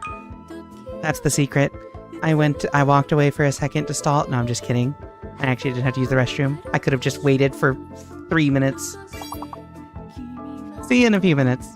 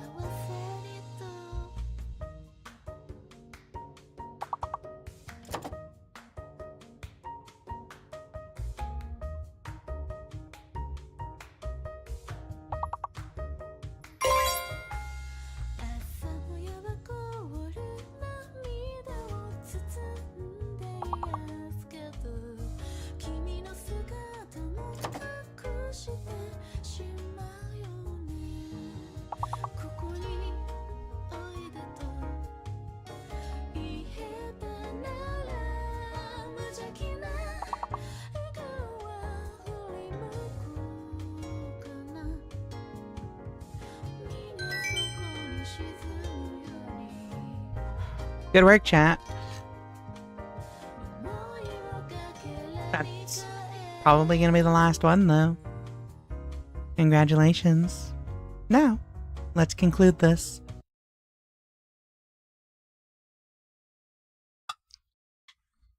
Objection.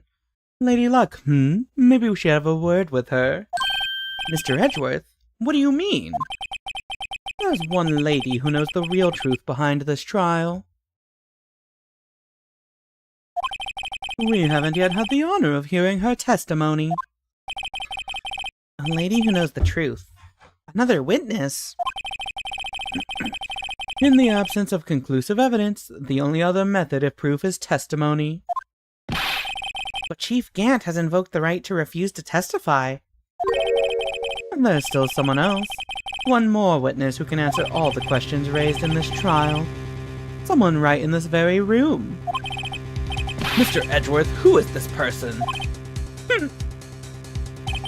Why are you asking me, Your Honor? Have you forgotten? The defense is the one calling witnesses today.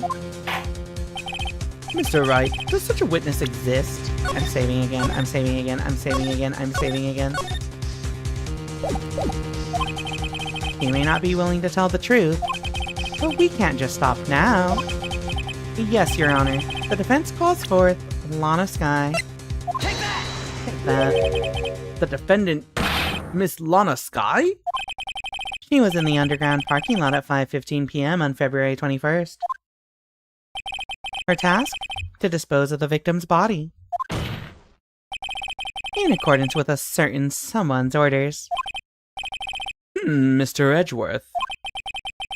The prosecution has no objections, Your Honor. Very well. The court will now take its final recess for the day. In 15 minutes, we will reconvene to hear the defendant's testimony. This court is now in Hold on! Huh? Chief Gant, I thought you were going to eat! Listen good, Lana. He's talking to Lana. I don't think you need me to tell you this, but if you accept Mr. Wright's claims, there will be terrible consequences. That's right. Your sister will be found guilty for Neil Marshall's murder. This isn't good. Of course, you'd never support such outrageous claims anyway, right? Just something to think about. Alright then. I've got a lunch date to meet.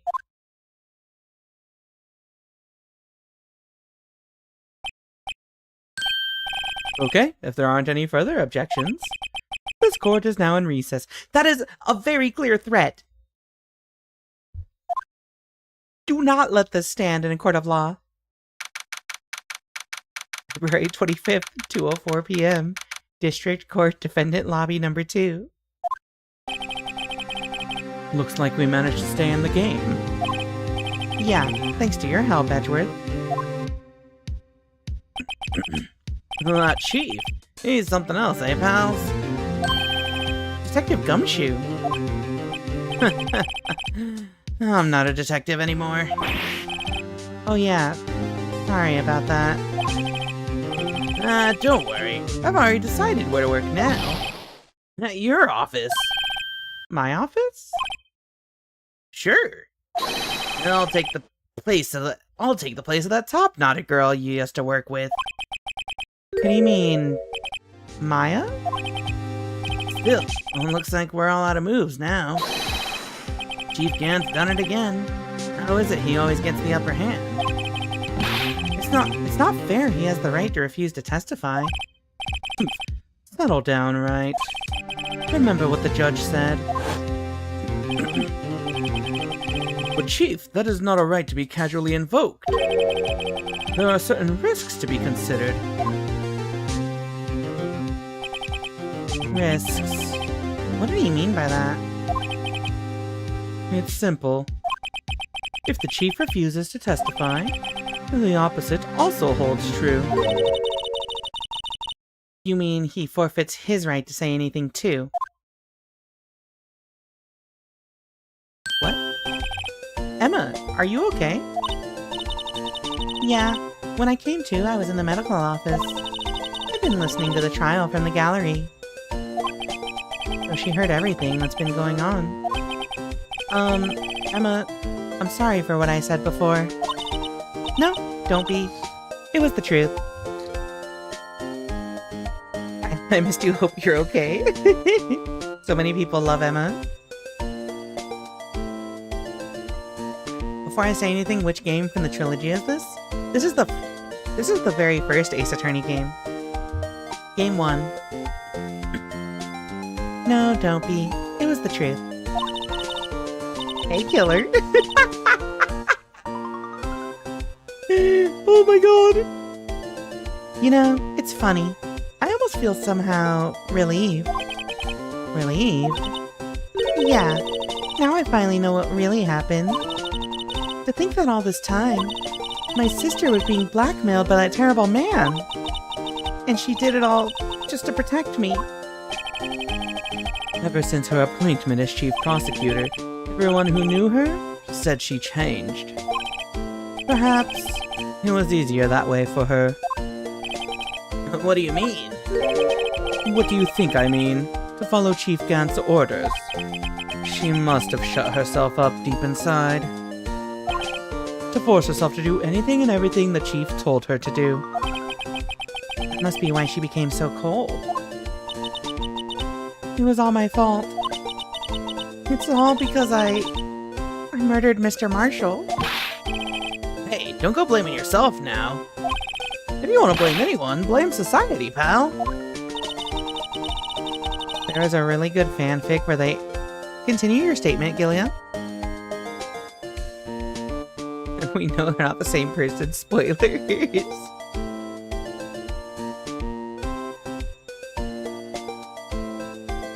Yeah, continue telling us about this fanfic.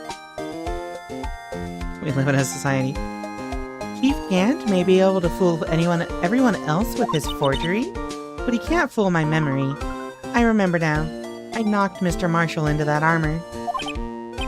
I see.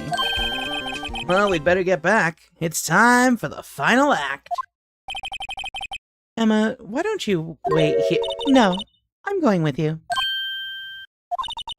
I want to be there. And when Lana tells the truth. Let's go, right?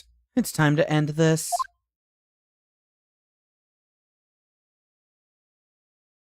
To be continued. Chat. I need you to know something. We're doing this last portion on 1 life. We can literally make no more mistakes. February 25th, 2:21 p.m. District Court, courtroom number 9. Rightworth be like, take that. Hold it. Memory is concerningly easy to fool. Exactly. They kissed in a limousine and I think they headcanoned Emma as trans. That sounds like fanfic. Oh, you get heals? Oh shit, let's go. Now then, will the defendant, Miss Lana Skye, please take the stand?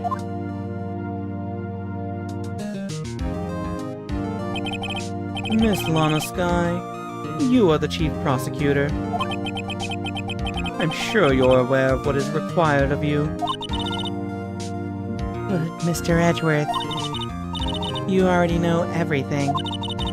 You know all that I've done these past 2 years. Please provide the court with your testimony, Miss Skye.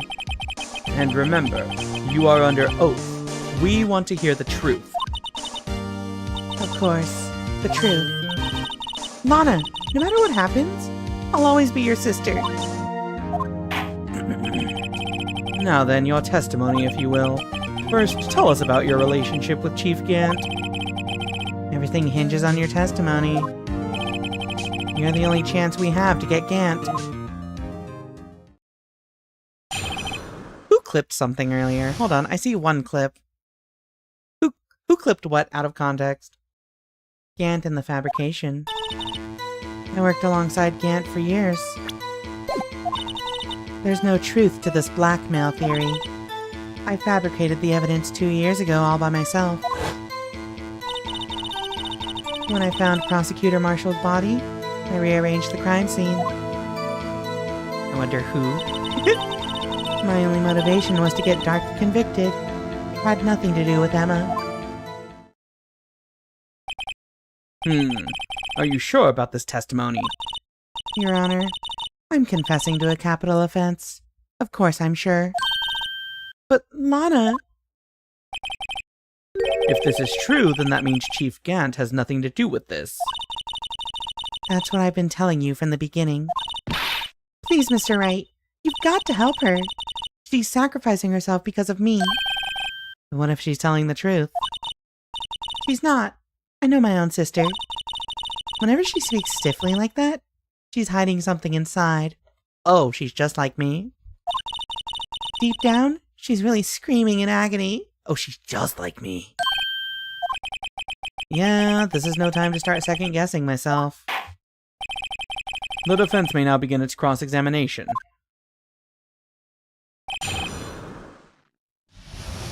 I thought this said chat in the fabrication.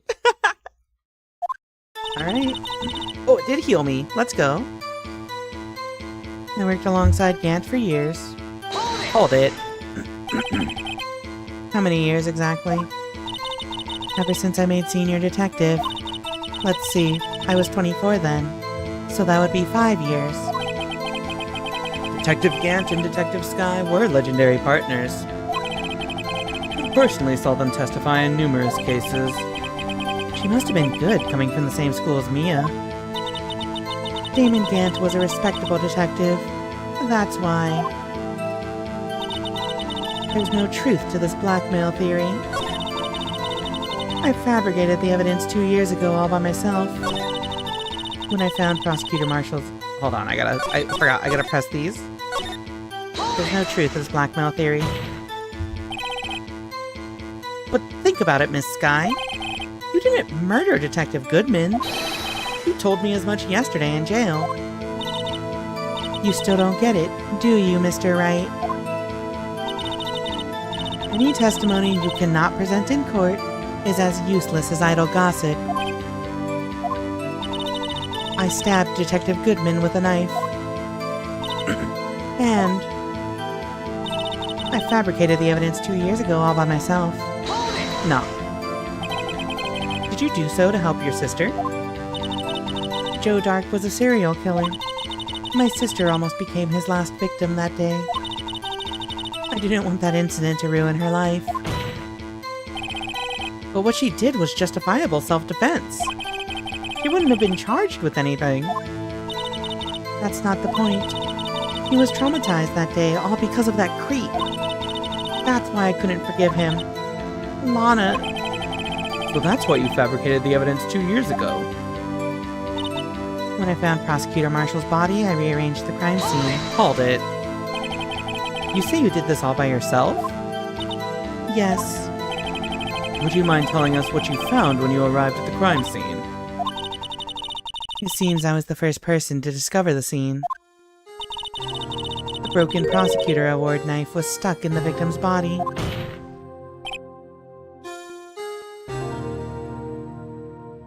What?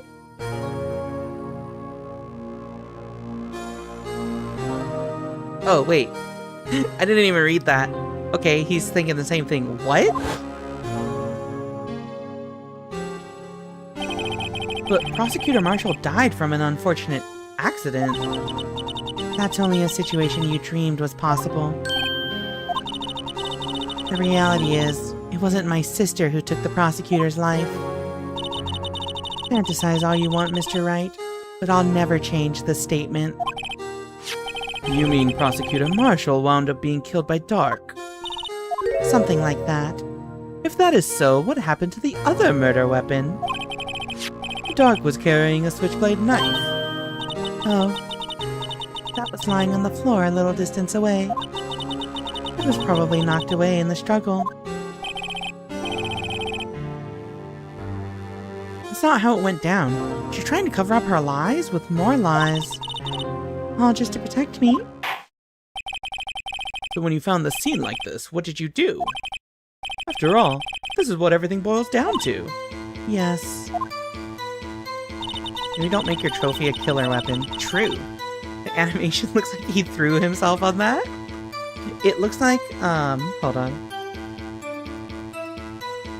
The animation looks like when, like, martial arts movie actors have to pretend that they just got hit really hard. I don't understand why she doesn't turn on Gant. I mean, the cat's out of the bag, they know about Emma, there's nothing the Gants can blackmail her on now. That's what I'm saying. But if you're in an abusive relationship for this long, it's hard to break out. I broke off the tip of Dark's knife, planted it inside the wound, then moved the body.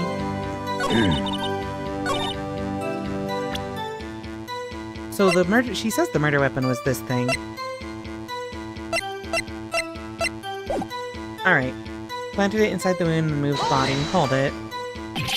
You planted the tip of Dark's knife in the victim's wound? And then you moved the body? But why? Why would you do that? You of all people should know, Edgeworth. You've always had a good head on your shoulders. My head isn't that bad, but maybe I ought to ask for the sake of the others. Why did you plant the knife? But why did you do that? Come now, Mr. Wright. Even you should be able to figure it out. Very well, let's add this to the witness's testimony. The reason Miss Sky fabricated the knife. I knew the tip of the weapon found buried in his body would be all the proof we needed. Hold it. According to your testimony, Prosecutor Marshall's broken knife was the murder weapon, right? Yes, and leaving it at that might point the blame away from Dark. I felt the most effective way to get him convicted would be by having the tip of his knife found inside the victim's body. So you buried it inside the victim's stab wound? Yes, because I hated Dark for what he did. My only motivation was to get Dark convicted. It had nothing to do with Emma. Nope. Hold it. We're pressing that. So you rearranged the crime scene. Are you sure you didn't do this to keep Emma from looking like the murderer? Did I say Drake? I meant Dark. Say Drake. Fuck you. How many times do I have to tell you, Mr. Wright? Emma didn't do it. Period. Are you so desperate to hide that fact? You're willing to risk the death sentence? She's lying. She did it so I wouldn't be blamed for what happened. In any case, as a prosecutor, what I've done is unpardonable. There's nothing I can do to make up for my actions. Mr. Wright, my sister's lying. Looks like she's determined to protect you to the end. She insists she fabricated the evidence by herself. There's no way she could have done it alone. Gotta get Lana to talk more. If she's lying, then she's bound to slip up and make a contradiction.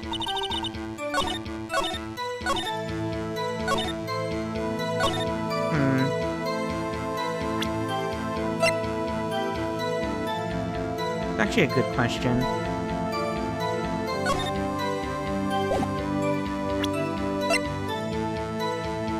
There's Emma Sky's prints. I still don't understand what this is. This is a handprint, right? Yeah, someone left behind an oil stain on the fabric. Oil stain? Whoever it was, they must have had a really oily hand. Mr. Wright, think about it scientifically. Huh? A more likely explanation is, the person slipped and fell on a freshly waxed floor, getting wax all over their hand. That would account for this amount of oil, I guess. I don't see what's so scientific about it, though. It happens, you know. I always slip on the floors at school after they're waxed. That's really specific. We have to find a contradiction here. There should be a contradiction. How is it logical? You know. Having murder on you will fuck up your life, cause reputation? Yeah. I am hydrating.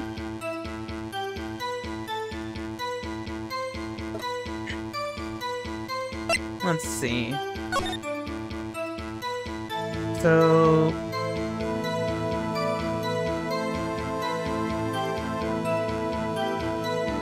the vase? No. It was the only proof we need. I broke off the tip. I fabricated the evidence 2 years ago all by myself.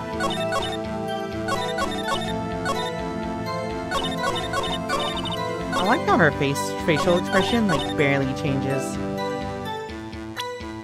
I feel like...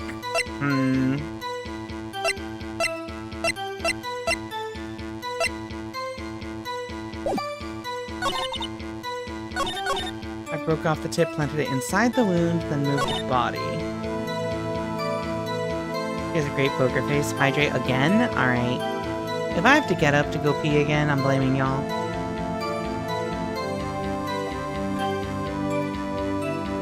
Yeah, the sprite work is insanely good.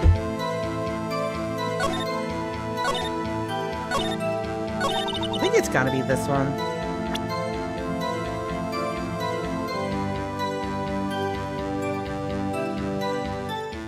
It'd be fun waking up in the middle of the night. I'm probably gonna stay up late.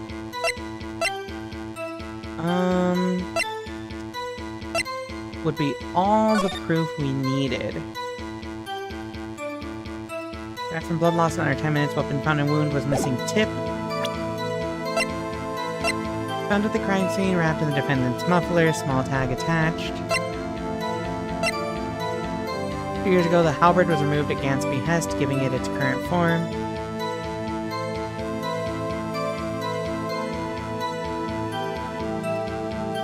Why would Gant have said that? I actually am like a little stumped here. Okay, let's start from the beginning. I worked alongside him for years. There's no truth to the blackmail theory. I did it 2 years ago all by myself. I knew the tip of the weapon. My only motivation was to get Drake convicted. It had nothing to Dark convicted. It had nothing to do with Emma. Alright, let's just start guessing. It'll be the only proof we needed. So, first and foremost,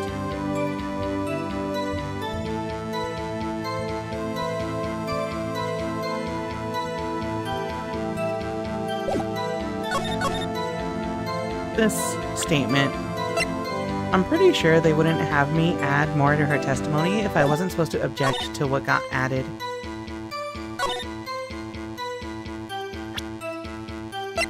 What about this? That's not it. The witness's statement is clearly faulty.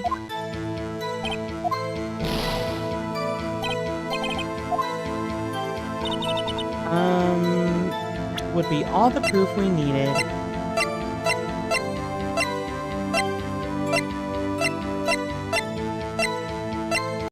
So all the SL9 stuff is here. It would be all the proof we needed. But was it all the proof we needed? Wait. What about this evidence list? That's not it. Yeah, recesses give help. I must be on the wrong track. It had nothing to do with Emma. Maybe it's this statement. Wait, what about the jar? No, that's not it. Health that is being lost. I'm actually stumped here. You know who could solve this case? Columbo. The Blue Badger. Thank you for the Neko arc. No, that's not it. Alright, hold on. We're reloading. So... it could be a red herring. Maybe the new thing isn't what we need to be objecting, but... the tip of the weapon found buried in his body would be all the proof we needed. Cause of death, single stab wound, piercing heart and lung. Died from blood loss in under 10 minutes. Do we? Yeah, I'm thinking maybe... let's just press it all again. Re-listen to this. How many years? Let's see, so about 5 years? Let's just skim this. That's why there's no truth. But think about it, you didn't murder him. You told me as much yesterday in jail. It's basically idle gossip. I stabbed Detective Goodman with a knife. And... Wait, with a knife? I mean, technically that was a knife. I fabricated the evidence 2 years ago all by myself. Did you do so to help your sister? Joe Dark was a serial killer. She almost became his last victim that day. I didn't want that incident to ruin her life. Justifiable self-defense, she wouldn't have been charged with anything. That's not the point. She was traumatized that day all because of that creep. That's why I couldn't forgive him. Well, that's why you fabricated the evidence 2 years ago. When I found his body, I rearranged the crime scene. Why? Hold it. You say you did this all by yourself? Yes. Would you mind telling us what you found when you arrived at the crime scene? I was the first person to arrive. The broken prosecutor award knife was stuck in the victim's body.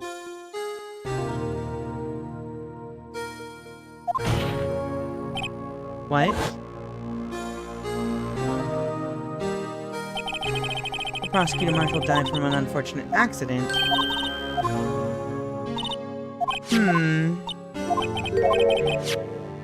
Rick was carrying a switchblade knife that was lying on the floor a little distance away. Knocked away.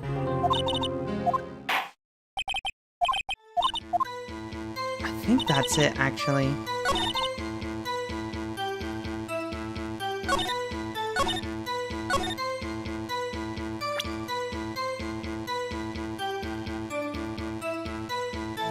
I feel like this is it. No, that's not it.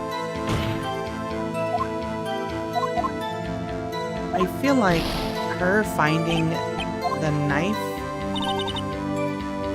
there is the obvious thing that stands out is incorrect. Not this, right? Yeah, not that. Okay, let's get back to pressing. Let's see if we can spot where the contradiction is.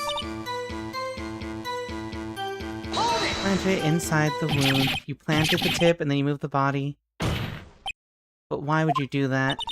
You of all people should know. Why did you move the body? Wait, I didn't choose that option actually. When you showed up on the scene, where exactly was the victim's body? It was where you deduced it was, by Chief Gant's desk. But the body was found by your desk.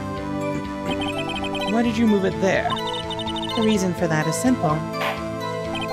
Let's have the witness explain this in more detail. The reason Miss Sky moved the body. The pieces of the jar that shattered during the events threatened my plan. Oh! Okay, we got another piece of testimony. My fault. Pieces of the jar? You mean... Let me turn on the AC, it's getting hot in here. Hold up.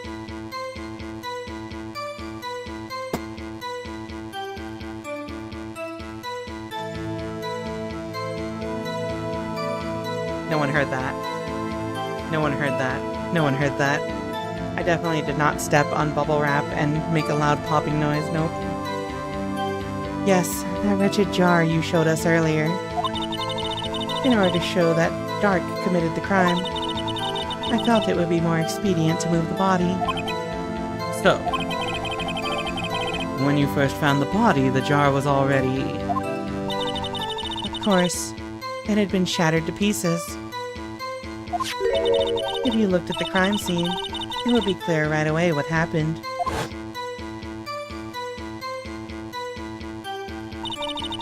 Neil Marshall was dead, and Dark was lying unconscious. In other words, the jar must have been broken during their struggle. I see. What's the matter, Emma? Apparently the jar shattered at the time the crime was committed. But I have a feeling there is more to it than that. There must be a contradiction here somewhere. Anyway, I committed this fabrication completely alone.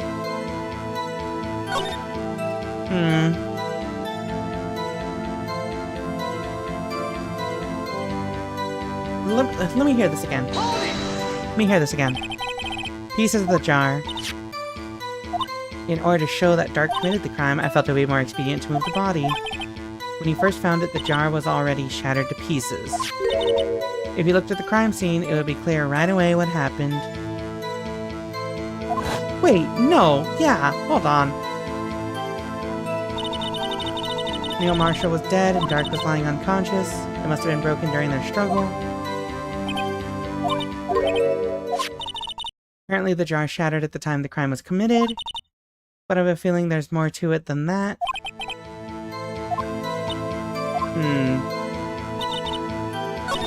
At the time the crime was committed,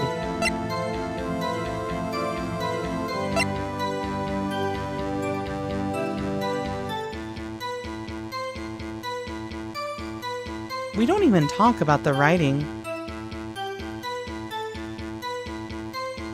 Actually,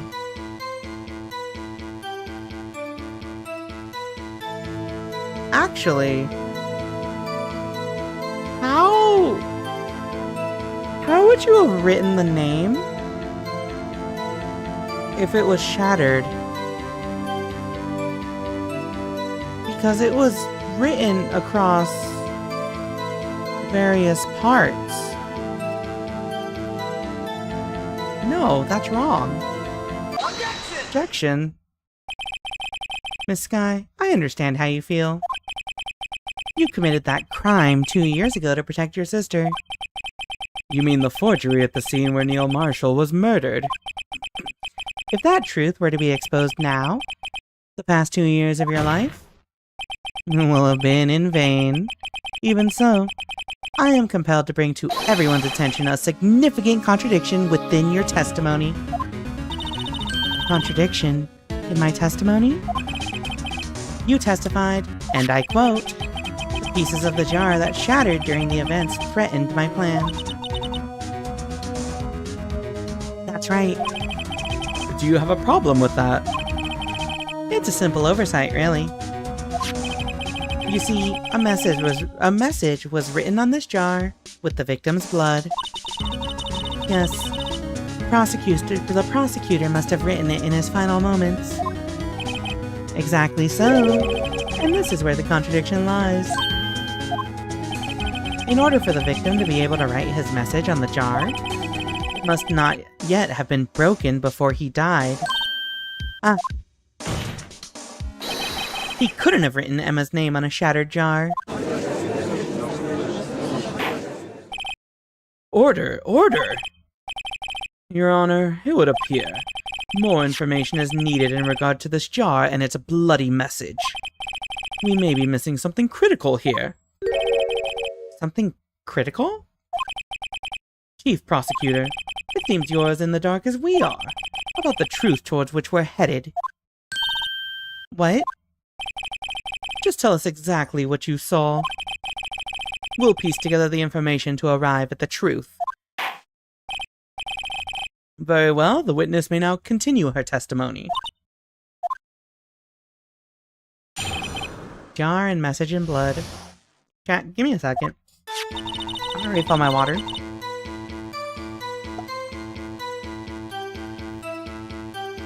Let me be back in like 30 seconds, okay? Where's my...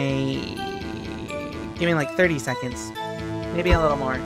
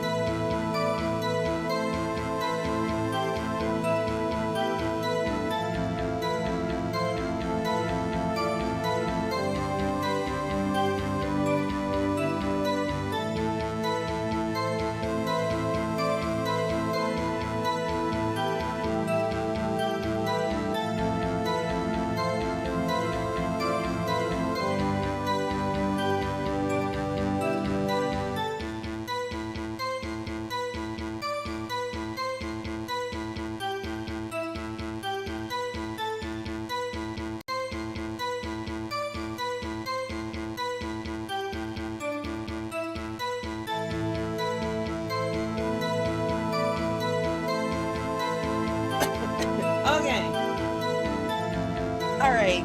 I've returned. With water. Okay, the secret is I just had to go run to the restroom again. Drank too much water this stream. Make me hydrate. I literally just fucking...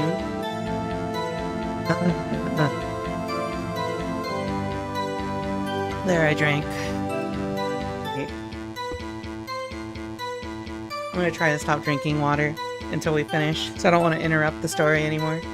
What do you mean, out of stock? Wait, what's out of stock?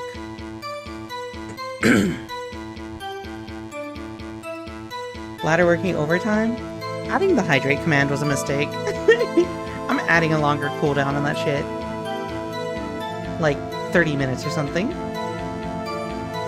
Alright. It's got a cooldown of 1 minute. I do not want to be interrupting the story with having to pee all the time. Alright, let's continue.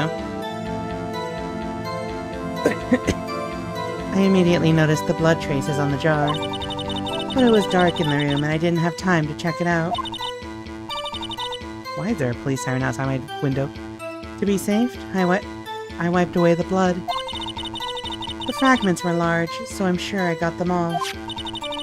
All I could think about was wiping them clean before they were discovered. There's already a contradiction there.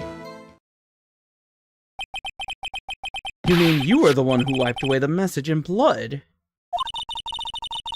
I wasn't chief prosecutor at the time. She didn't think Dark was the real murderer. That's why she tried to erase the real evidence. Very well. The defense may now begin its cross-examination. Nah, we're speedrunning this, chat. We're speedrunning this, chat. We're speedrunning this. It was dark in the room. To be safe, I wiped away the blood. The fragments were large, so I'm sure I got them all. Nope! Stupid. Idiot. Objection. Miss Sky, I believe this jar conceals a truth even you were unaware of. What? We found the final piece of this jar in Chief Gant's safe. In the Chief's safe? But how? I knew it. She really didn't know. There's something even more disturbing about that final piece.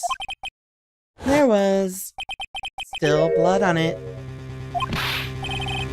What the witness just testified. That she gathered every last piece and wiped the blood off of them. Yes, which leaves us with only one explanation. On the night Prosecutor Marshall was murdered, you were not the first one to show up on the scene. Chief Gant got there before you.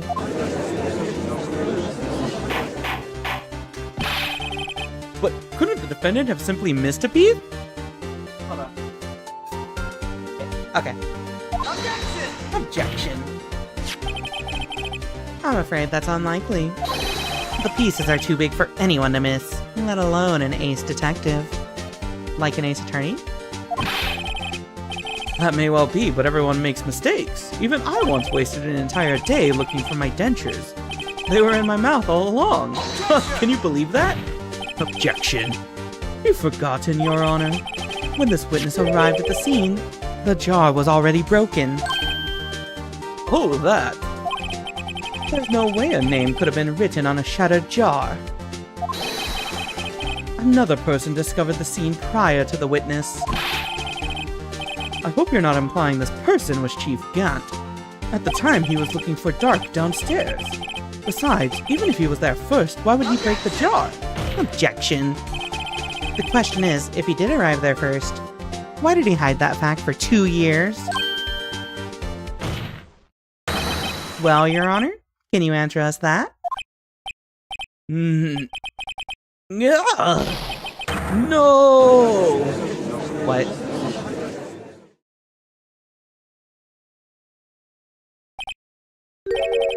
Wait, I'm not the one on trial here. Damon Gant arrived at the crime scene prior to the witness. Isn't there an ace detective in Trials and Tribulations? I vaguely recall this. Yeah, it's the guy with the pointy-ass nose, right? And the blonde split dye hair. I don't remember his name, but he says Svari a lot. Damon Gant arrived at the crime scene prior to the witness. He proceeded to break the jar and purposefully hid one of the broken pieces. Question: what is this action called? Fabrication of evidence. But why would Chief Gant do that? In light of what happened afterwards, isn't it clear? What happened afterwards? Discovering the scene, Lana Sky believed her sister Emma killed the victim. Determined to help her sister, she sought Gant's aid. Lending her his aid, Gant helped her create evidence that incriminated Dark, Sparing Emma. and therein lies the reason. The reason why Miss Sky became the Chief's puppet. Bites thumb furiously. No, I did it on my own. Please, sis, stop trying to protect the Chief. I can't watch you suffer anymore for my sake. No, you didn't. It wasn't you, Emma. You didn't kill anyone.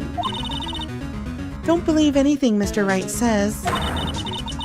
Defense attorneys make up the most foul lies to defend their clients. Lie? Imagine that coming from my own client. I guess you do seem the type who likes to twist the truth. What do you mean by that? Fuck you. Wait a minute. What if we're still smack dab in the middle of Gant's trap? Is something wrong, Mr. Wright? Get it? Lana may be right after all. What do you mean, Wright? So you do tell foul lies then, Mr. Wright? Miss Sky, please testify once more. But if evidence was fabricated behind your back, then Emma's accidental killing of Prosecutor Marshall might also be a lie. But I do remember knocking over Mr. Marshall. Miss Sky, if you will. I can't. There's nothing to be afraid of anymore. This cross-examination may not change a thing. However, there is a possibility that it will, if you tell the truth. Very well. I'll testify about what I really saw. All right. The witness will testify once more. For the final time.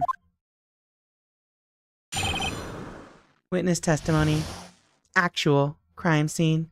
This whole game has been bluffing? It has, yeah. Like, one sec. Alright. Sorry. Alright, yeah, like, to be fair, to be completely fair, the entire game has just been people lie, you point out that they're lying, and they break down and tell you the truth. I want to lie to people.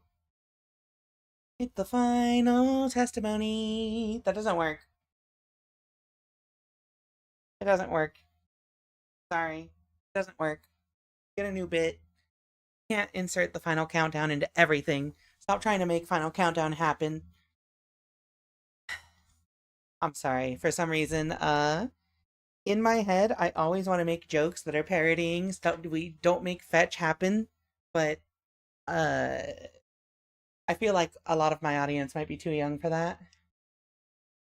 Might be too young to understand the reference. Okay. Actual crime scene testimony. When I arrived, I found Mr. Marshall's body impaled on that suit of armor sword. Emma and Dark were lying unconscious on the floor nearby.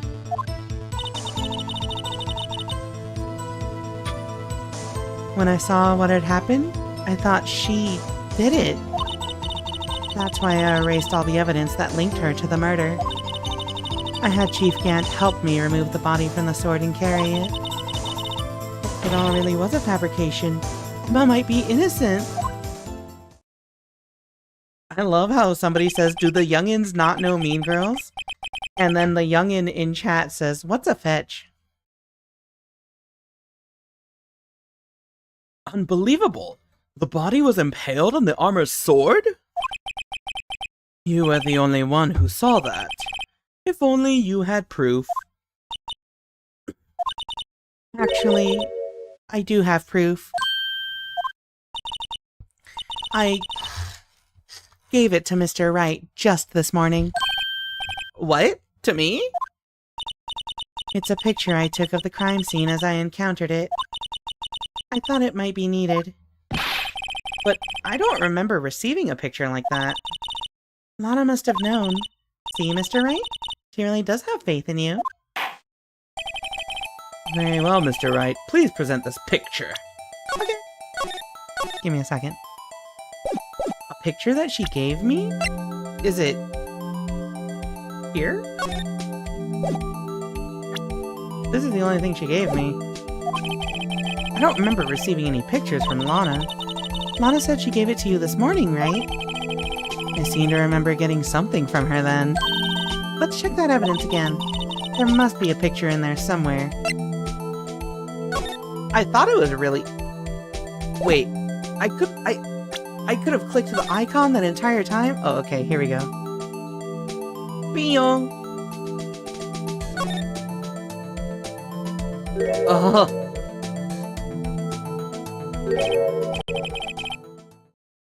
Hey, there's a picture here.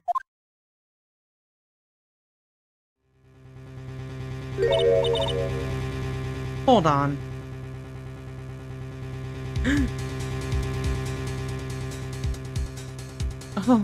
Oh my. This is the actual crime scene.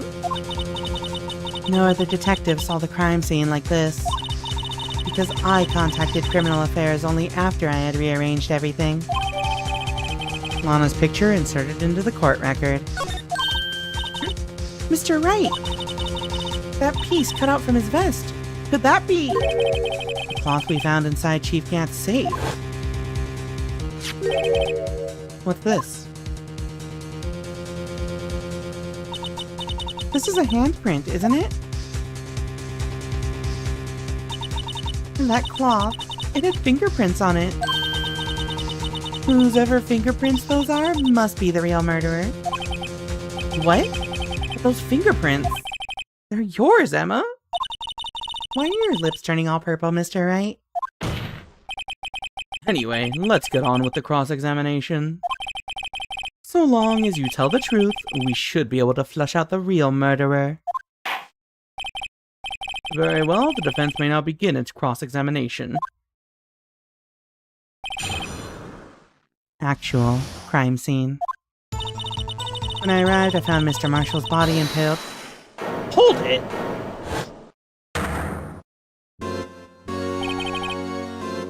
Come now, Uji. This is the poorest excuse for a trial I've ever seen. Chief Gant. What, now you want to make me out as the bad guy too? If so, I'd like to put in a word or two in my defense. Objection! Objection. I'm afraid it's too late for that. What? You already declined to testify. That means you forfeited your right to make statements of any sort. This must be that risk we were talking about earlier. Just sit back, relax, and enjoy the sound of the noose tightening around your own neck.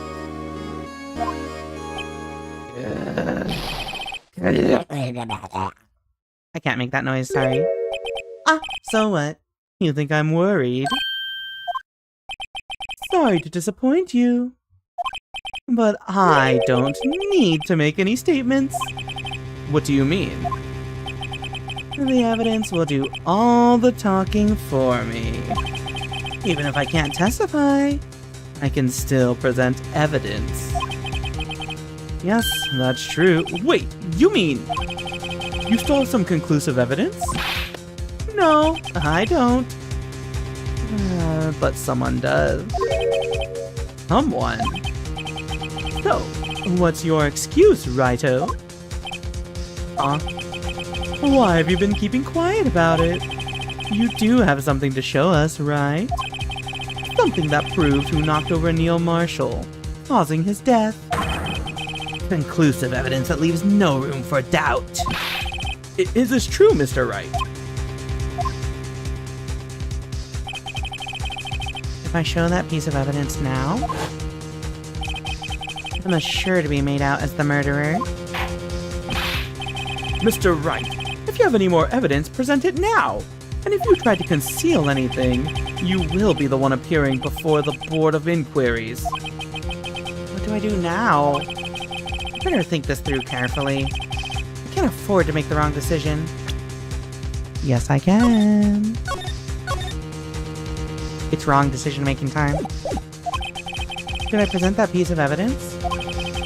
The one that shows who really killed Prosecutor Marshall? Yes? Because you know what happens? He's a teenager. It was self-defense. And more importantly, Gant no longer has the ability to hold this blackmail over y'all. And we proved that he forged evidence a lot. We're showing it.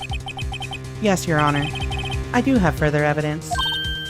Alright, the time's finally come to show it to them. Those prints have got to be the Chief's.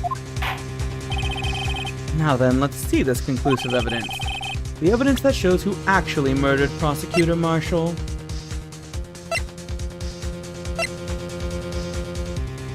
Sorry. Take that! Take that. It's a piece of leather cloth? Yes. It most likely was cut from the victim's vest, near his chest. What's this? There's a big handprint on it. Surely it must have been left on the cloth by whoever shoved the victim into the sword. What? Whose fingerprints are on this? I'm sure Raito has checked, haven't you? Well, whose are they?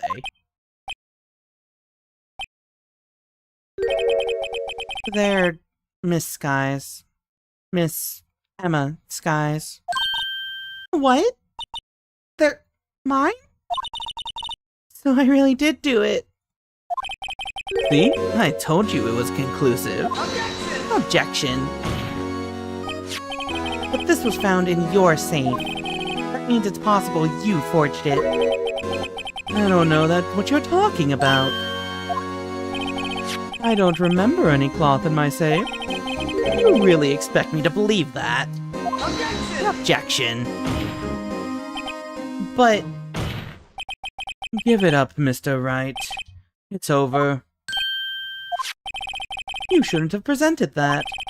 By presenting that evidence, you tied Emma Sky to Neil Marshall's death. no. It appears we have our killer. No! Was that actually the wrong choice? No! Everything hinged on that point. Oh, fuck. In the end, Lana alone was found guilty on all accounts. What? Why was Lana found guilty?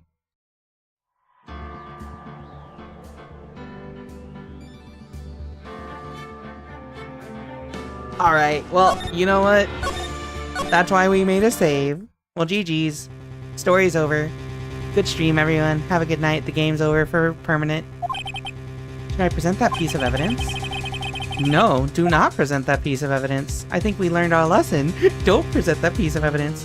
Which means Lana committed the modern murder? Ah, I see.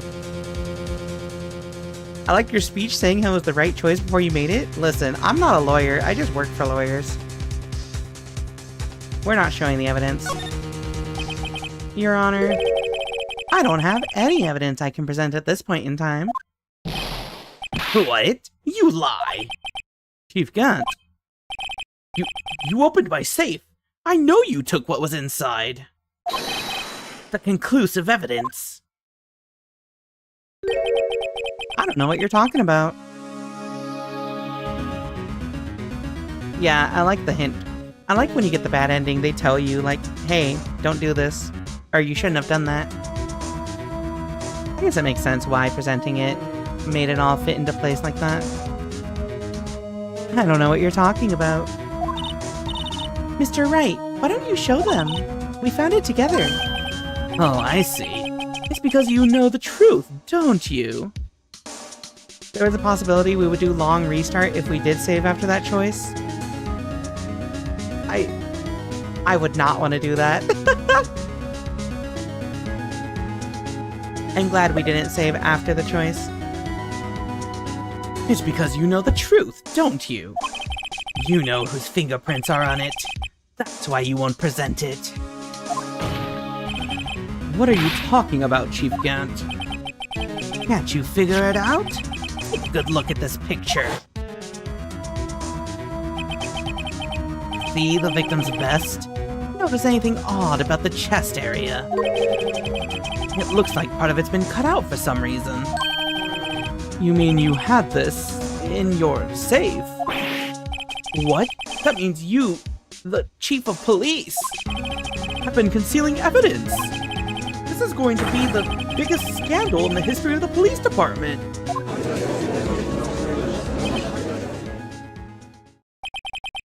Impressive. To be honest, I didn't think you had the gall, Raito. Well, I can't just let you pin me up as the murderer. I'll tell you what really happened. What? You mean you admit to it? Now he can't say I didn't have it in there? Oh, you know what? That makes sense, yeah. I was the first person to arrive at the crime scene that day. Hold on, I have to address this. I would let Wright pin me up. That boy is not pinning anyone up. That boy is struggling to bench 60 at best. Well, no, that's a lie. I could say he would struggle to bench 60. That boy has noodle arms. It then occurred to me that I could use the situation to control Lana. So you really were manipulating her? I knew Lana. If I made it look like the blame lay with her sister, that when she saw the scene, she would ask me for my aid.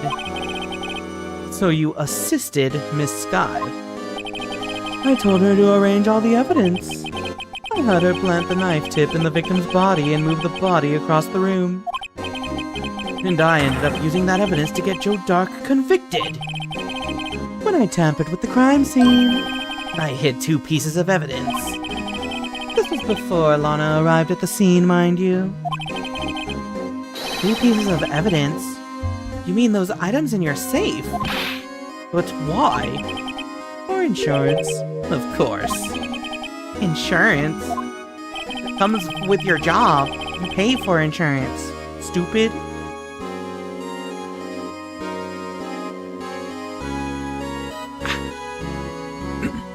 I was sure my plan would work, but it's always best to be prepared for the worst. I wasn't about to let anyone blame me for a murder that girl committed. You mean you were calculating that far ahead while forging the evidence? What do you take me for? A fool? I didn't make police chief by dumb luck. See this jar fragment? I hit the most legible part of Emma's name. I didn't expect Lana to go and wipe the blood off all the pieces. Objection! What if you fabricated all the evidence? What's to say you didn't fabricate the message on this jar, too?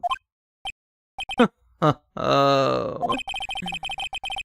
Some people just don't know when to quit, do they? That's why I kept one more item for insurance. You mean that piece of cloth? Come on, Raito. Cop it up already. I know you have it. What are you waiting for, Mr. Wright? So you admit to it then, Chief Gant? That you were hiding the cloth you cut off the victim's vest in your safe. Yes, I admit it. I didn't want to have to do that being chief and all.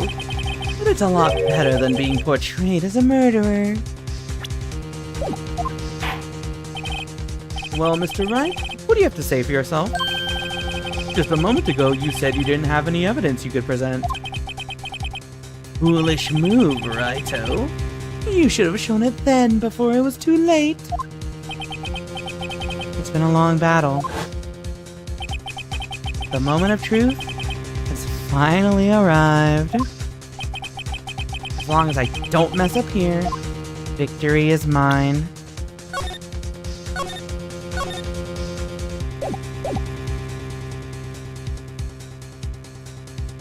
Got like half an hour to an hour left? Yeah, that's what I'm thinking.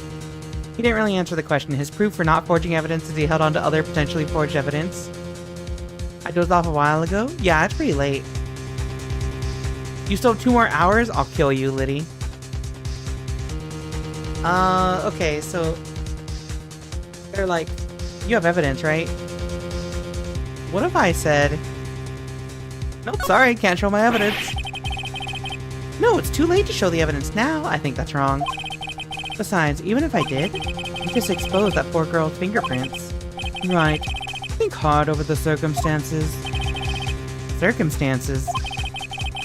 I'm talking about then and now. I just wanted to see what he would say. There's one major difference between the two. Weren't you waiting for that difference? So... Edward's figured out my plan. That's so funny. Mr. Wright, this is your only chance. I do have evidence to present now, Your Honor. Alright then, let's see this conclusive evidence. The evidence that shows who actually murdered Prosecutor Marshall. Okay. Here you go. Let me verify this once more. On the day of the crime, you personally cut out this piece of the victim's vest? Oh yes. At last you finally brought it out into the open. There's a handprint on this piece of cloth. Your Honor, the prosecution requests that be immediately sent to the lab for analysis. This handprint on the leather. There must have been a strong impact for it to be left so clearly. You mean... It could not have been forged. It must be authentic, conclusive evidence. Oh. You're as slow on the uptake as ever, Worthy. What? Think about it. Rido had all this time to present this evidence. Yet he was reluctant to do so. Why would that be? You mean you already know?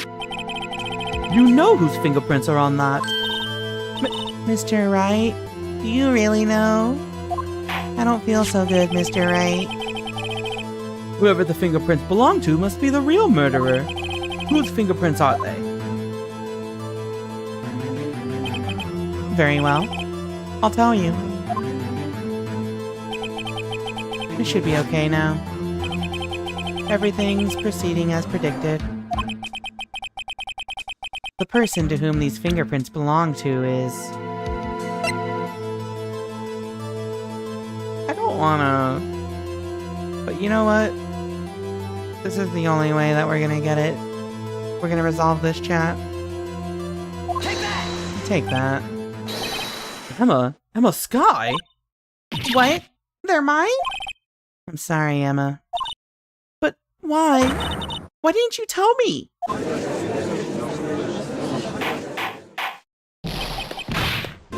Oh, oh.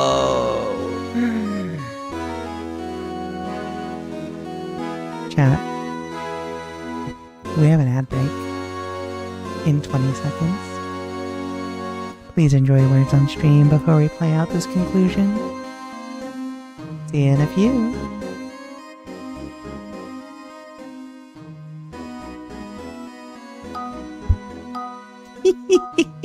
Ah!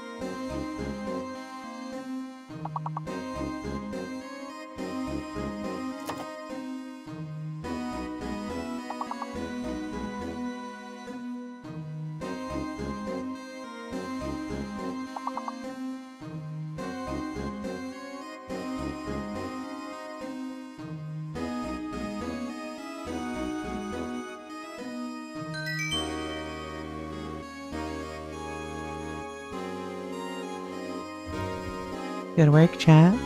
Good work. Just in time for the ad break. No. Let's actually end this. Even though Liddy said we have another 2 hours. It's time! Let me just get a drink of water real quick. My bet for saying this is probably 1 hour about 2 hours ago. I took a drink right now. You cannot, if you redeem it, I'm counting it. Just go ahead and redeem it, Hug and Bug. Do it. Do it.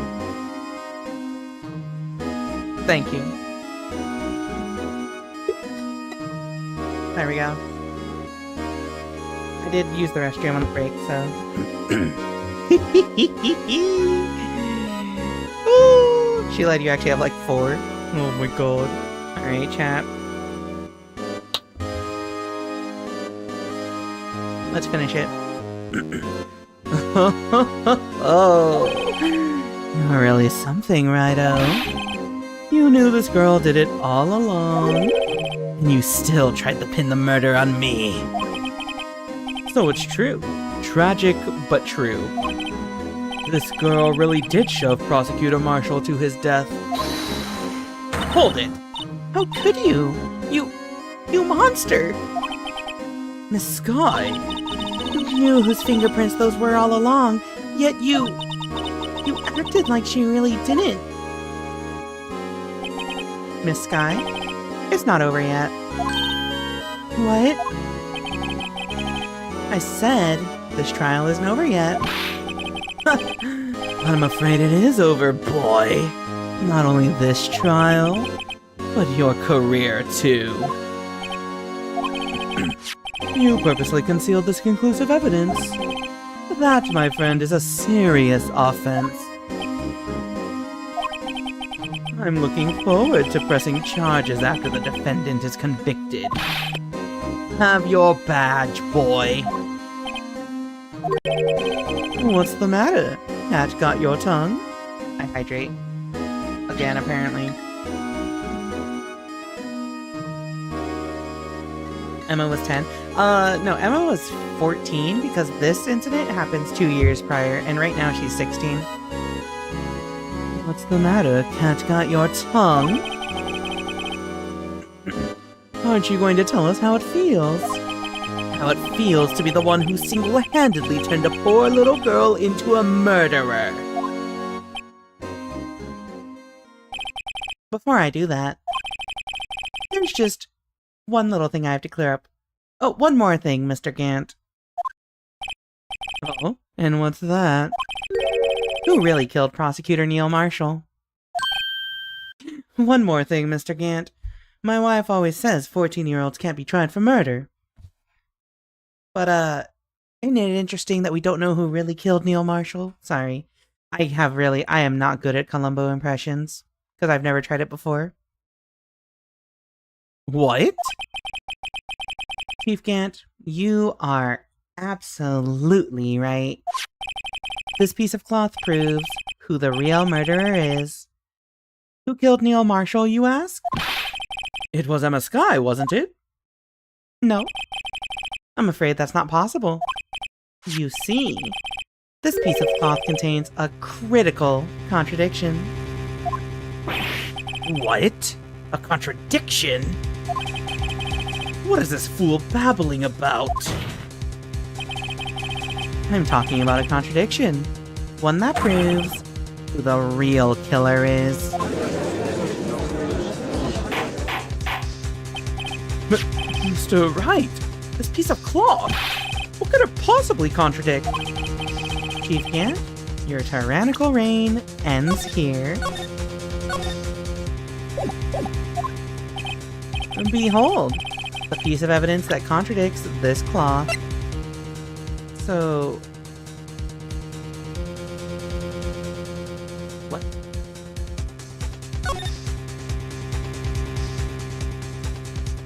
So... Emma's fingerprints were here.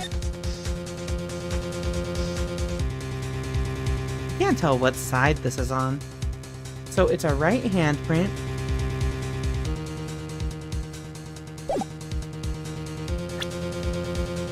Evidence for something, but what? So if it's supposed to be this, then it's a square piece. It's Phoenix in this case is quite smart. Oh, okay, it's a square piece. It doesn't quite match this cut, but like whatever, we're gonna overlook that. Red velvet pudding. Look closely. I want to zoom in.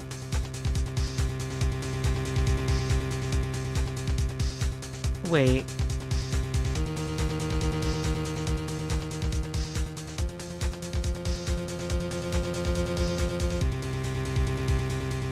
Huh? The proof is in the pudding. So, like... it makes a lot more sense when you consider what Gant said he did. Oh, yeah.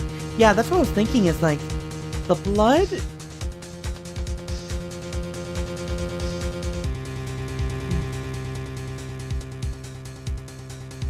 Yeah. Yeah. Because, like... I already know what it is, I'm just having trouble articulating it. The implication is that he ripped off that piece that had Emma's handprint when he found that, like this, because it was going to be incriminating, but the blood here would not be here if it wasn't ripped off already. Yeah. Good. Take that. And what exactly is this supposed to be? This is the picture Miss Sky took. Take a good look at it. Sorry, it's like 2:43, so my articulation is low. We're almost done, though. See where the piece of his vest was cut out? Yes, his shirt is showing underneath. It's hard to make out with all the blood on his vest, though. Exactly my point. His chest is soaked with blood. That's only natural. His lungs, no doubt, were punctured. Blood poured out of his mouth. Oh, but that piece of cloth. Are we not actually almost done? If we're not actually almost done, I probably should stop the stream soon then. And just make it wait till next week. Oh, but that piece of cloth. Wait. There's no blood on it. Since Emma Sky's fingerprints are on this cloth, there's no doubt that she shoved the prosecutor aside. However, Mr. Marshall was not impaled on the sword at that time. No, this is nonsense! Now then, Chief Gant, let me ask you something. Prosecutor Marshall was not impaled when he was shoved aside. He most likely hit his head on the ground and was knocked out. If so, then tell me, who would it have been? Only 5 more hours? No! One black and white war documentary? No! Who could have arrived at the scene before Miss Lana Sky? Picked up the unconscious prosecutor and impaled him on the armor's sword? Then, to make it look like Emma was responsible for the prosecutor's death, that person proceeded to write her name on the jar with the victim's blood. jar that they then broke on purpose to leave behind a clue. And make Lana believe her sister did it. Remember what you admitted only moments ago? And that you personally cut out this bloodless piece of the victim's vest. Ironic, isn't it?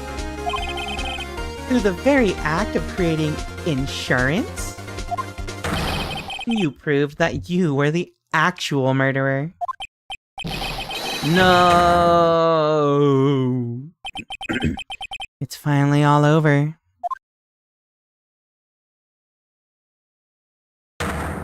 Objection.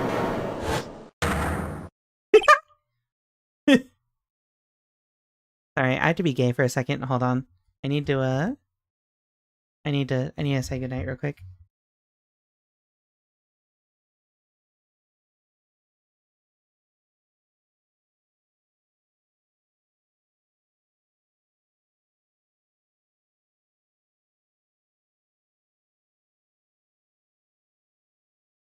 Sorry, it's tradition, chat.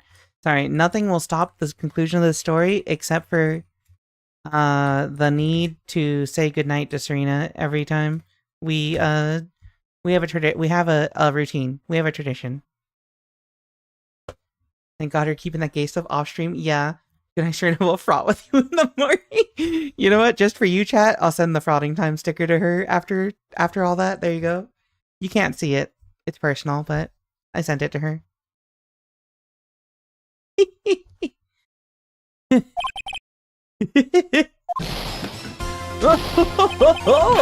That was close, Rido. You almost had me. Sorry, but you'll have to do better than that. I refute your allegations. What do you mean you refute his allegations? You see, that piece of cloth is illegal evidence. It's illegal evidence? Order! Order! What nonsense is this? Illegal evidence cannot be used to convict a suspect. Remember, Uchi? Earlier, old Rido here concealed that piece of cloth. So then, what's your excuse, Raito? You do have some conclusive evidence, don't you? Your Honor, I don't have any evidence I can present at this point in time. Well, that's true. The defense did refuse to present evidence. At that moment, that piece of cloth ceased to be legal evidence. That's not fair. Did you actually think you could best me in court? It looks like the last laugh's on you, son.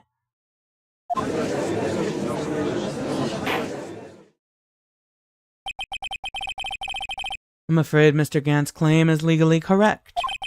Well, Mr. Edgeworth? True.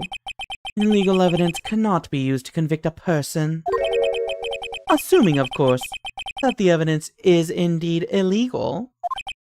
Well, Mr. Wright? It seems at last. Time for me to reveal my plan has finally arrived. Mr. Wright, do you admit to it? That you purposefully and illegally concealed this piece of cloth? No.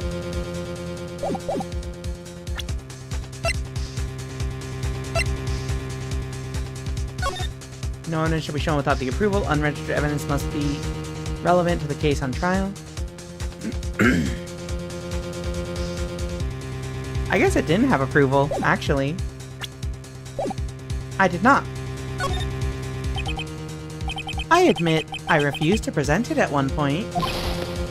Haha! So the evidence is illegal. Objection. No, it isn't, Mr. Gant. Huh? It's not that I didn't present evidence then. It's that I couldn't. What do you mean you couldn't? There are certain procedures involved in presenting evidence. No, Uchi, don't listen to his lies! He's nothing but a coward! You can't really believe— Objection! There is only one issue left to be resolved in this trial. Is this evidence legal or not? Very well, let us settle this once and for all. Earlier you refused to present evidence. If you can prove your conduct was not in violation of the law, then do so now. Okay, Take that! take that. I'm literally gonna throw the book at you. This is my proof, Your Honor. Evidence law. What's this? I've done my homework too, Chief. Indeed, Emma Sky's fingerprints were on this piece of cloth. However, at that point in time, this was merely a piece of cloth. Nothing more. What? You see, it's written right here in this book. The second rule of evidence law. Rule 1. No evidence shall be shown without the approval of the police department. I found this piece of evidence myself, inside your safe. It goes without saying, I did not have approval from the police department. Rule 2. Unregistered evidence presented must be relevant to the case on trial. And, here's the crux of the matter. You see, at the time it was impossible for me to prove the relevance between the cloth and the SL9 incident. What? What kind of nonsense is this? You want a relevancy? Just take one look at this picture and... Objection. Sorry, but can you recall when was that picture presented? That was shown only a few moments ago. No. He's right. At the beginning of today's trial, that piece of cloth was still meaningless. The person who gave it value as evidence was, you, Damon Gant. You yourself confessed to a certain truth. Let me verify this once more. On the day of the crime?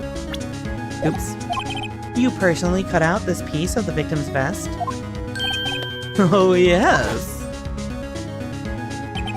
No. It was then that you approved this cloth as conclusive evidence. Yes, you, the chief of police, personally approved this cloth. The only person who could have cut this from the victim's vest is the one who stood before Prosecutor Marshall in his final moments. In other words, the real murderer. And there's only one person who that could be. Damon Gant, the killer was you.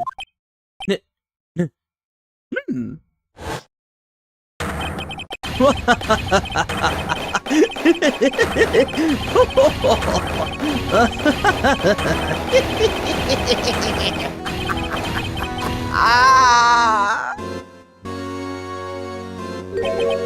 knew I should have gotten rid of him. Good-for-nothing scum. For 2 years, he's been snooping around the department trying to get something on me.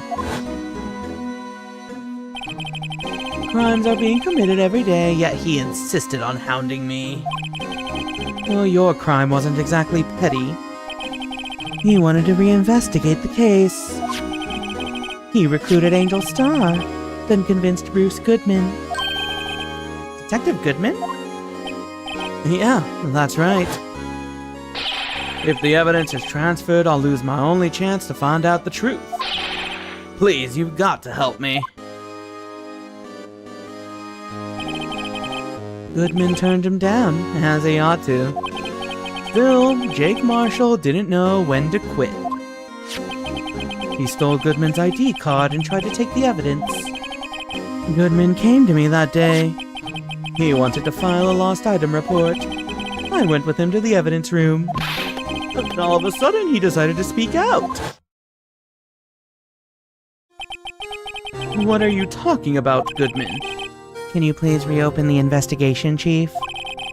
We can't transfer the evidence out. There are too many questions left unanswered.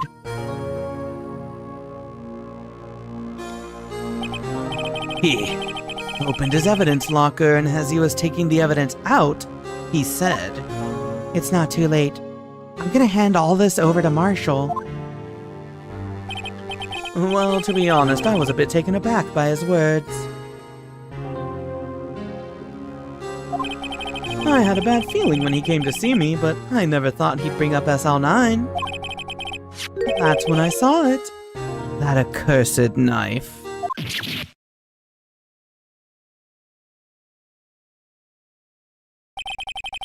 I couldn't just pull it out. Doing so would have only led to more blood, making it near impossible to hide your crime. Even so, the blood was just pouring out. I didn't know who might stumble in, so I hurried to wipe it up. I was worrying so much about the floor, I didn't realize my fatal mistake. The bloody handprint on Detective Gumshoe's locker. I used to be known as the crime computer. Oops. But everyone has to start somewhere, I guess. I was too nervous. I had no business doing any of it. He is a good man. He's a good man. His profile says so. Then you put the body in my car. I'm sorry, I couldn't think of any other way to move the body. I broke your trunk, but what's the big deal? You make a lot more than us detectives ever will. Hey, one sec. I think I heard a knock on my door. I might be being too loud.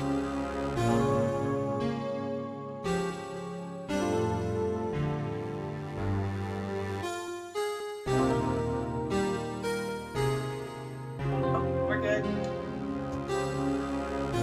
Why is my VTuber model twitch when I walk away? Kinda got blood all over the upholstery. That's not easy to clean. Exactly. Grr. Leaving the prosecution's car aside, how? How could you get Miss Sky involved in all of this? Well, she had as much to lose as I did if the truth came out. So you took the evidence from Detective Goodman's locker. I felt bad for having to do it. I also didn't have the time to pick and choose what to take. So you left the jar fragments and the glove. Yeah. It looks like I was better off being an investigator of crime than a committer.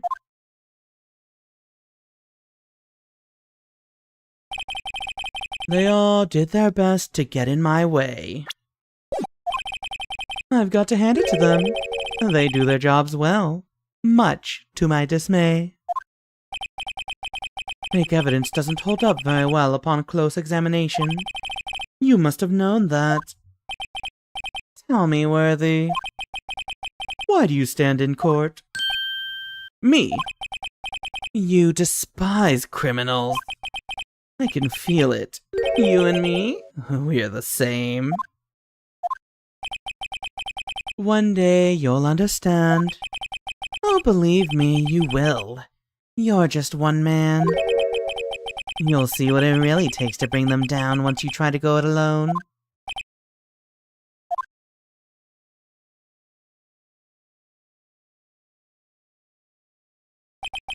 Well, looks like it's time to say goodbye.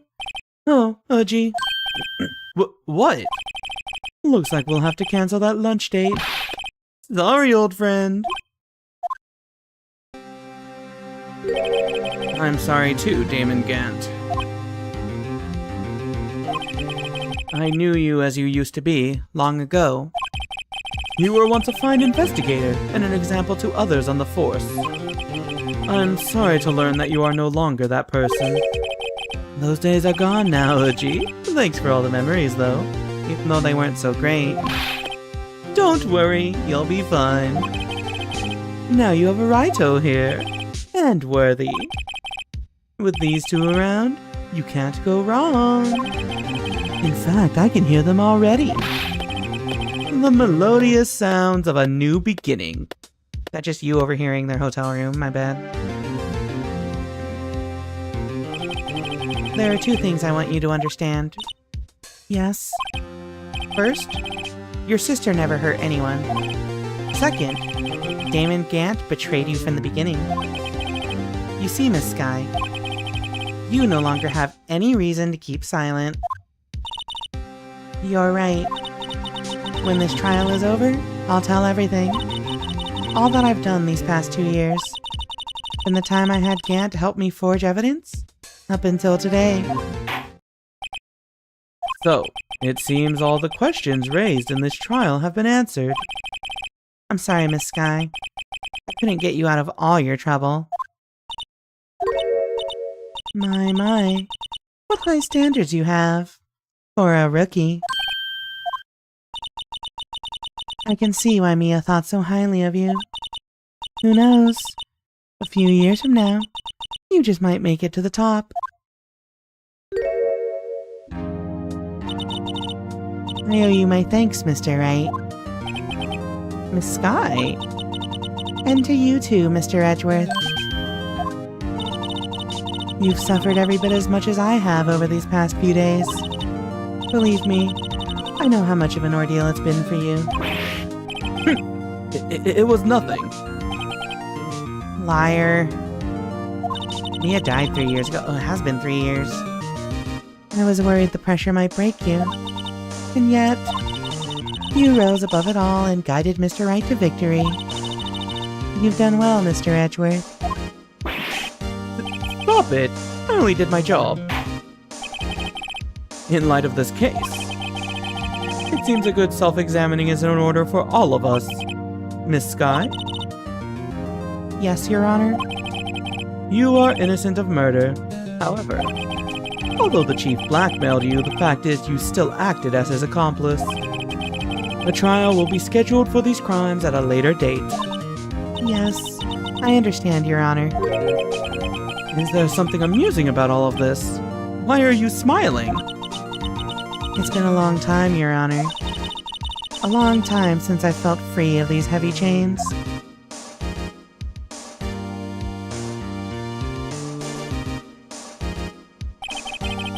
Well, this trial has gone on far too long already. Regarding the charge of murder, this court finds the defendant, Miss Lana Sky, Not guilty.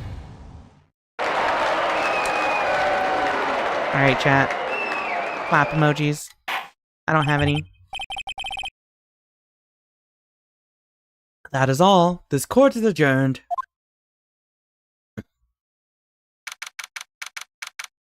February 25th, 5:03 p.m. District Court, Defendant Lobby Number 2. At long last, it's finally over. Emma?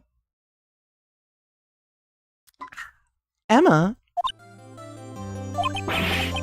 Why the long face?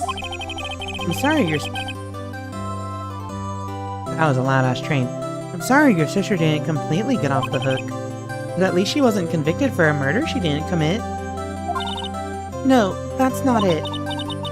Just now, after the trial ended? I can see why Mia Fey thought so highly of you. I owe you my thanks, Mr. Wright. And to you too, Mr. Edgeworth. You've suffered every bit as much as I have over these past few days. You've done well.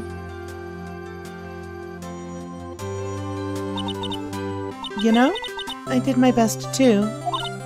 But Lana didn't say a single word to me. Hope I'm not interrupting anything, pals.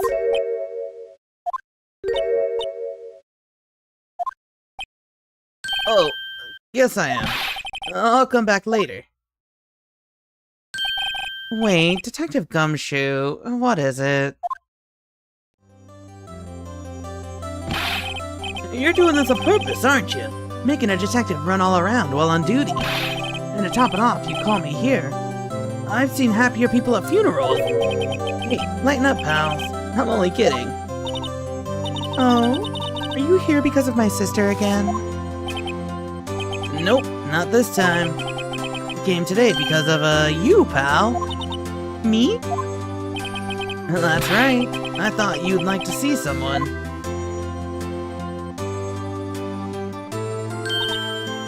Lana.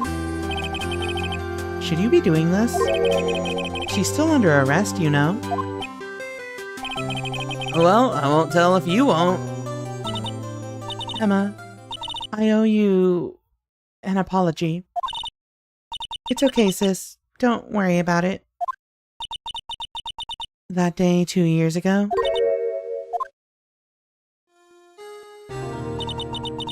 It was the first time in my life I ever panicked.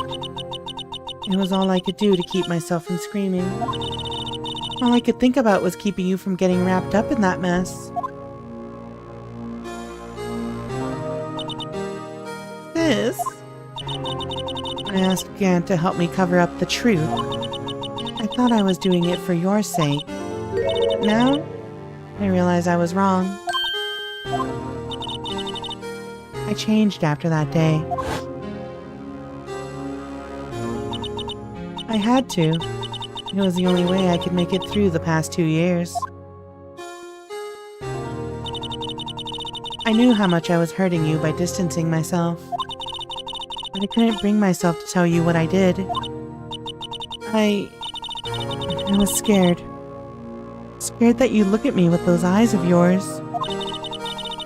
I was scared of how you'd react if you knew. But sis, you were only doing it for me. No. Huh? I turned my back on you that day, in hiding what I believed to be the truth. I was deceiving you.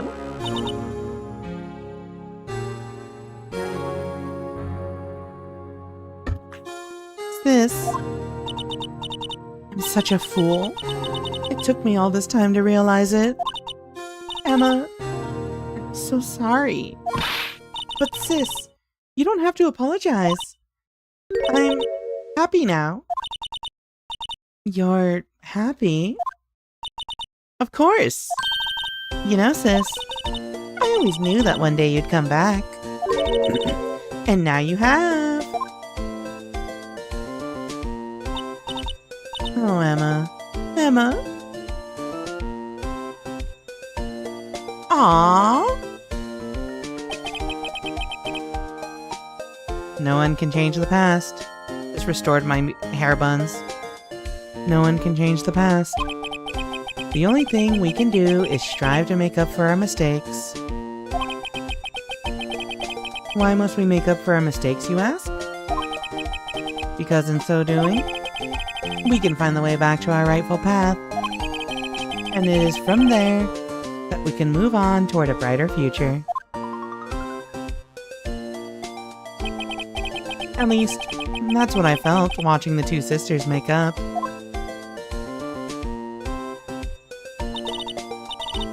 Some of my favorite fanfics are about Emma and Lana reuniting after Lana's jail sentence. Are you telling me Lana doesn't show up in, like, the future games where Emma is present?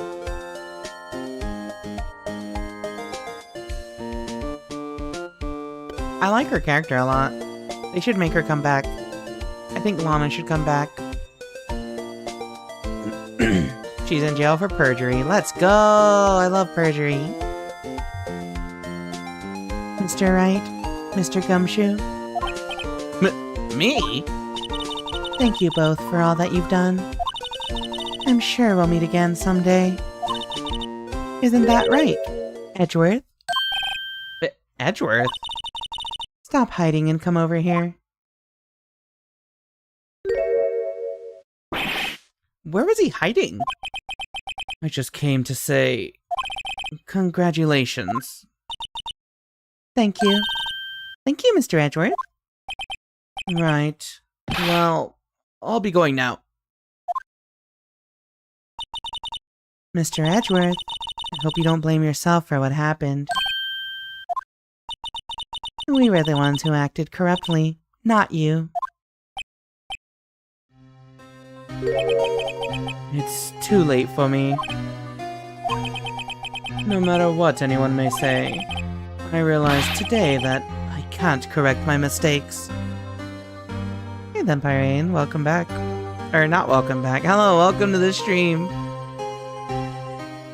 I realized today that I can't correct my mistakes. Mr. Edgeworth. Not only that, but I don't even trust myself anymore. Chief Gant was right. You despise criminals, and I can feel it. You and me, we're the same. One day you'll understand. Oh, believe me, you will. You're just one man. And you'll see what it really takes to bring them down once you try to go it alone. But I'm back. Guess who's back? Back again. I do despise criminals. I pledged to dedicate my entire life to fighting them. But in order to fight crime on my own, I'd need a weapon. It's scary, but I've known this to be true for quite some time now. But Edgeworth, Who knows? Given enough time, I might have tried to pull something like Chief Gant did. That thought terrifies me. That's why I can't continue on as a prosecutor. Edgeworth, don't you understand? Damon Gant and your mentor, Manfred von Karma, were both the best of the best when it came to fighting crime. But they both made the same mistake. You said in order to fight crime on my own, I'd need a weapon. That may be true, but think back to today's trial. You weren't alone. You were working together with Mr. Wright. And because of that partnership, you were able to present evidence that otherwise would have gone undiscovered. Isn't that right, Mr. Wright? Huh? What? Yeah. What is this, a pop quiz? Come on, Mr. Wright. Show him what Lana's talking about. Evidence, huh? Something that neither Edgeworth nor I would have been able to find out on our own.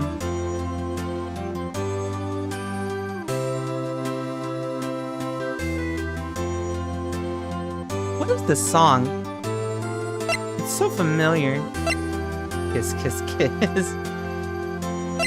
Something we wouldn't be able to find out on it. Oh, wait, yeah, this evidence list. Take that! Take that. That's the picture I drew. Our counterattack began with this. You had one half of the evidence list, and I had the other. Apart, we wouldn't have been able to completely restore Emma's picture. That didn't just happen by chance, Mr. Edgeworth. It's time for me to go. Mr. Edgeworth?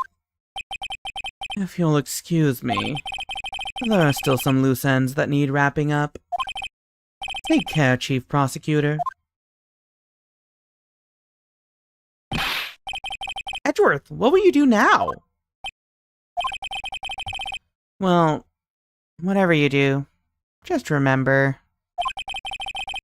You can let what happened kill the prosecutor. You can let what happened kill the prosecutor in you, or you can let it help you grow. In the end, it's up to you. I know. It seems I owe you my thanks too, right? But what I face now is my problem. Edgeworth, I'll be waiting for you. In court. Farewell.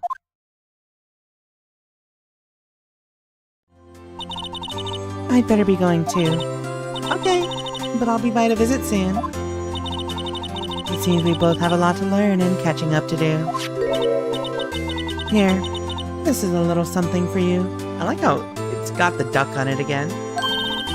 Scientific investigation. It's the first book I ever bought. Study it well. Thanks, sis. I will.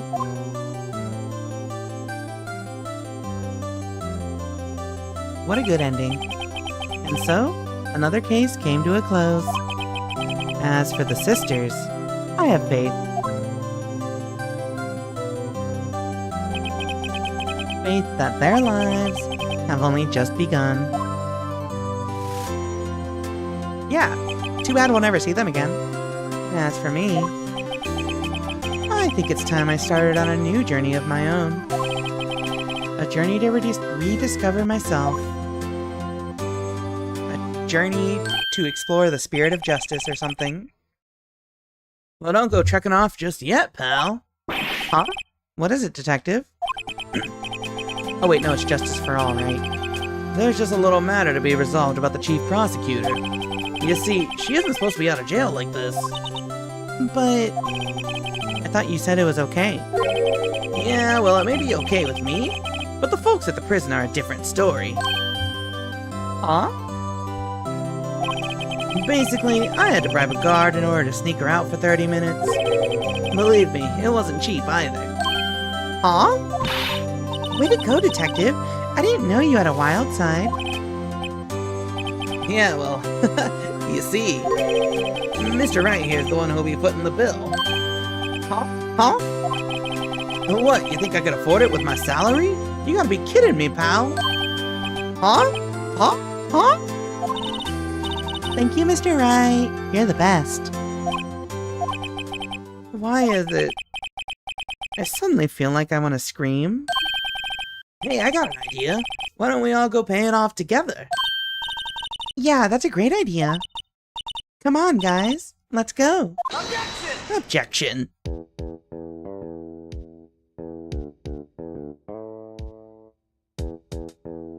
Chat.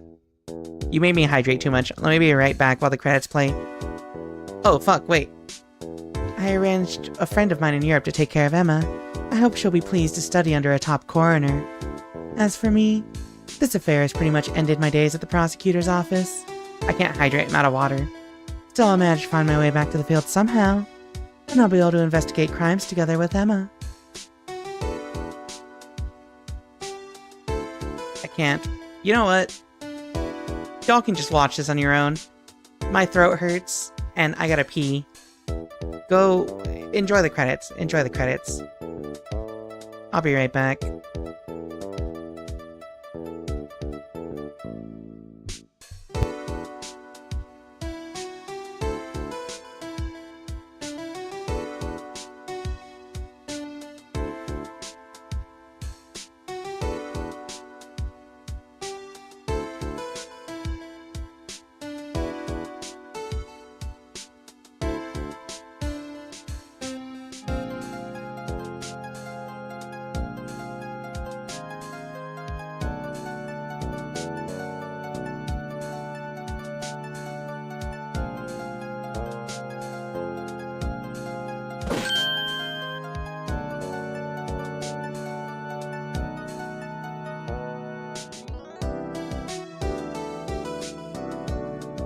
Rika says piss posse rise up Rika hee hee hee.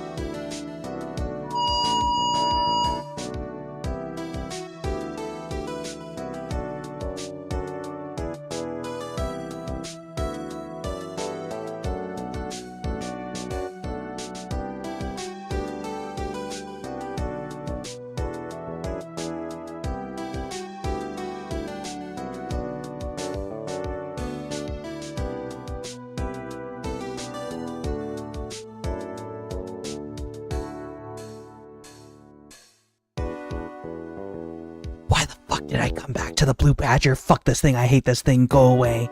Yes, please die.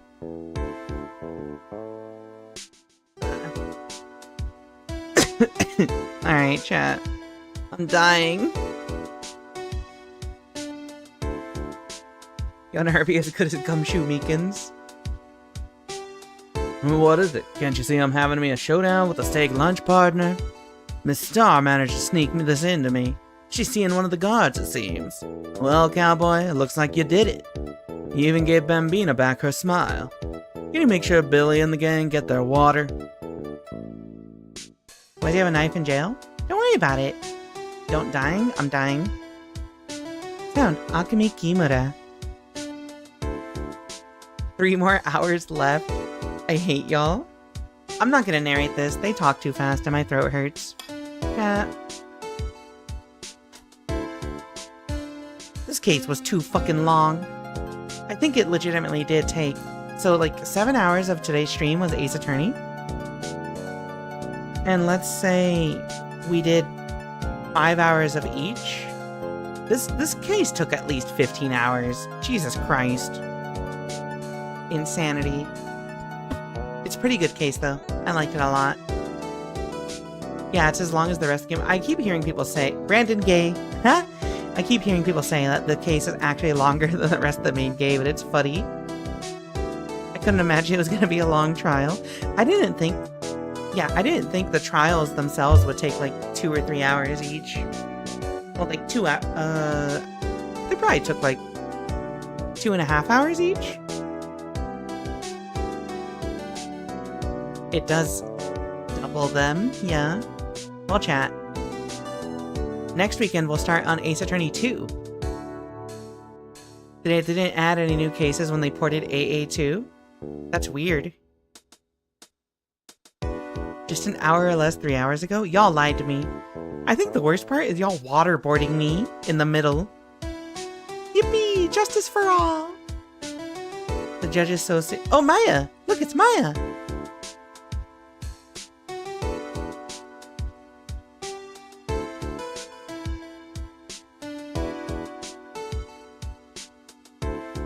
I like Emma better. Sorry. When is Investigations? Never. When it goes on sale. Those two are not comparable.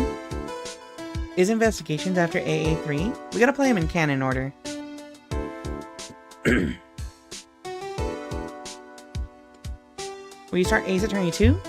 Yeah, next week. Next weekend. Saturday. I'm thinking of, I've been thinking about... Hold on, chat. Here's the thing. Oh, you should go back and play Great Ace Attorney? I don't know what those are. They don't exist.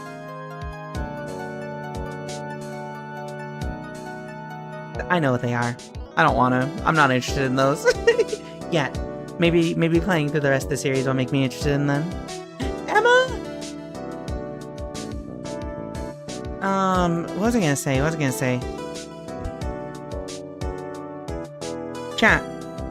Since y'all have been here for Ace Attorney pretty much from the beginning, I need to know. Should we move it to 2 days a week? Fridays be a second Ace Attorney day? Wait, what?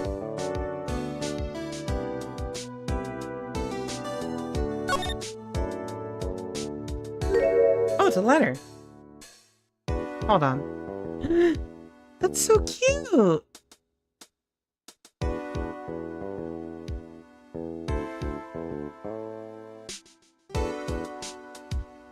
I love this picture so much.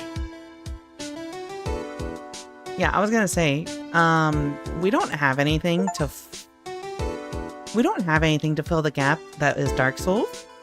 So what if we use Friday night for double Ace Attorney days, right? It means that if you're not able to tune in 2 days in a row, you might miss some stuff. But we will have the VODs. But also, it means we can get through the cases faster because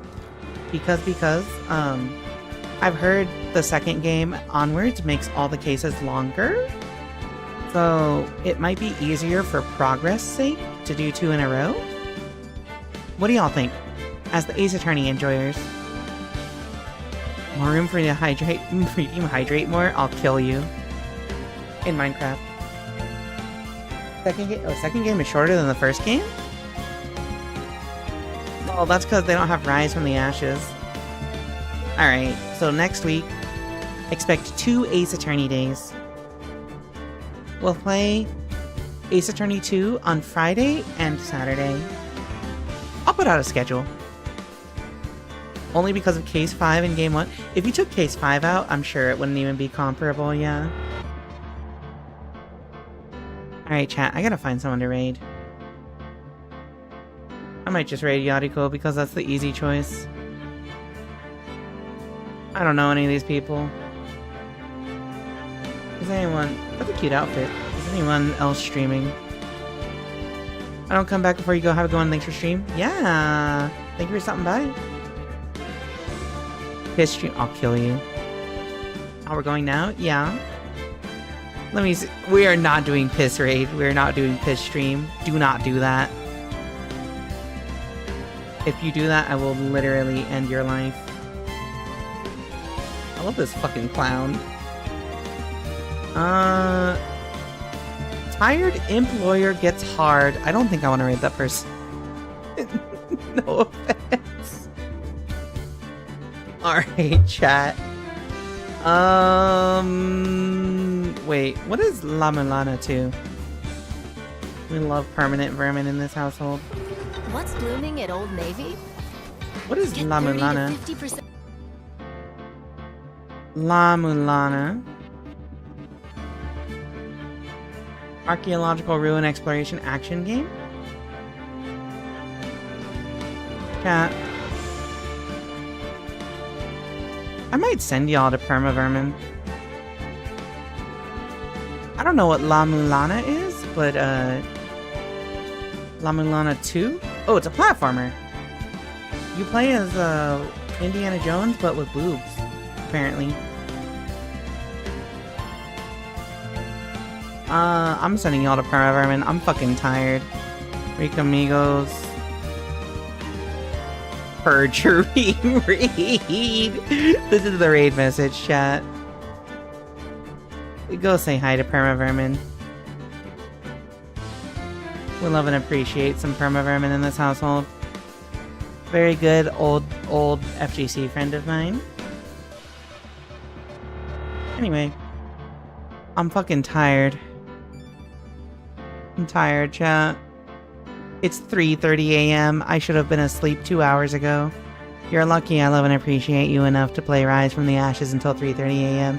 I can't believe this just ended up being just like VLR, where I stayed up until ungodly late hours to finish it. Jesus Christ. We gotta stop doing this. Whoever said 1 hour or less lied to me. Rude. Anyway. Let me give you the infinite mirrors, chat.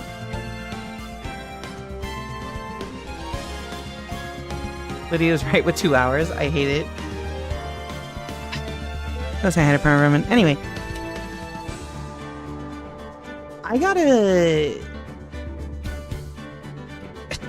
You're fine. I understand y'all just want to see me suffer. I get it. I love and appreciate you too. Anyway, look for the schedule tomorrow. I'll make it. I'll post it on Discord. If you're not in Discord, go join it. And, does this link still work? Yeah, it does. Have a good night. Say hi to Permavermin. Bye!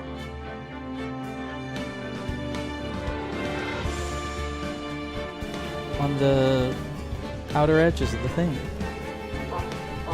Oh my gosh. No.